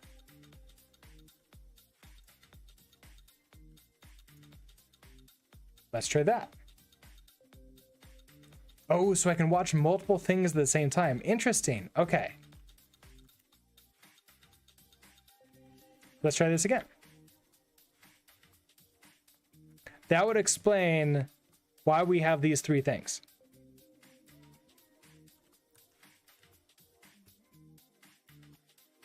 Okay, so one action here. It still only started, so I don't think that worked. Okay, that's still empty, but maybe, do I need to do a down on it first?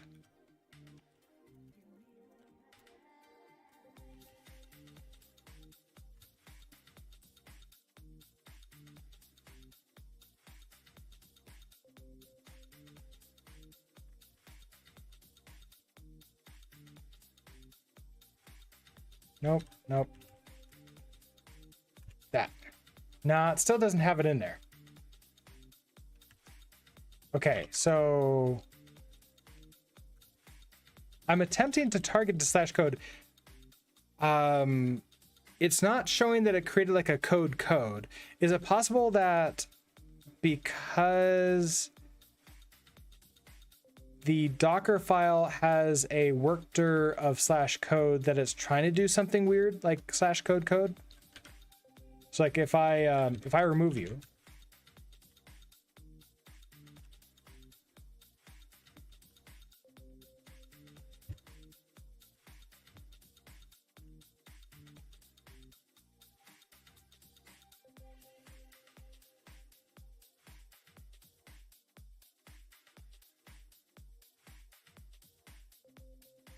no, so that doesn't put anything in here either.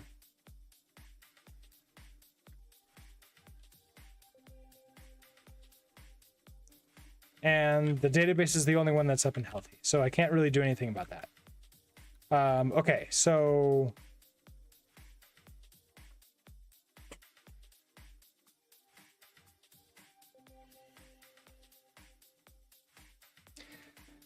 do you really need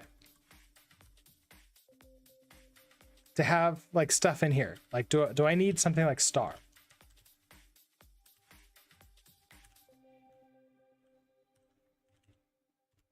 I don't know if I need to be doing it down between them or not. I'm just doing it for safety.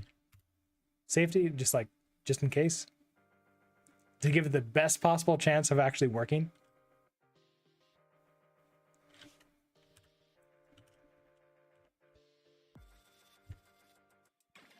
That doesn't give me anything. I mean, so we're looking inside of code.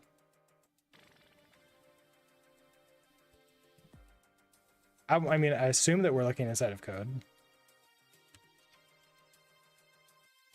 I guess let's do, let's see, can I do something like silly like this? I've never tried it.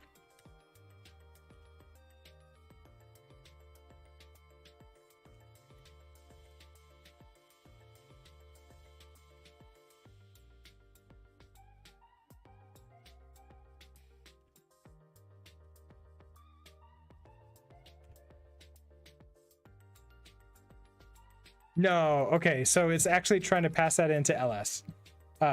So no, it doesn't work. I'm not allowed to do multiple commands together like that. Okay, so that sucks. Okay, well, what I can do is just to double check, we can just run a pwd. I think that if I rerun this,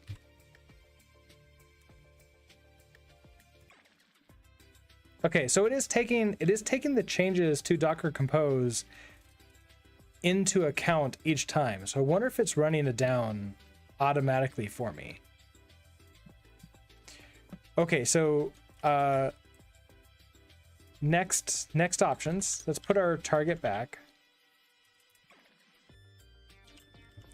Go into and let's also try. We've been doing sync. Let's try sync and restart.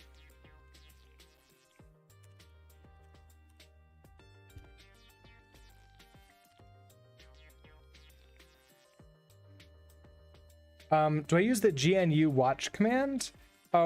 This is just the watch, like the Docker watch command. So I don't think there's a GNU for that. Or I may be not understanding what you're suggesting. Right, okay, so that's not helpful because I kind of forgot to put this back in here again.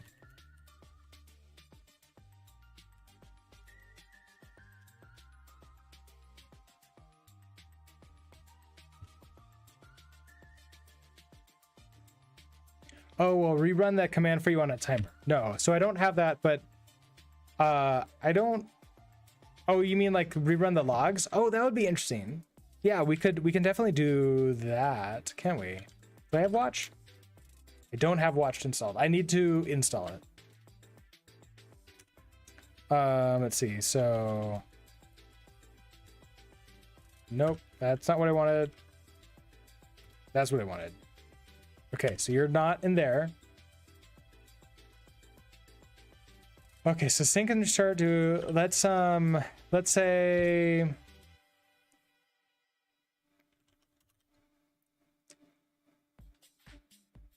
I have a DB folder. So okay, let's try putting DB folder in there. So DB and let's sync it to /code and then with our ls.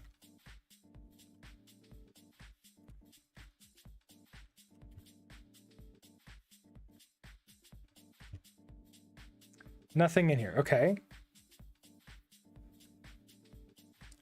All right. Is it because I'm on a Mac and I'm not allowed to do this? Is there something I need to do in my configuration for Docker desktop?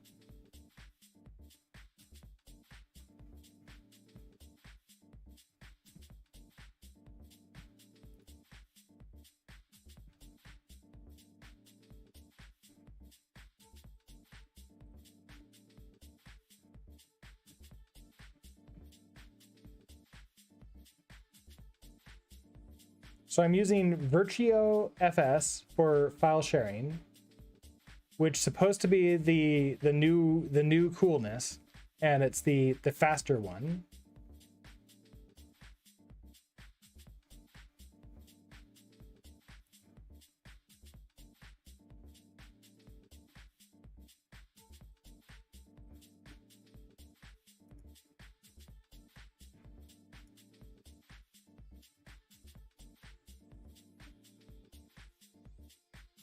Not seen anything crazy or interesting in here.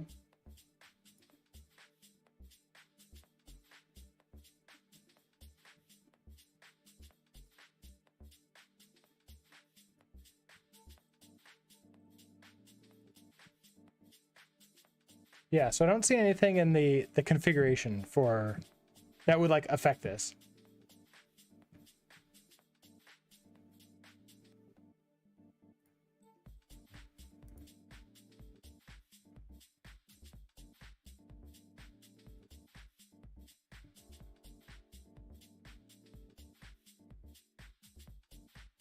Yeah, another examples use like dot for like, hey, this exact same thing.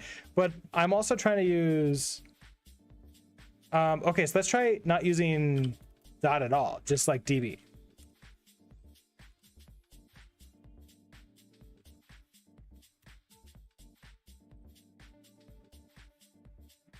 So there's nothing in there either.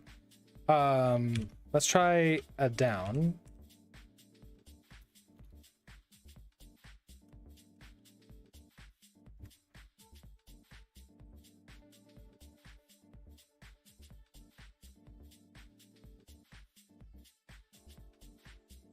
Okay, so nothing in there.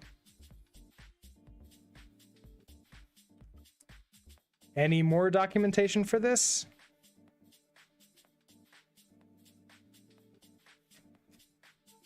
Let's reread through this. See if we missed anything.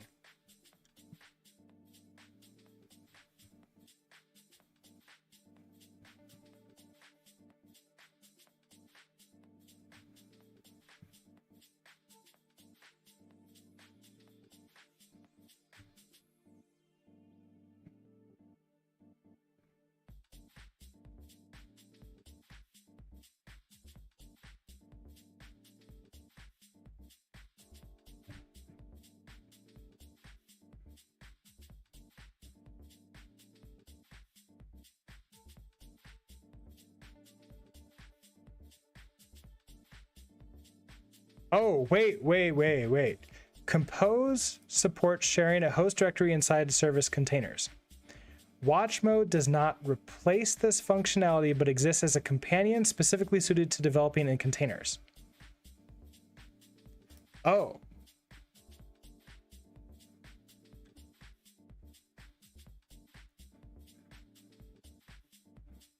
Wait a second. So I have to have my volume still locally.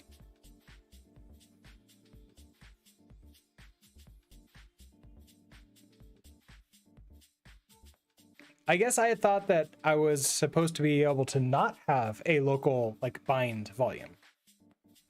But like this paragraph makes it feel like I have to have the bind volume still.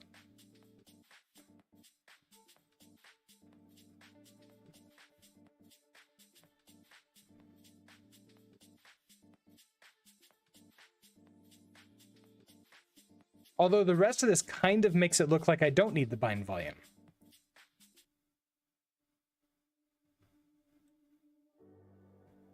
Let's see. If it's to, let me double check. I don't remember what my rules are for links. Is it for docs.docker.com? Duct tape DevOps. Hello. How are you doing today? Let me check to see the Nightbot rules. Oh, github.com. Yeah, GitHub is allowed.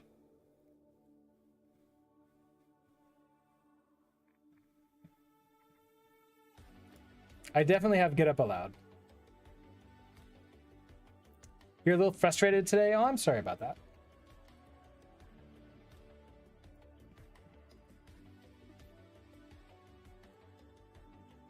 Okay, so this is Docker samples, avatars, and they have, okay, so here's their develop watch. So they have a specific file.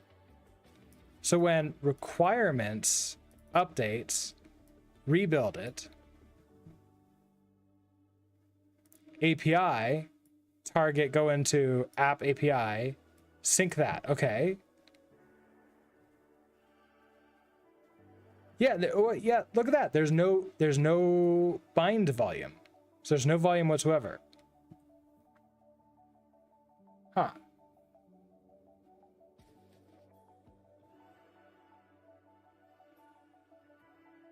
Trying to bring a community field to this category is a pain. Yeah, it's it can be a thing. Does the file need to exist in and out of the container for it to sync?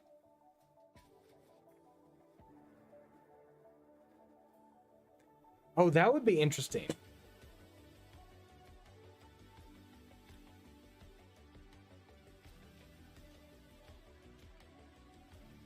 Huh.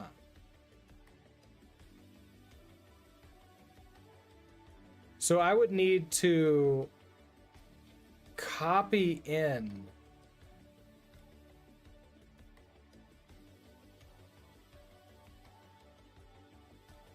Okay, so I would need to copy in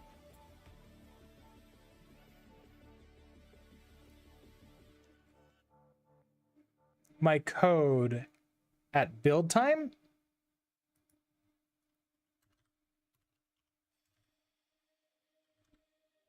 So a Docker file here, we could do that. I could do copy. Let's do just copy. It'll be fine. Everything will be okay.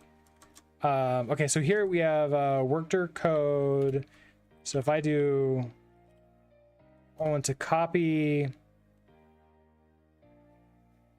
is it something like dot / code? I don't remember how to use this anymore. I have more GitHub repo creep than you do. I have a lot of GitHub repo creep. And I have 2 GitHub repos now.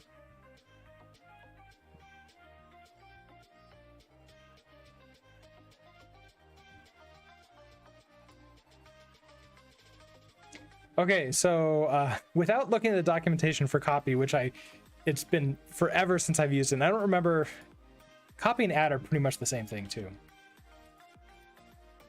Okay, so let's try Let's do another down.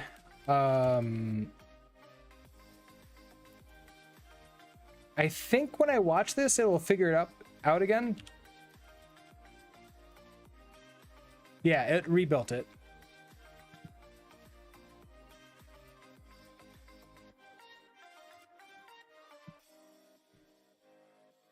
Okay, yeah, so action sync for path. So grabbing that.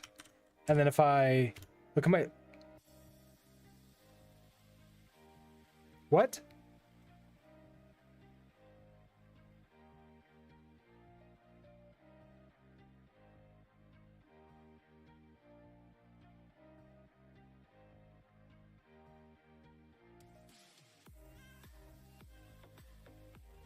What?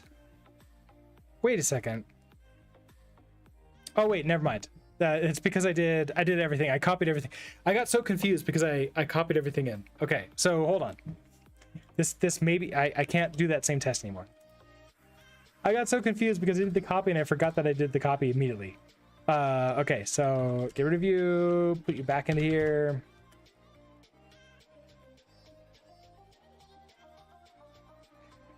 So the problem, Duck, that I don't know if everybody else has it, but with anything like raid trains or something else like that, I want, especially for communities, like there's so many different types of communities and so many different types of some of the different brands that would be sort of like moved in there, because there's a lot of different types of streamers that are in there. And I don't know, I don't know how compatible like my brand is with somebody else's. So being able to like say, hey, I want to jump into a like a raid train, if I don't know everybody who's going to be in there and sort of like trust that it's compatible with like the brand that I have, then I don't want to be part of that. And that's going to be a big problem where it's like, okay, we're going to bring everybody together.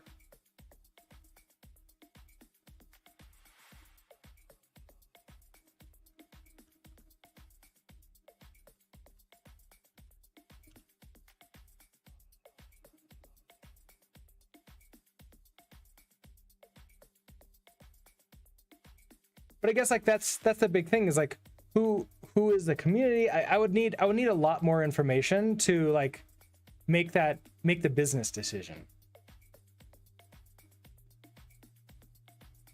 And I think that's it, is like we have to come at it from a business point of view as opposed to like just okay, more people, more eyes. That's not necessarily better for me. And it's not necessarily better for like the entire community, right?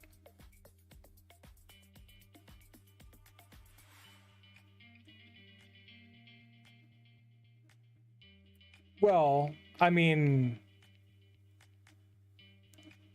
we say that, but like I'm pretty picky about if I raid somebody and who I raid too.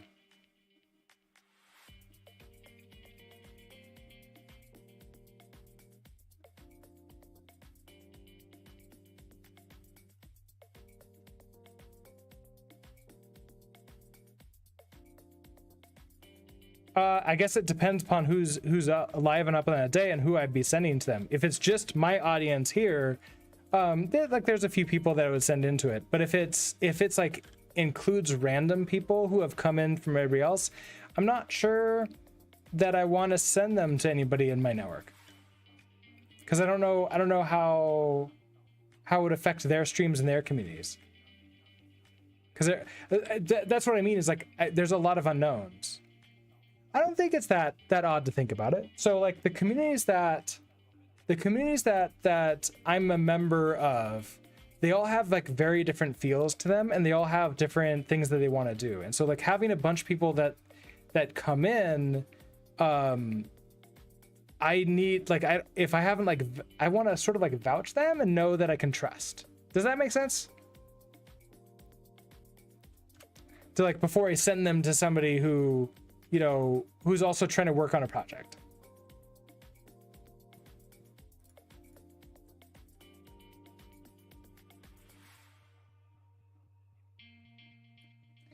Random people join me. Yeah, I guess like the big thing is like when it's a raid train type thing, it does feel more energetic and like changing things around. So I don't know, like the type of thing where I would need to like think a lot more about it than make like a decision like based upon, you know, just while I'm streaming. Like I need to really think about what, well, because this isn't a conference, right? Like each Twitch channel is essentially like a one thing. So if people signed up for it, then I would be more willing to raid them for that. But if they don't sign up for it, I wouldn't want to add them in without their thumbs up. Does that make sense? Like it's instead of a pull, I want like to choose from a list who've also like joined in. That kind of thing. It's because I have seen some raids go wrong. It's actually happened to me sometimes too, which is why I became more picky about who I raid.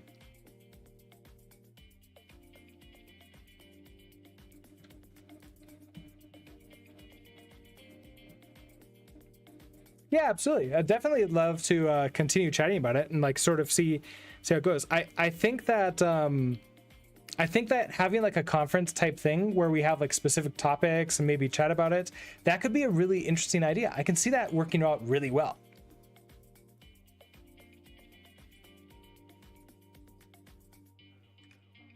Especially if we have like a common theme for that day.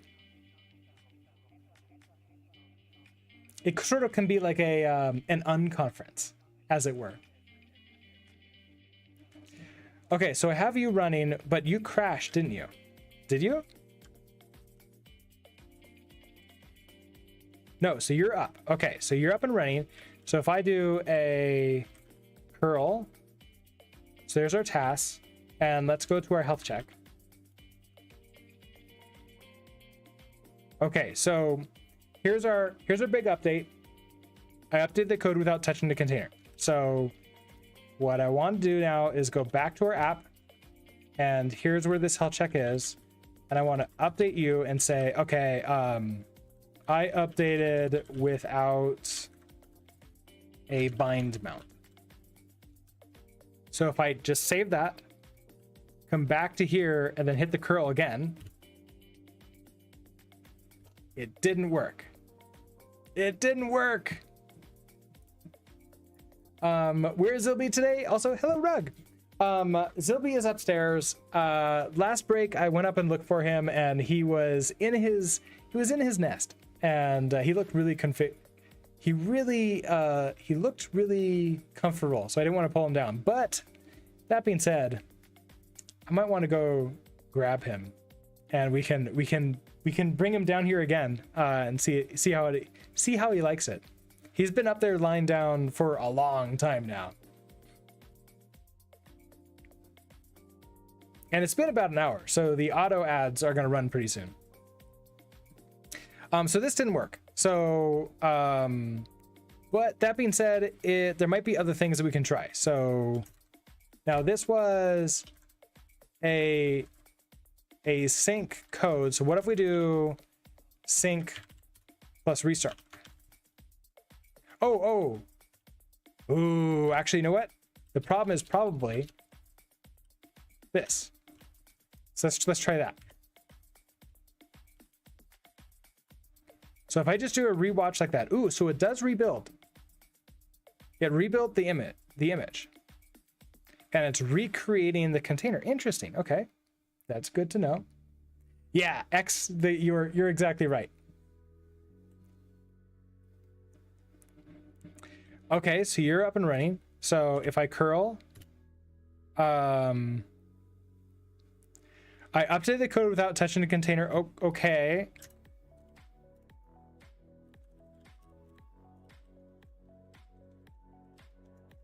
So save. Ooh. Syncing Express Cred after changes were detected. Okay.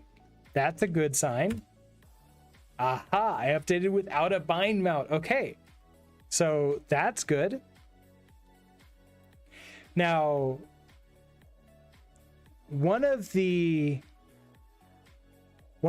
benefits of this is that we're supposed to be able to, it's basically can be faster because we're not going to sync node modules, theoretically.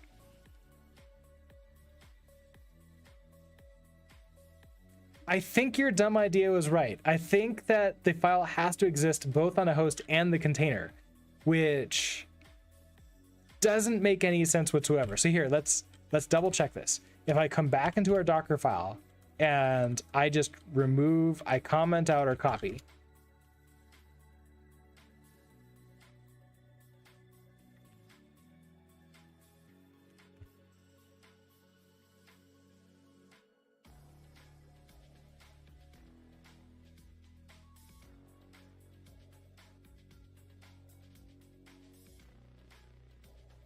And so now if I curl, wait, it's working again? Maybe I have to do an up down again.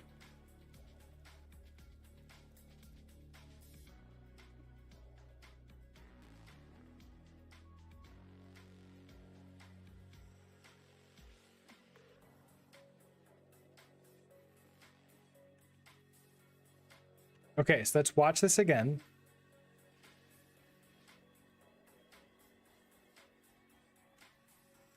Now, if we curl, failed to connect.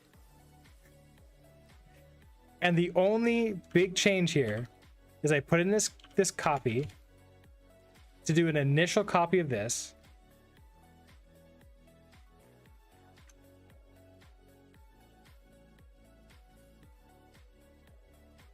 Syncing Express CRUD after files were changed. Okay, so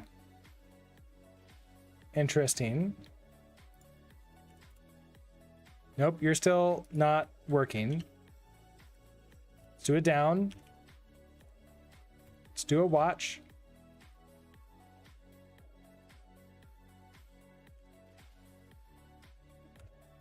Now it's working. And now, if we update you,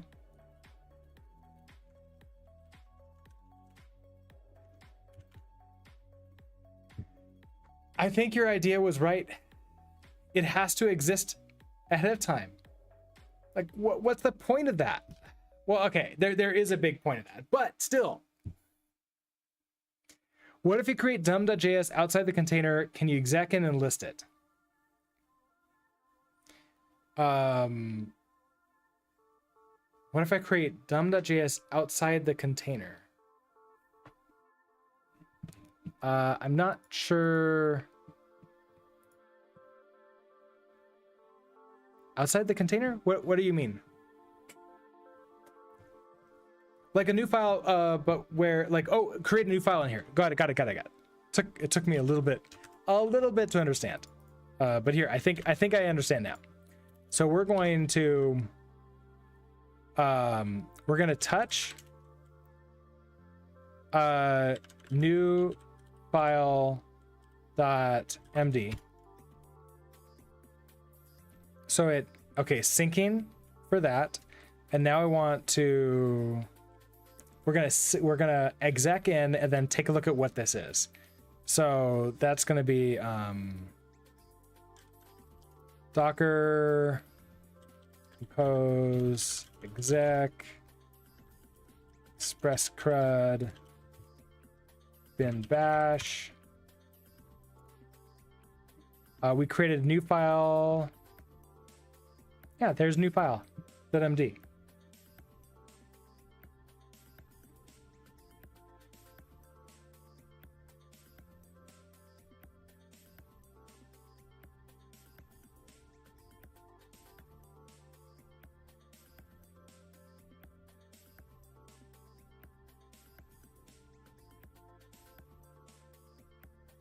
Oh, you bet the command executes before the sync starts.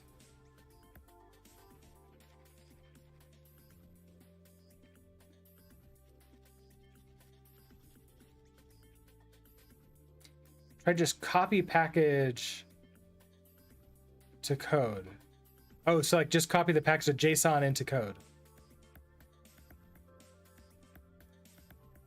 So hold on. Is it running this because I have my watch too high? What if I move you down? No, not that. What if I didn't think that the order mattered here. What if I did that?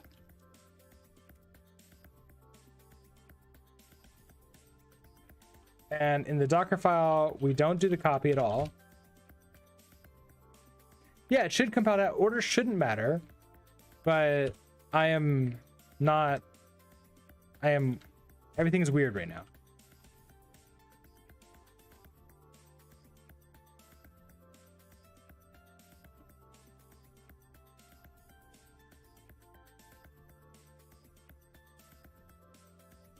Okay, so Docker compose exec express. Nope. I want watch. There we go.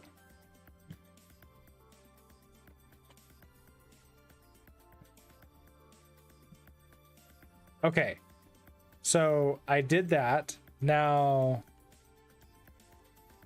Docker PS, it didn't work. Okay, so it crashed immediately. So okay, so you're right with that. Now if I want to Docker, let's take you down.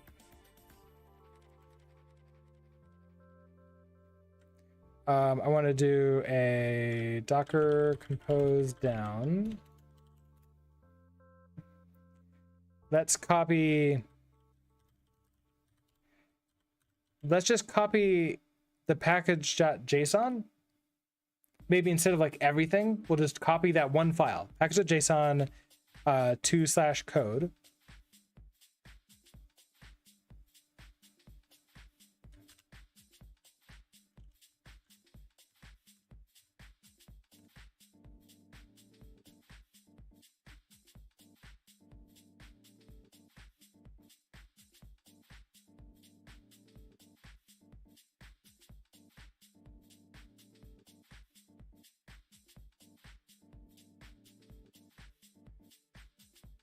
I have another thought. Hold on, I have another thought. And I think you're thinking about it too, which is that I need to save them and make changes. So you're not running, but what if I go through all these different things?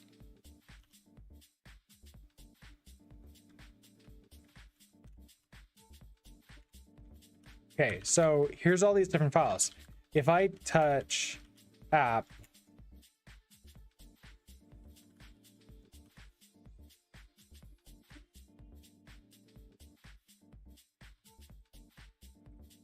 did I create a star? I did not create a star.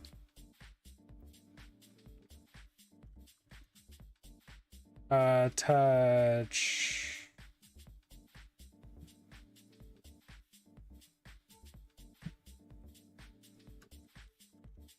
Compose. Oh, wait, it stopped looking. It's interesting. Okay, so it caught the app when I did that, when I did a touch for it. It didn't seem to care about the rest of them. Okay, so if I do a Docker compose restart, it wasn't running though. Oh, I didn't think it was running. Okay, so Docker compose restart.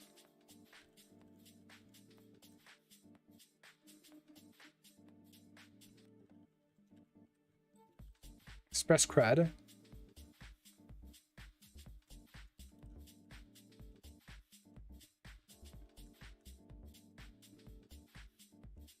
I want my logs. Where's my logs?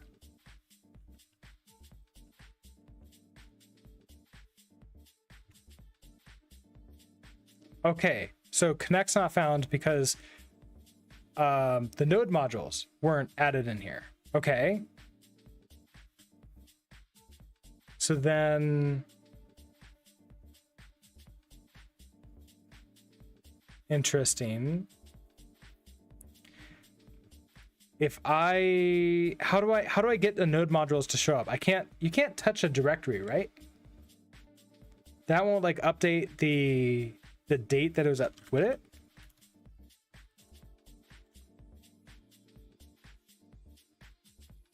It didn't update. What if I do connects there? Did you crash?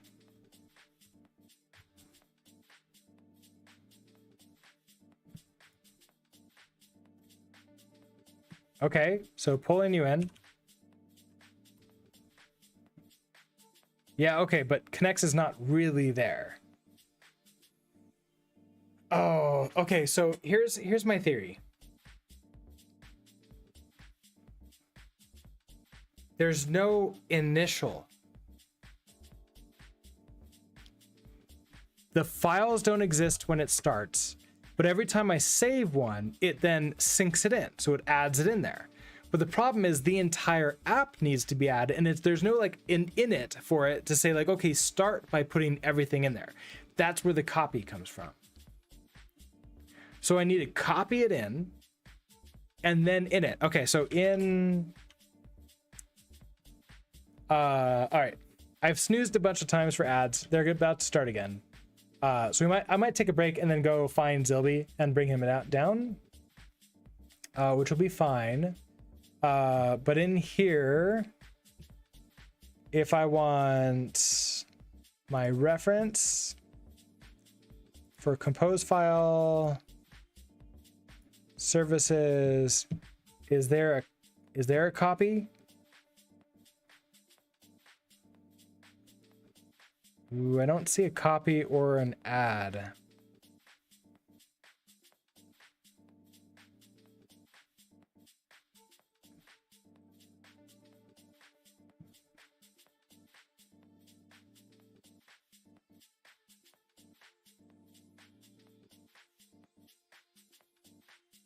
Interesting. Okay, so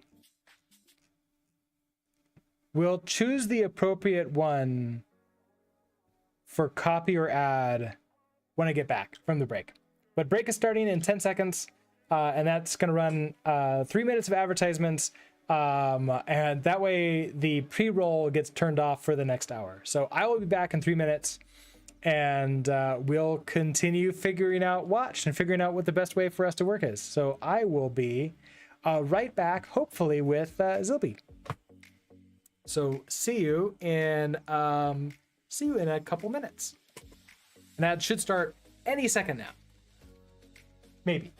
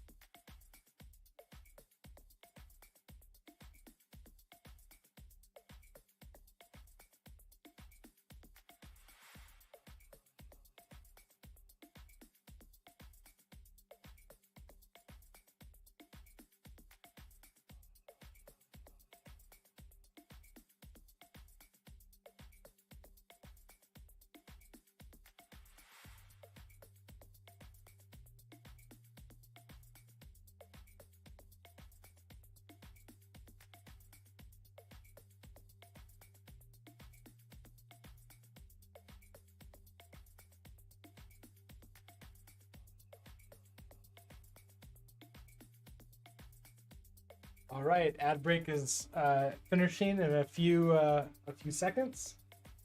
But we have a Zilby.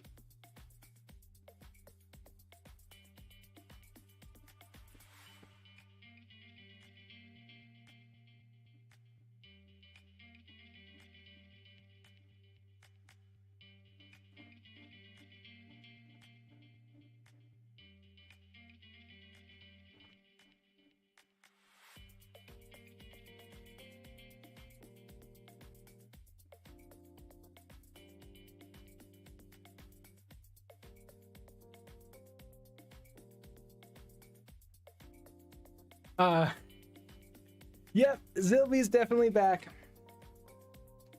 Are you happy here? You wanna come up here?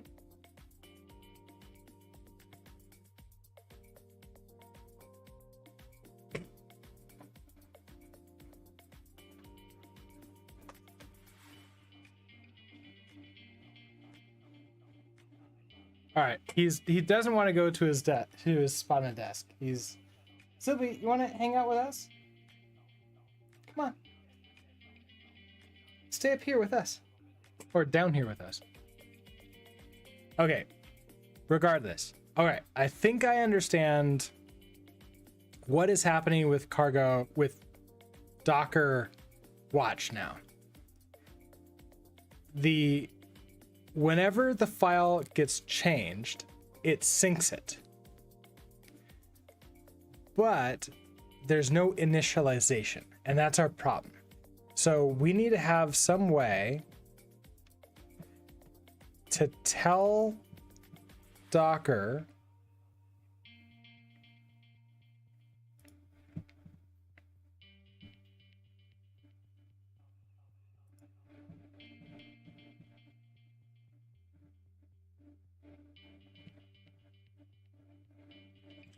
to add in what I want it to be there, like initially.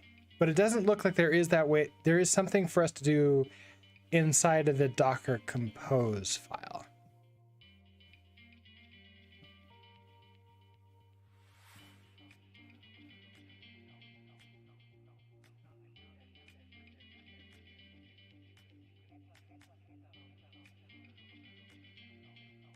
So because of that, we must have an add or a copy in the Docker file to make sure that those files exist there before we start playing around with them.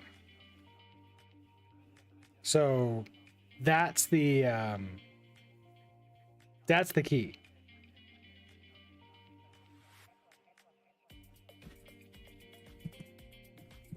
So let's go back to our Docker file reference and figure out. I keep on forgetting, and I know you all told me last time. Let's see, we have copy and we have add. We have add local or remote files and directories, and then we have copy, which is copy files and directories. I think just add is fine for this. I don't think I want to chown them. I don't think I want to chmod them. Oh, there's an example at the bottom of the Docker Compose watchdocs. Ooh, wait, really?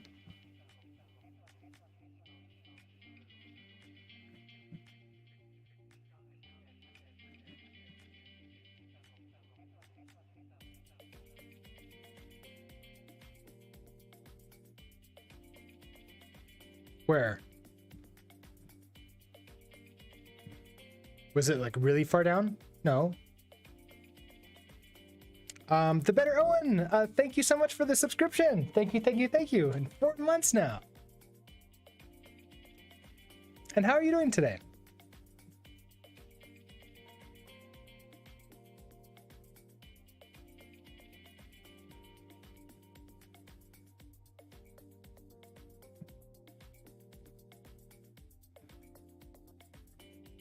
The stream is going pretty well. These are I guess like this month is the first month that we've been doing the really long streams because we started that at the beginning of January. Okay, so what is file watch? Is that different than this one? Copy.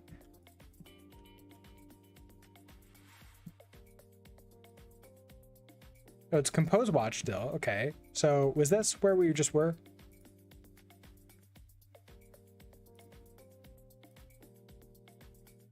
No.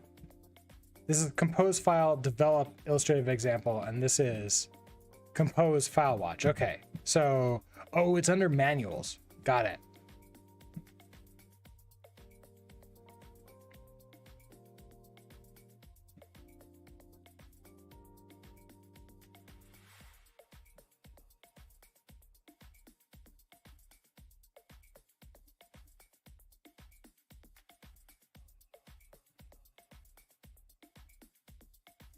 A common pattern is for initial content to be copied into the container using the copy instruction in a Docker file. To ensure such files are owned by the configured user, use the copy chown command. Okay, so there it is. It's just telling us we should use copy. So we do our add user, we switch the user, and then we use our copy. Okay.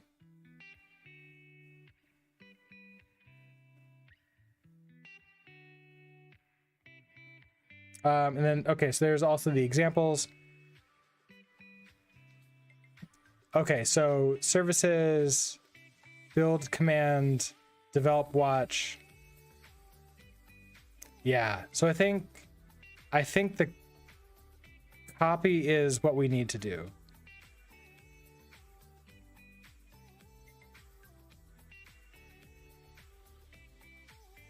So we need to add this in. Yeah, so the new schedule that Better Owen is Monday, Tuesday, Wednesday, and then I have themed days. So it's no longer like one stream in the morning, my day job, and then evening. I switched my day job switched to 10 hours a week instead of 25. So I now do that all on Fridays, which means that Monday I do a full day stream of a project. Right now that's the build your own Git client from scratch in Rust. And then Tuesdays is course creations. We're building the Docker course. And then Wednesdays is fun stream. We're playing at TIS 100, which is a Zachtronics programming game where we code assembly to play it. And we're getting pretty close to ending on both the project and this one, which is fun. Okay, so copy. So we need to update our update our Docker file. So after we switch over to our user,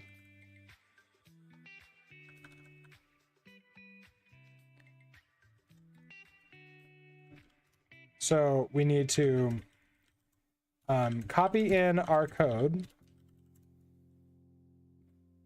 So copy in our code so that when it so that we have everything. So we have like an initial copy of the code. So we have initial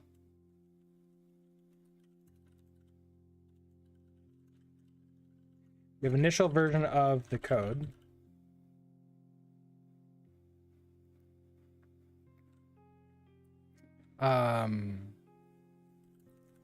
This works closely with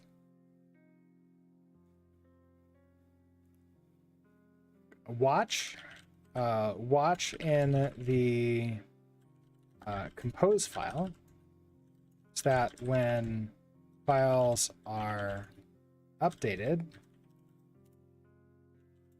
they will be synced. Okay, so we're going to do a copy. I want to copy.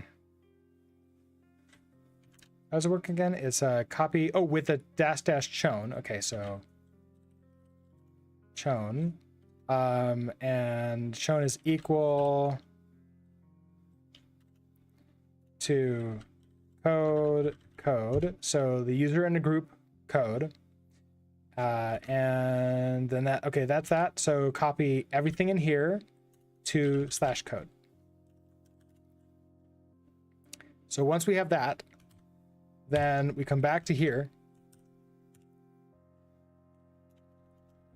Let's down you. And watch.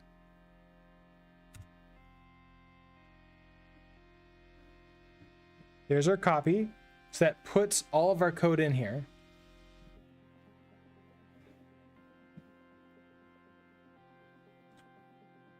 Okay, so that's great. Now, if I run this, we could do our curl.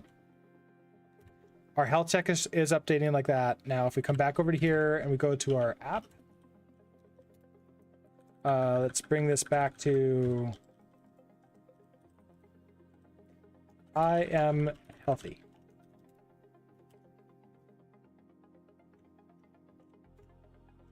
There, I am healthy. And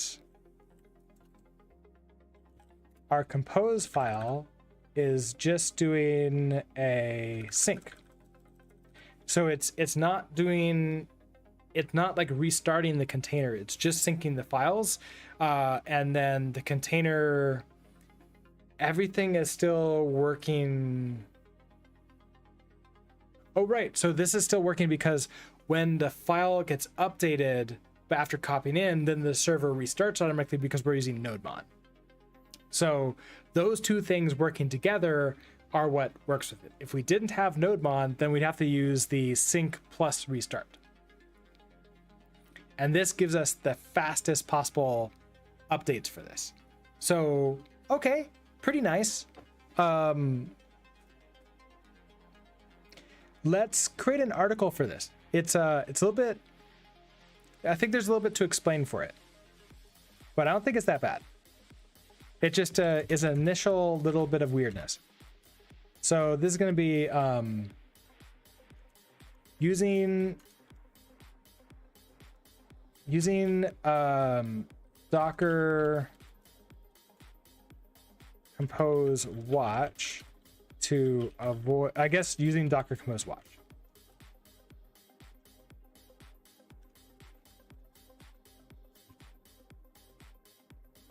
Maybe we'll just call this Docker Compose Watch.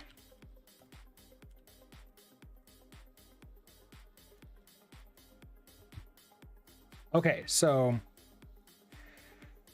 when was this released?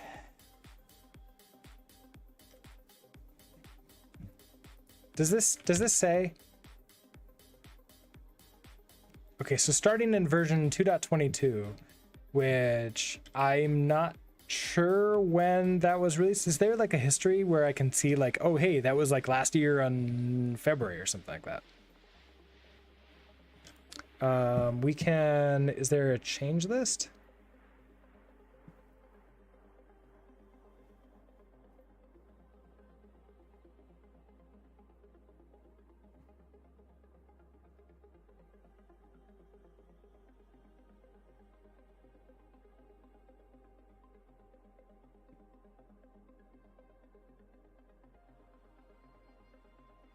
I mean, maybe.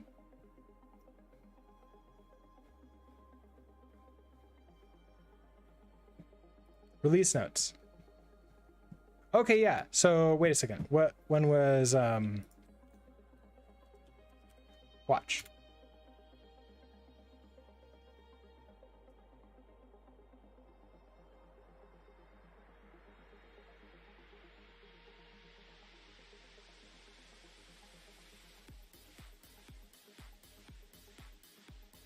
Okay, so in 2.24.1, they removed watch command from the alpha command, which means that it was ready to go. And because I don't think,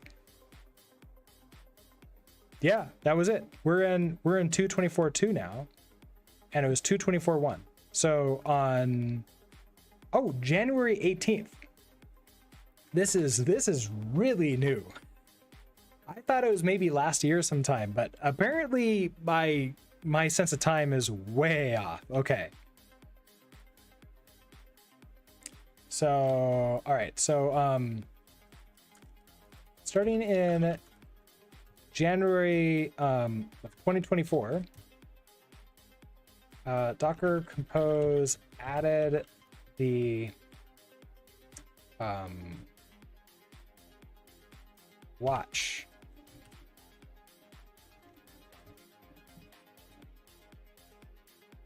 So manual, I want, okay, watch here. Config.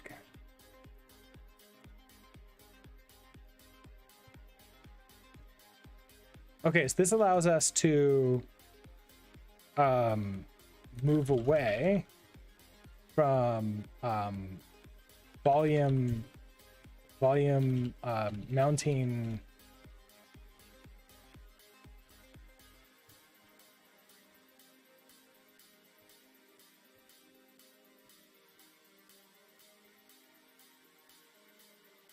This allows us to move away from mounting our local volume to the application container, so that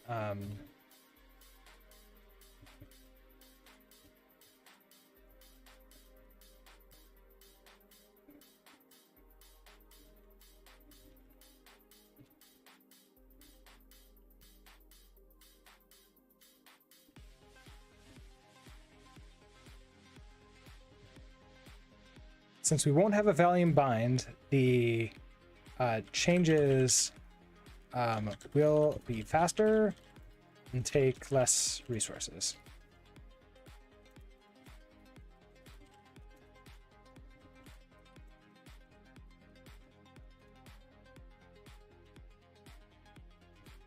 We'll probably see improved speeds on systems that are using virtual, like not VPSs, like virtual systems. I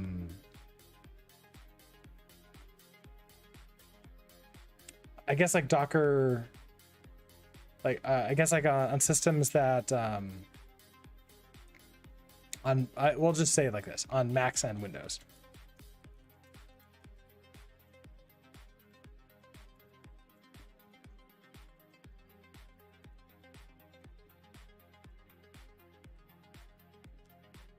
Okay, so we should probably have greater. So there's always been this problem where Macs and Windows, because they're having to spin up a entire like virtual system on their own to then run Docker using, always makes it a little bit slower than just Linux systems where you can just run the Docker engine on its own and it uses the entire kernel and everything else directly from your system, because it doesn't have to spin up this entire virtual OS.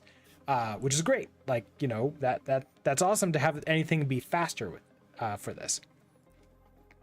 And I'm actually really curious. We try to run Axum inside of Docker, and it was just so friggin' slow. And I wonder if this is going to improve the speeds for it, because that would be really good if it did.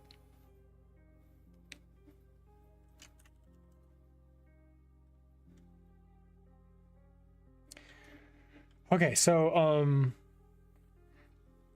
let's update.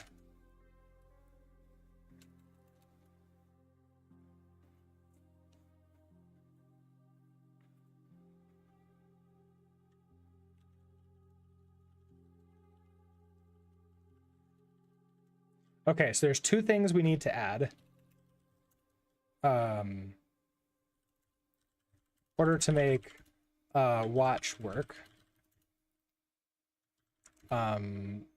Watch work for watch work. So one, we need to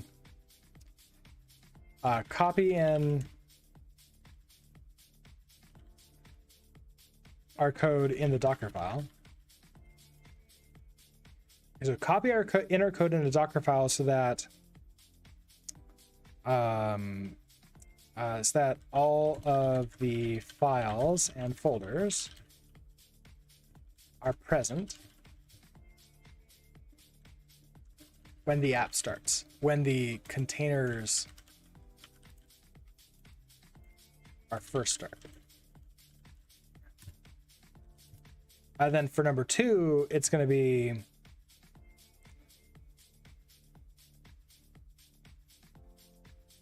we have copying our code, and then replace the volume bind mount with a develop watch config.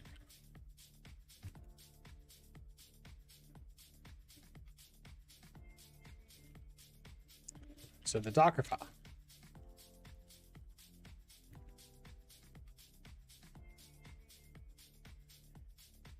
Okay, so for this, we're going to maybe like we'll be using the Express CRUD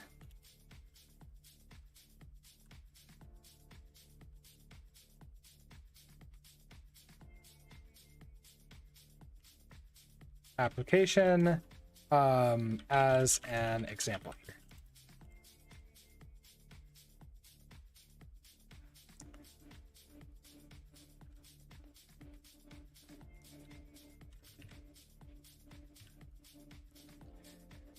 Okay, so we're starting with the Docker file that looks like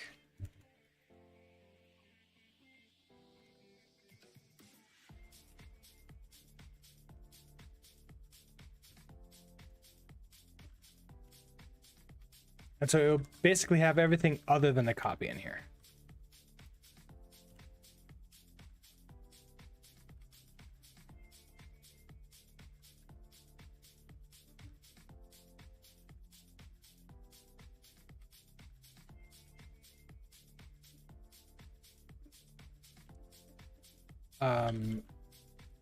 We'll need to copy in the code.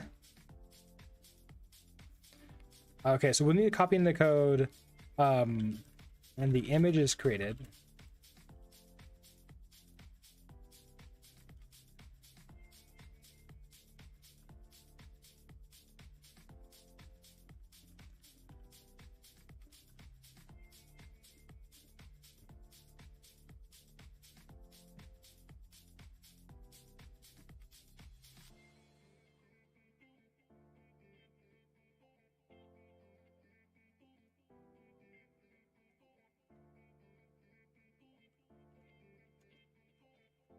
Okay, with the copy config.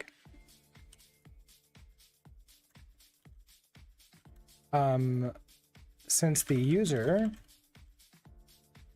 code will be running the code, we need to make sure that it has that it owns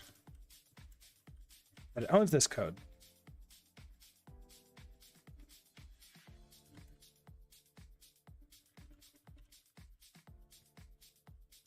We'll use the copy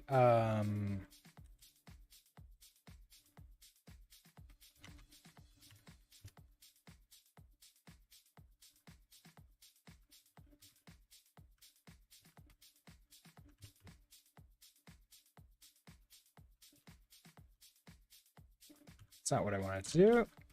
That's what I wanted to do. Okay, so we'll use the copy chown code command to copy in all files and folders in the same directory as the Docker file, and set their user and group to code. We need to do this after creating the user, creating and switching to the user. So it's less of finding a fix and more of finding like just the official way to do it according to the docs, which wasn't the link that you gave to me. So thank you very much for that, X. But yeah, so we need to basically do this command. We need to do a copy --chown code. So like basically user group for the user that's going to be running this. And then we need to do that after we create the user in our Docker file. And then we can use our sync command inside of the Docker compose file. So it's a 1-2 punch type thing.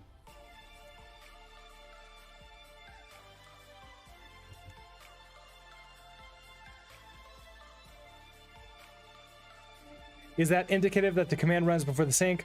No. So the problem that we discovered is that there's no initialization.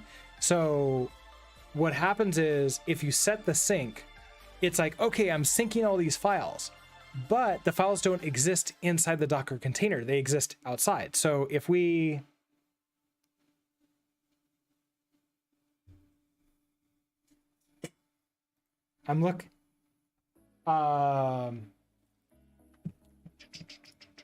whiteboard time.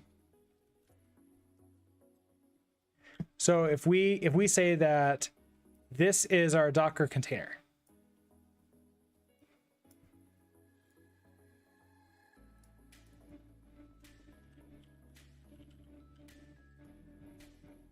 yeah, that's the problem. So here's our container. It has nothing inside of here, right? And then we have our local system.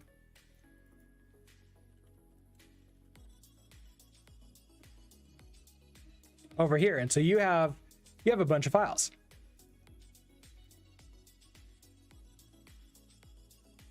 So we have file A, we have file B, we have file C. Initially,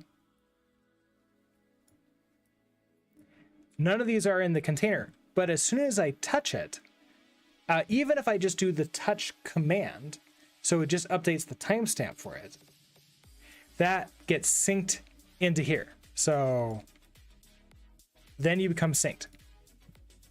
Now it exists inside the container, and that's the reason why I can create a new file and it gets put inside of there. But the problem is when the container is first initialized, none of these exist. And so my command is, run app.js and like start it, or basically npm run start. So what do you need? You need every single file already in there, which kind of sucks.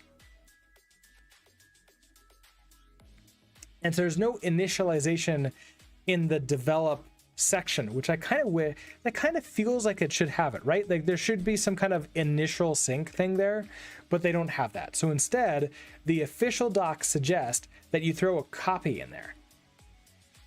And the copy at build time for the image copies all these files in there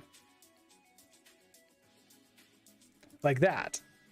And now every time you make a change to it, that then syncs it and says, oh, hey, you just changed. So that's the way we have to do it. It both makes sense and it's frustrating at the same time, because I kind of would like to not have to do tilt. Sounds like it would work for this in some use cases. What's tilt? How do you copy dev dependencies? So in this case, we have to make a decision for, okay, so you mean like global dev dependencies, like things that are on your system? You'd have to do run commands to install those.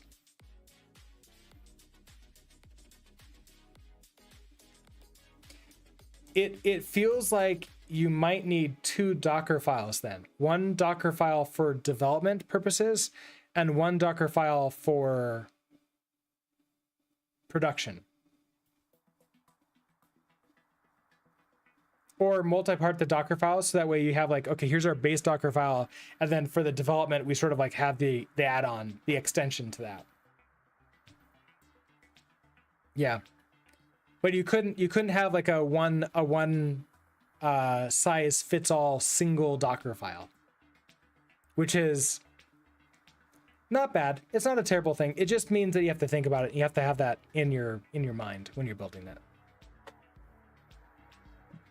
So anyways, this is how that works. So for us here, our Docker file is now going to be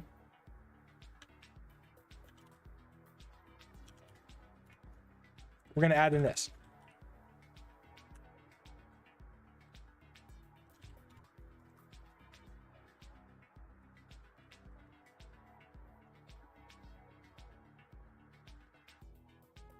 Oh, and I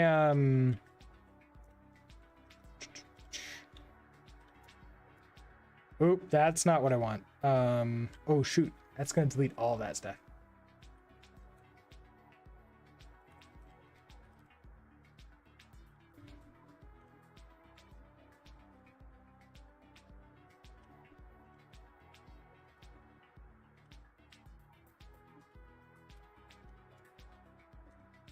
There. Okay, so now oh, actually I didn't want to put the copy in here. I wanted to basically have these and just put you in there.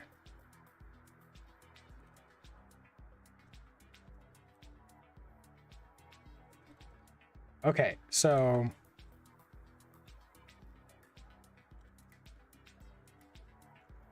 now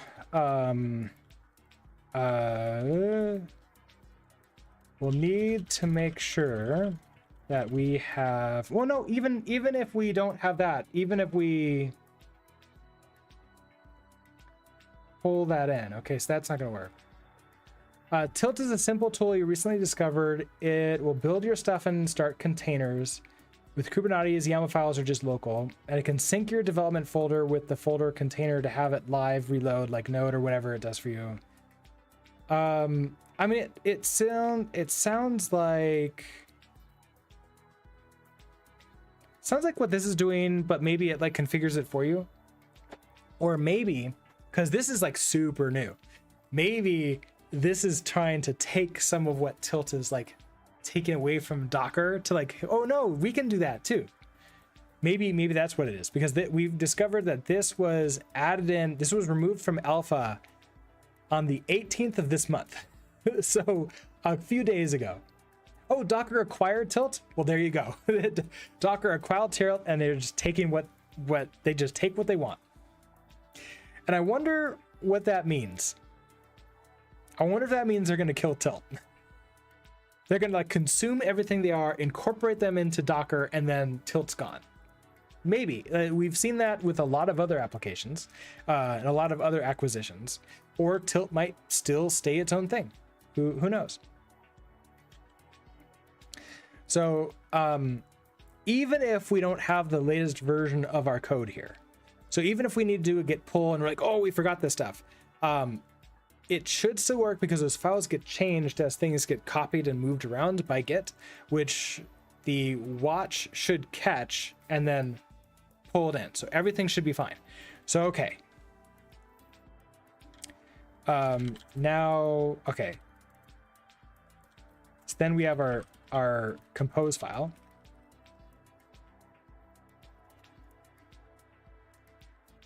So now that our Docker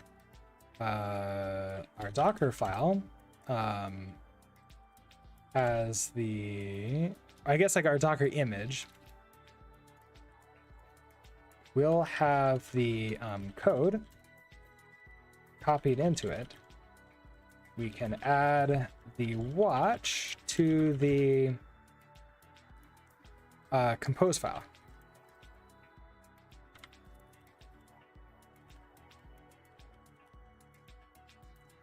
Compose that YAML file and remove the volume bind.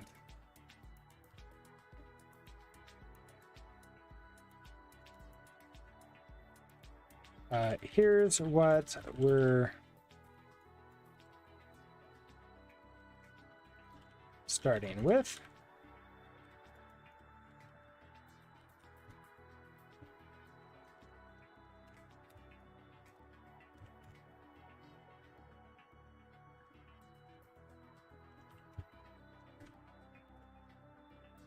Okay, so I want to move you. Okay, so we're good on that. So we're going to remove our develop watch. And we're going to have our volumes dot to slash code here.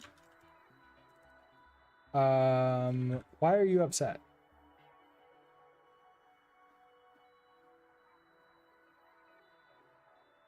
What did I do?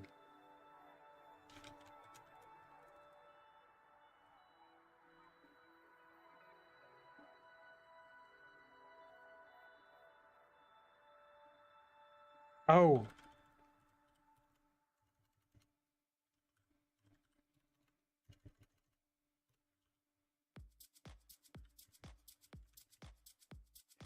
Oh, YAML.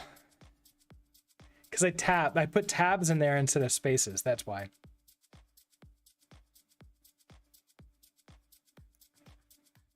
A comment you saw in that doc that was interesting. Docker Compose Up should continue to work for your project, just you lose sync. Which kind of sucks, right? Because now you have to use watch.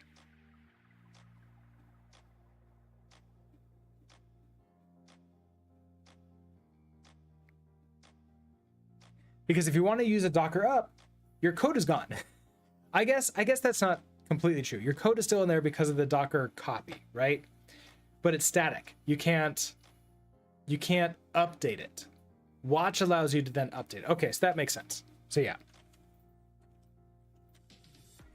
Okay, so we have this.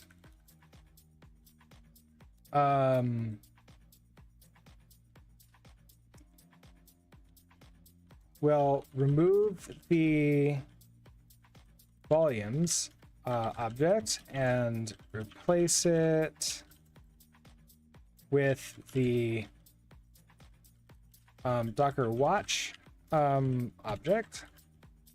I guess it's the watch object.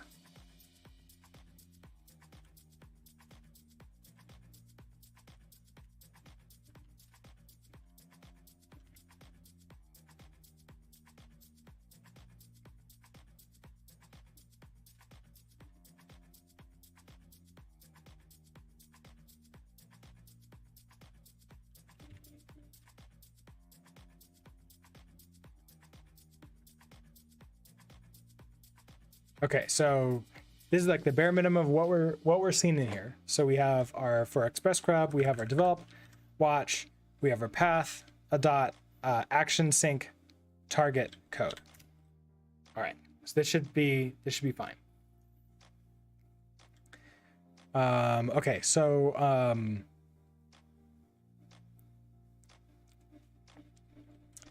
the path is telling Docker Compose where to sync, where to look, where to watch, where to watch for file changes, and which files to sync into the container.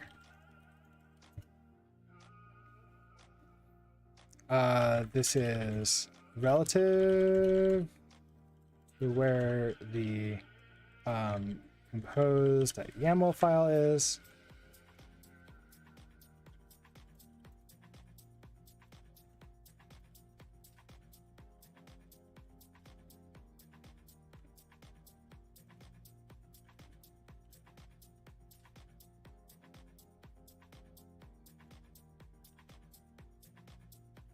The action is okay, so the action is what will happen. when a file is changed.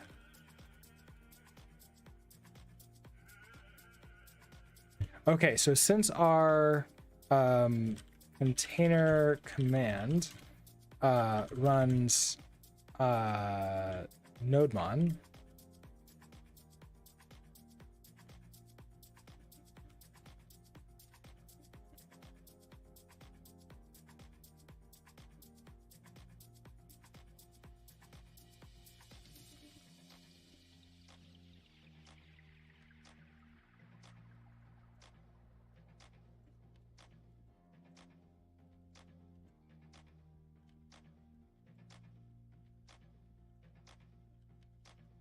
okay, so any file changes will cause the server to automatically restart.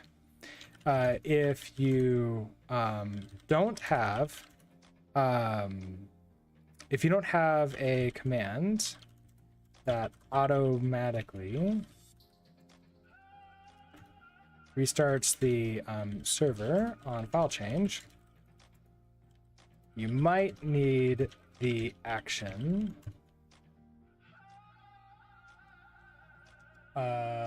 And the action is, I think, sync plus restarts.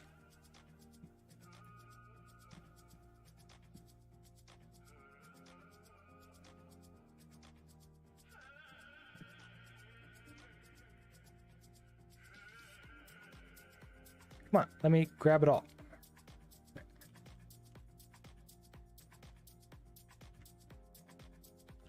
Okay, so sync plus restart, there we go. Finally,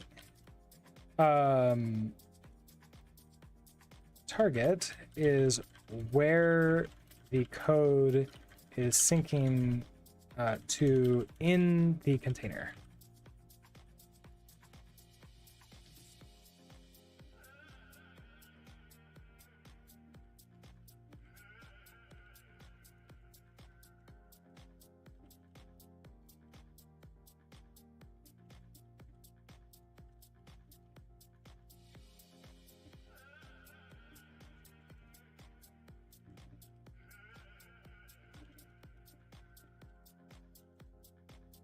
Workspace and the, or what is it called? Workdir.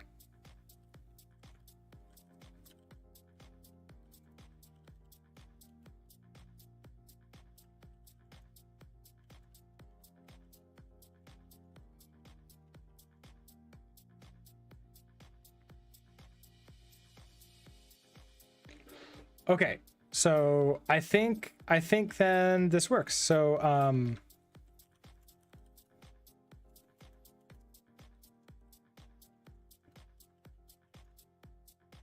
okay, so now we can start up our Docker Compose system.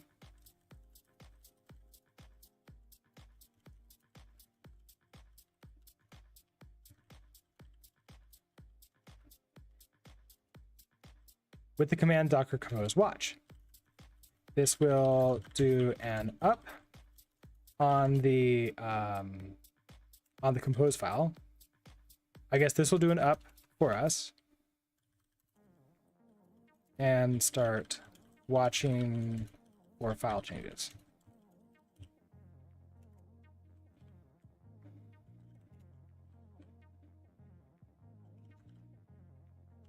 Okay, so what do we want to do? We want to do a Docker Compose watch here. Where am I? I'm in, oh, I'm in the wrong. There, I want to be here. Oh, and I already have this up here. So this is perfect. So grab you.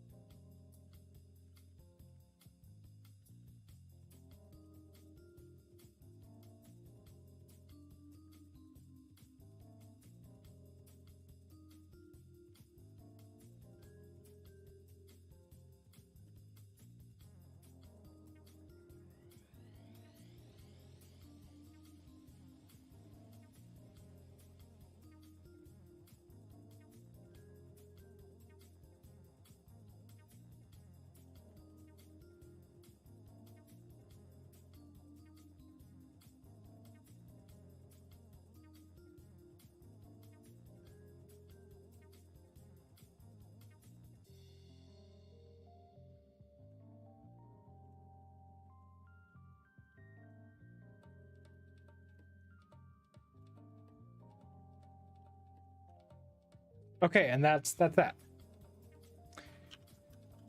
Cool. All those courses are uploaded to some website. Right now, not yet. So I'm sort of building everything here. Oh, hey, Zilby. Coming by to say hi again. There's not really a path off the desk to the left. I don't know where you're going to try to go. But eventually it's going to make its way onto my LMS, which is learning.brooksbuilds.com, which is this thing right here. So here, if we, there is a link to that. Zilby, hi. Can I come here?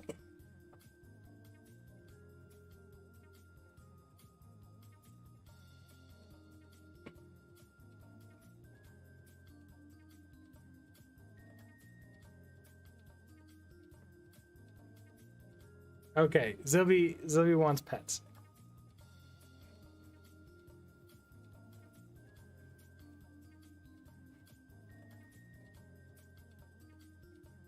But yeah, so Sebastian, that's where it's going to go. The cat loves HVAC filters? Probably not.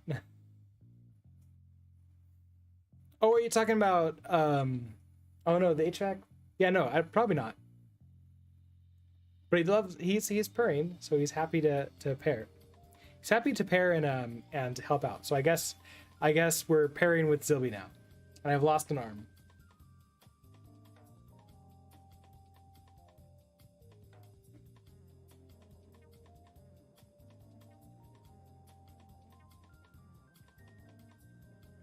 Okay, so, oh, where was he sitting before? So he had left the room. I brought him down a couple times, then he would just leave the room because he's like, I'm bored of being here. So he probably went upstairs, he was hanging out, and then he came back down here to get some pets. So I don't know where he was. He was somewhere upstairs. Okay, so he's usually not a lap cat. He doesn't usually like to hang out on us if we're sitting down. Usually he's the type of cat who, if we're holding him, he wants us standing up and walking around. But he'll be here for like a few minutes. And then he'll decide, okay, he doesn't want to be here anymore. But okay, so let's see. Let's update. Okay, so I updated you. I want to... Nope, not that. You.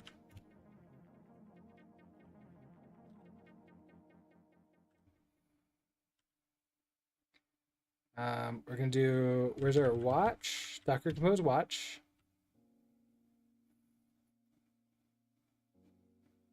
And now you're gonna be an X over here.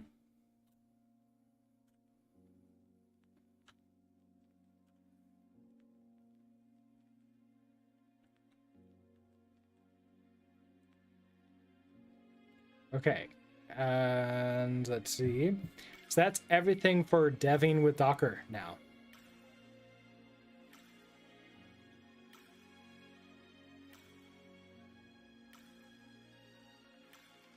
So that means, okay, so prodding with Docker. So that's going to be the next section that we're going to do.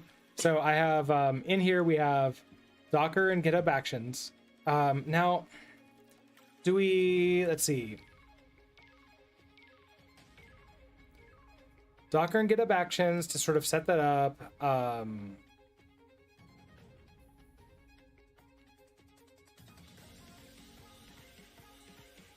Is it Docker that we want to GitHub Actions or Docker Compose? I go back and forth on this. I've tried Docker Compose and GitHub Actions before, and it works, but I'm not convinced it's like that great of a thing. Okay, he's done. Okay, so profiles in Docker Compose. Run your app. Oh, wait, no, you're not done. You want me to be back down here like this?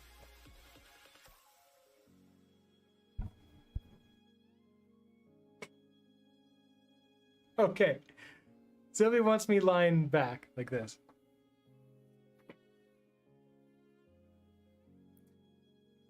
He immediately gets off of me and then asks me to lay back down. So this might be, Zilby's our boss. So this might be boss's way of saying stream is done. He needs me to work on more important things like petting the cat permanently for the rest of the day.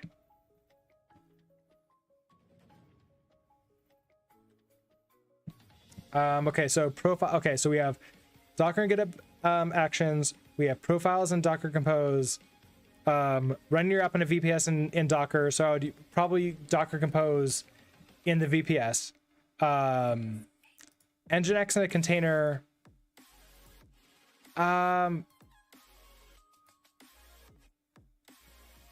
Okay, so let's actually reset these because I'm not super. I don't know how much I like any of these.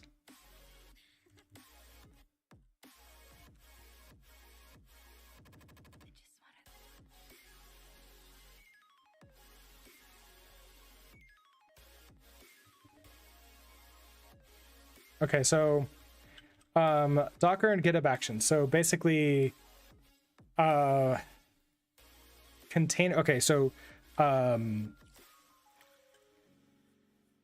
maybe like GitHub action.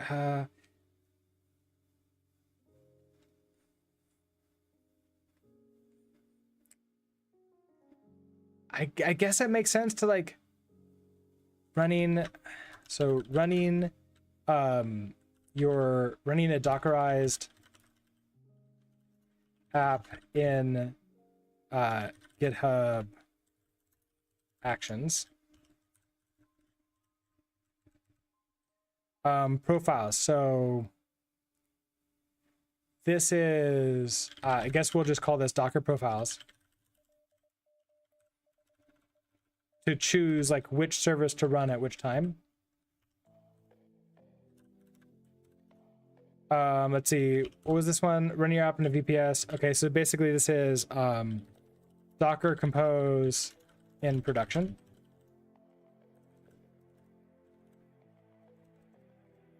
Nginx in a container. So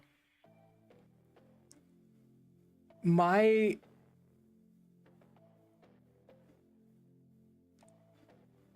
initial thought, okay, is really just like configuring Nginx. That's really what it is that we want to do a basic configure in Nginx to point at where Docker stuff is. Rug, a seven stream streak, nice.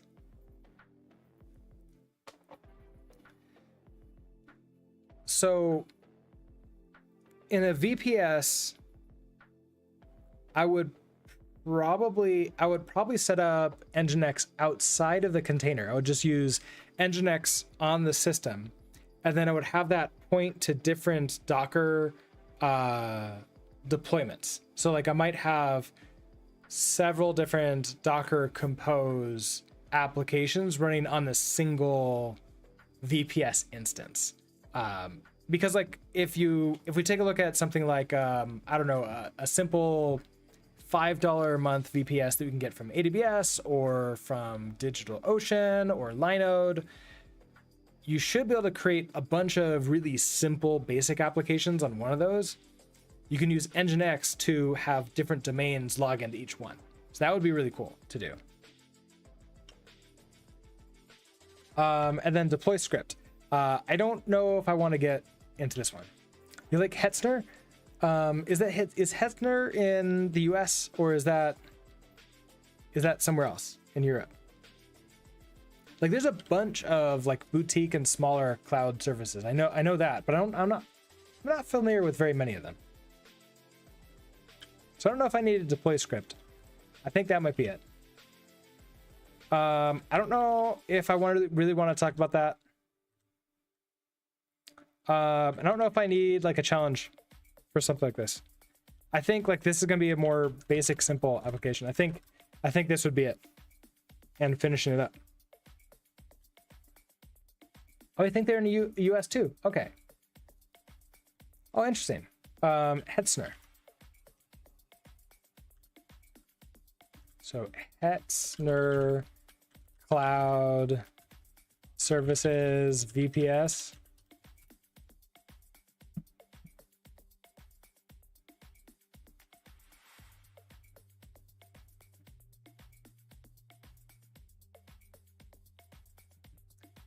Well, considering that their prices start with euro and they didn't see that I'm in the US, and yeah, my guess is that they're really aiming at European startups.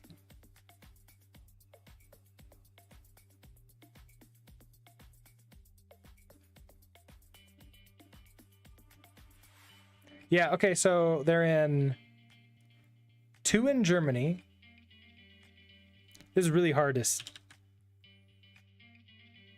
Germany FSN 1, NBG 1.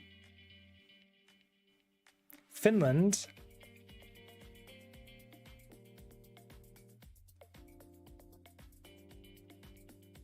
Ash and HIL. Those aren't states. Are those cities?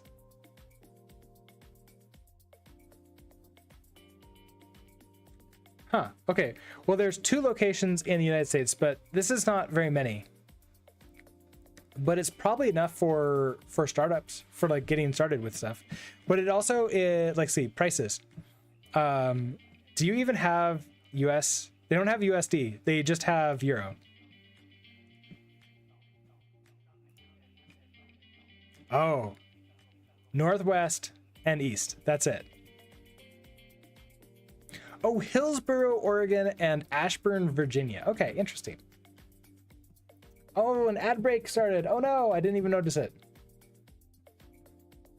Ah, okay, you both got it. Thank you, Groovy and X.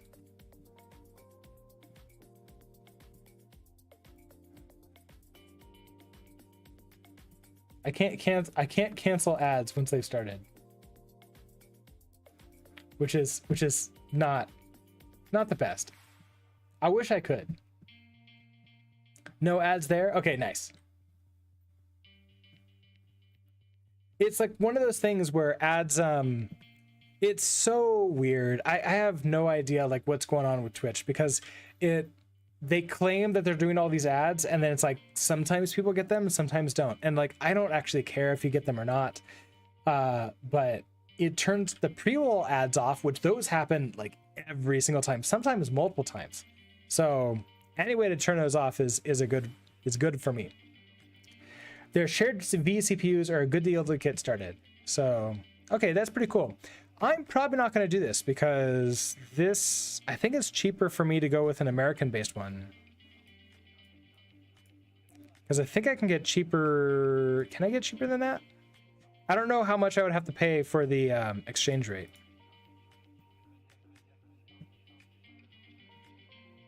uBlock Origin works like a champ. Yeah. Although I heard that YouTube has been really locking down on all the ad blockers, which is really unfortunate. That really sucks. I try not to have any mid-roll ads that sort of like take over the screen. I try not to. I think I have beginning and end and then the banner set up. At least that's what I'm trying to set up. I don't know if I've done it correctly or not. Okay, but this is pretty cool. This is nice. Let's see, continuing back with this. I think once we have this is like getting this going and running this in production. I might just use DigitalOcean because I'm used to it. Okay, so it's working. Yeah, I think you have to update like every day these days, because I think they're doing major changes just to fight it. And by they, I mean YouTube. Okay, so we will play around with these, but it's 3:41. It's getting pretty late. I've been streaming for 6 hours, 16 minutes. So I think I'm going to go ahead and call it for a day. And next week we're going to write articles for these. I don't know how many we're going to get because these are obviously these are more involved in figuring these things out, but we'll get it going. I know it's an attorney. I know it's one of the negatives. Like I do longer stream days, but now you have to wait a week for like the same thing. So we'll figure it out. Tomorrow, my stream is going to be TIS 100. So we are playing a game which requires coding. We're doing assembly coding, which is a lot of fun. We're getting near the end. The puzzles are getting really hard, so we'll see how far we get to that. If we finish the game, that would be amazing. And if we don't, then it will be another week or two to play with that. So that being said, I don't think I have anything else. I hope that you all have a great rest of your day. Thank you everybody for hanging out. Thank you X for the help with figuring out the watch. That was really nice to get. Assembly the dark side. Yeah, it's an interesting sort of choice on their end, but it's fun. So I don't think I have anything else. So with that, have a great rest of your Tuesday, and I will see you next time. No problem, X. It's, to me, I put the backseating allowed because I want this to be like a pair programming session type thing. So I think it's very good. It's very helpful. All right, everybody. Thank you so much for hanging out. I will see you next time. Bye.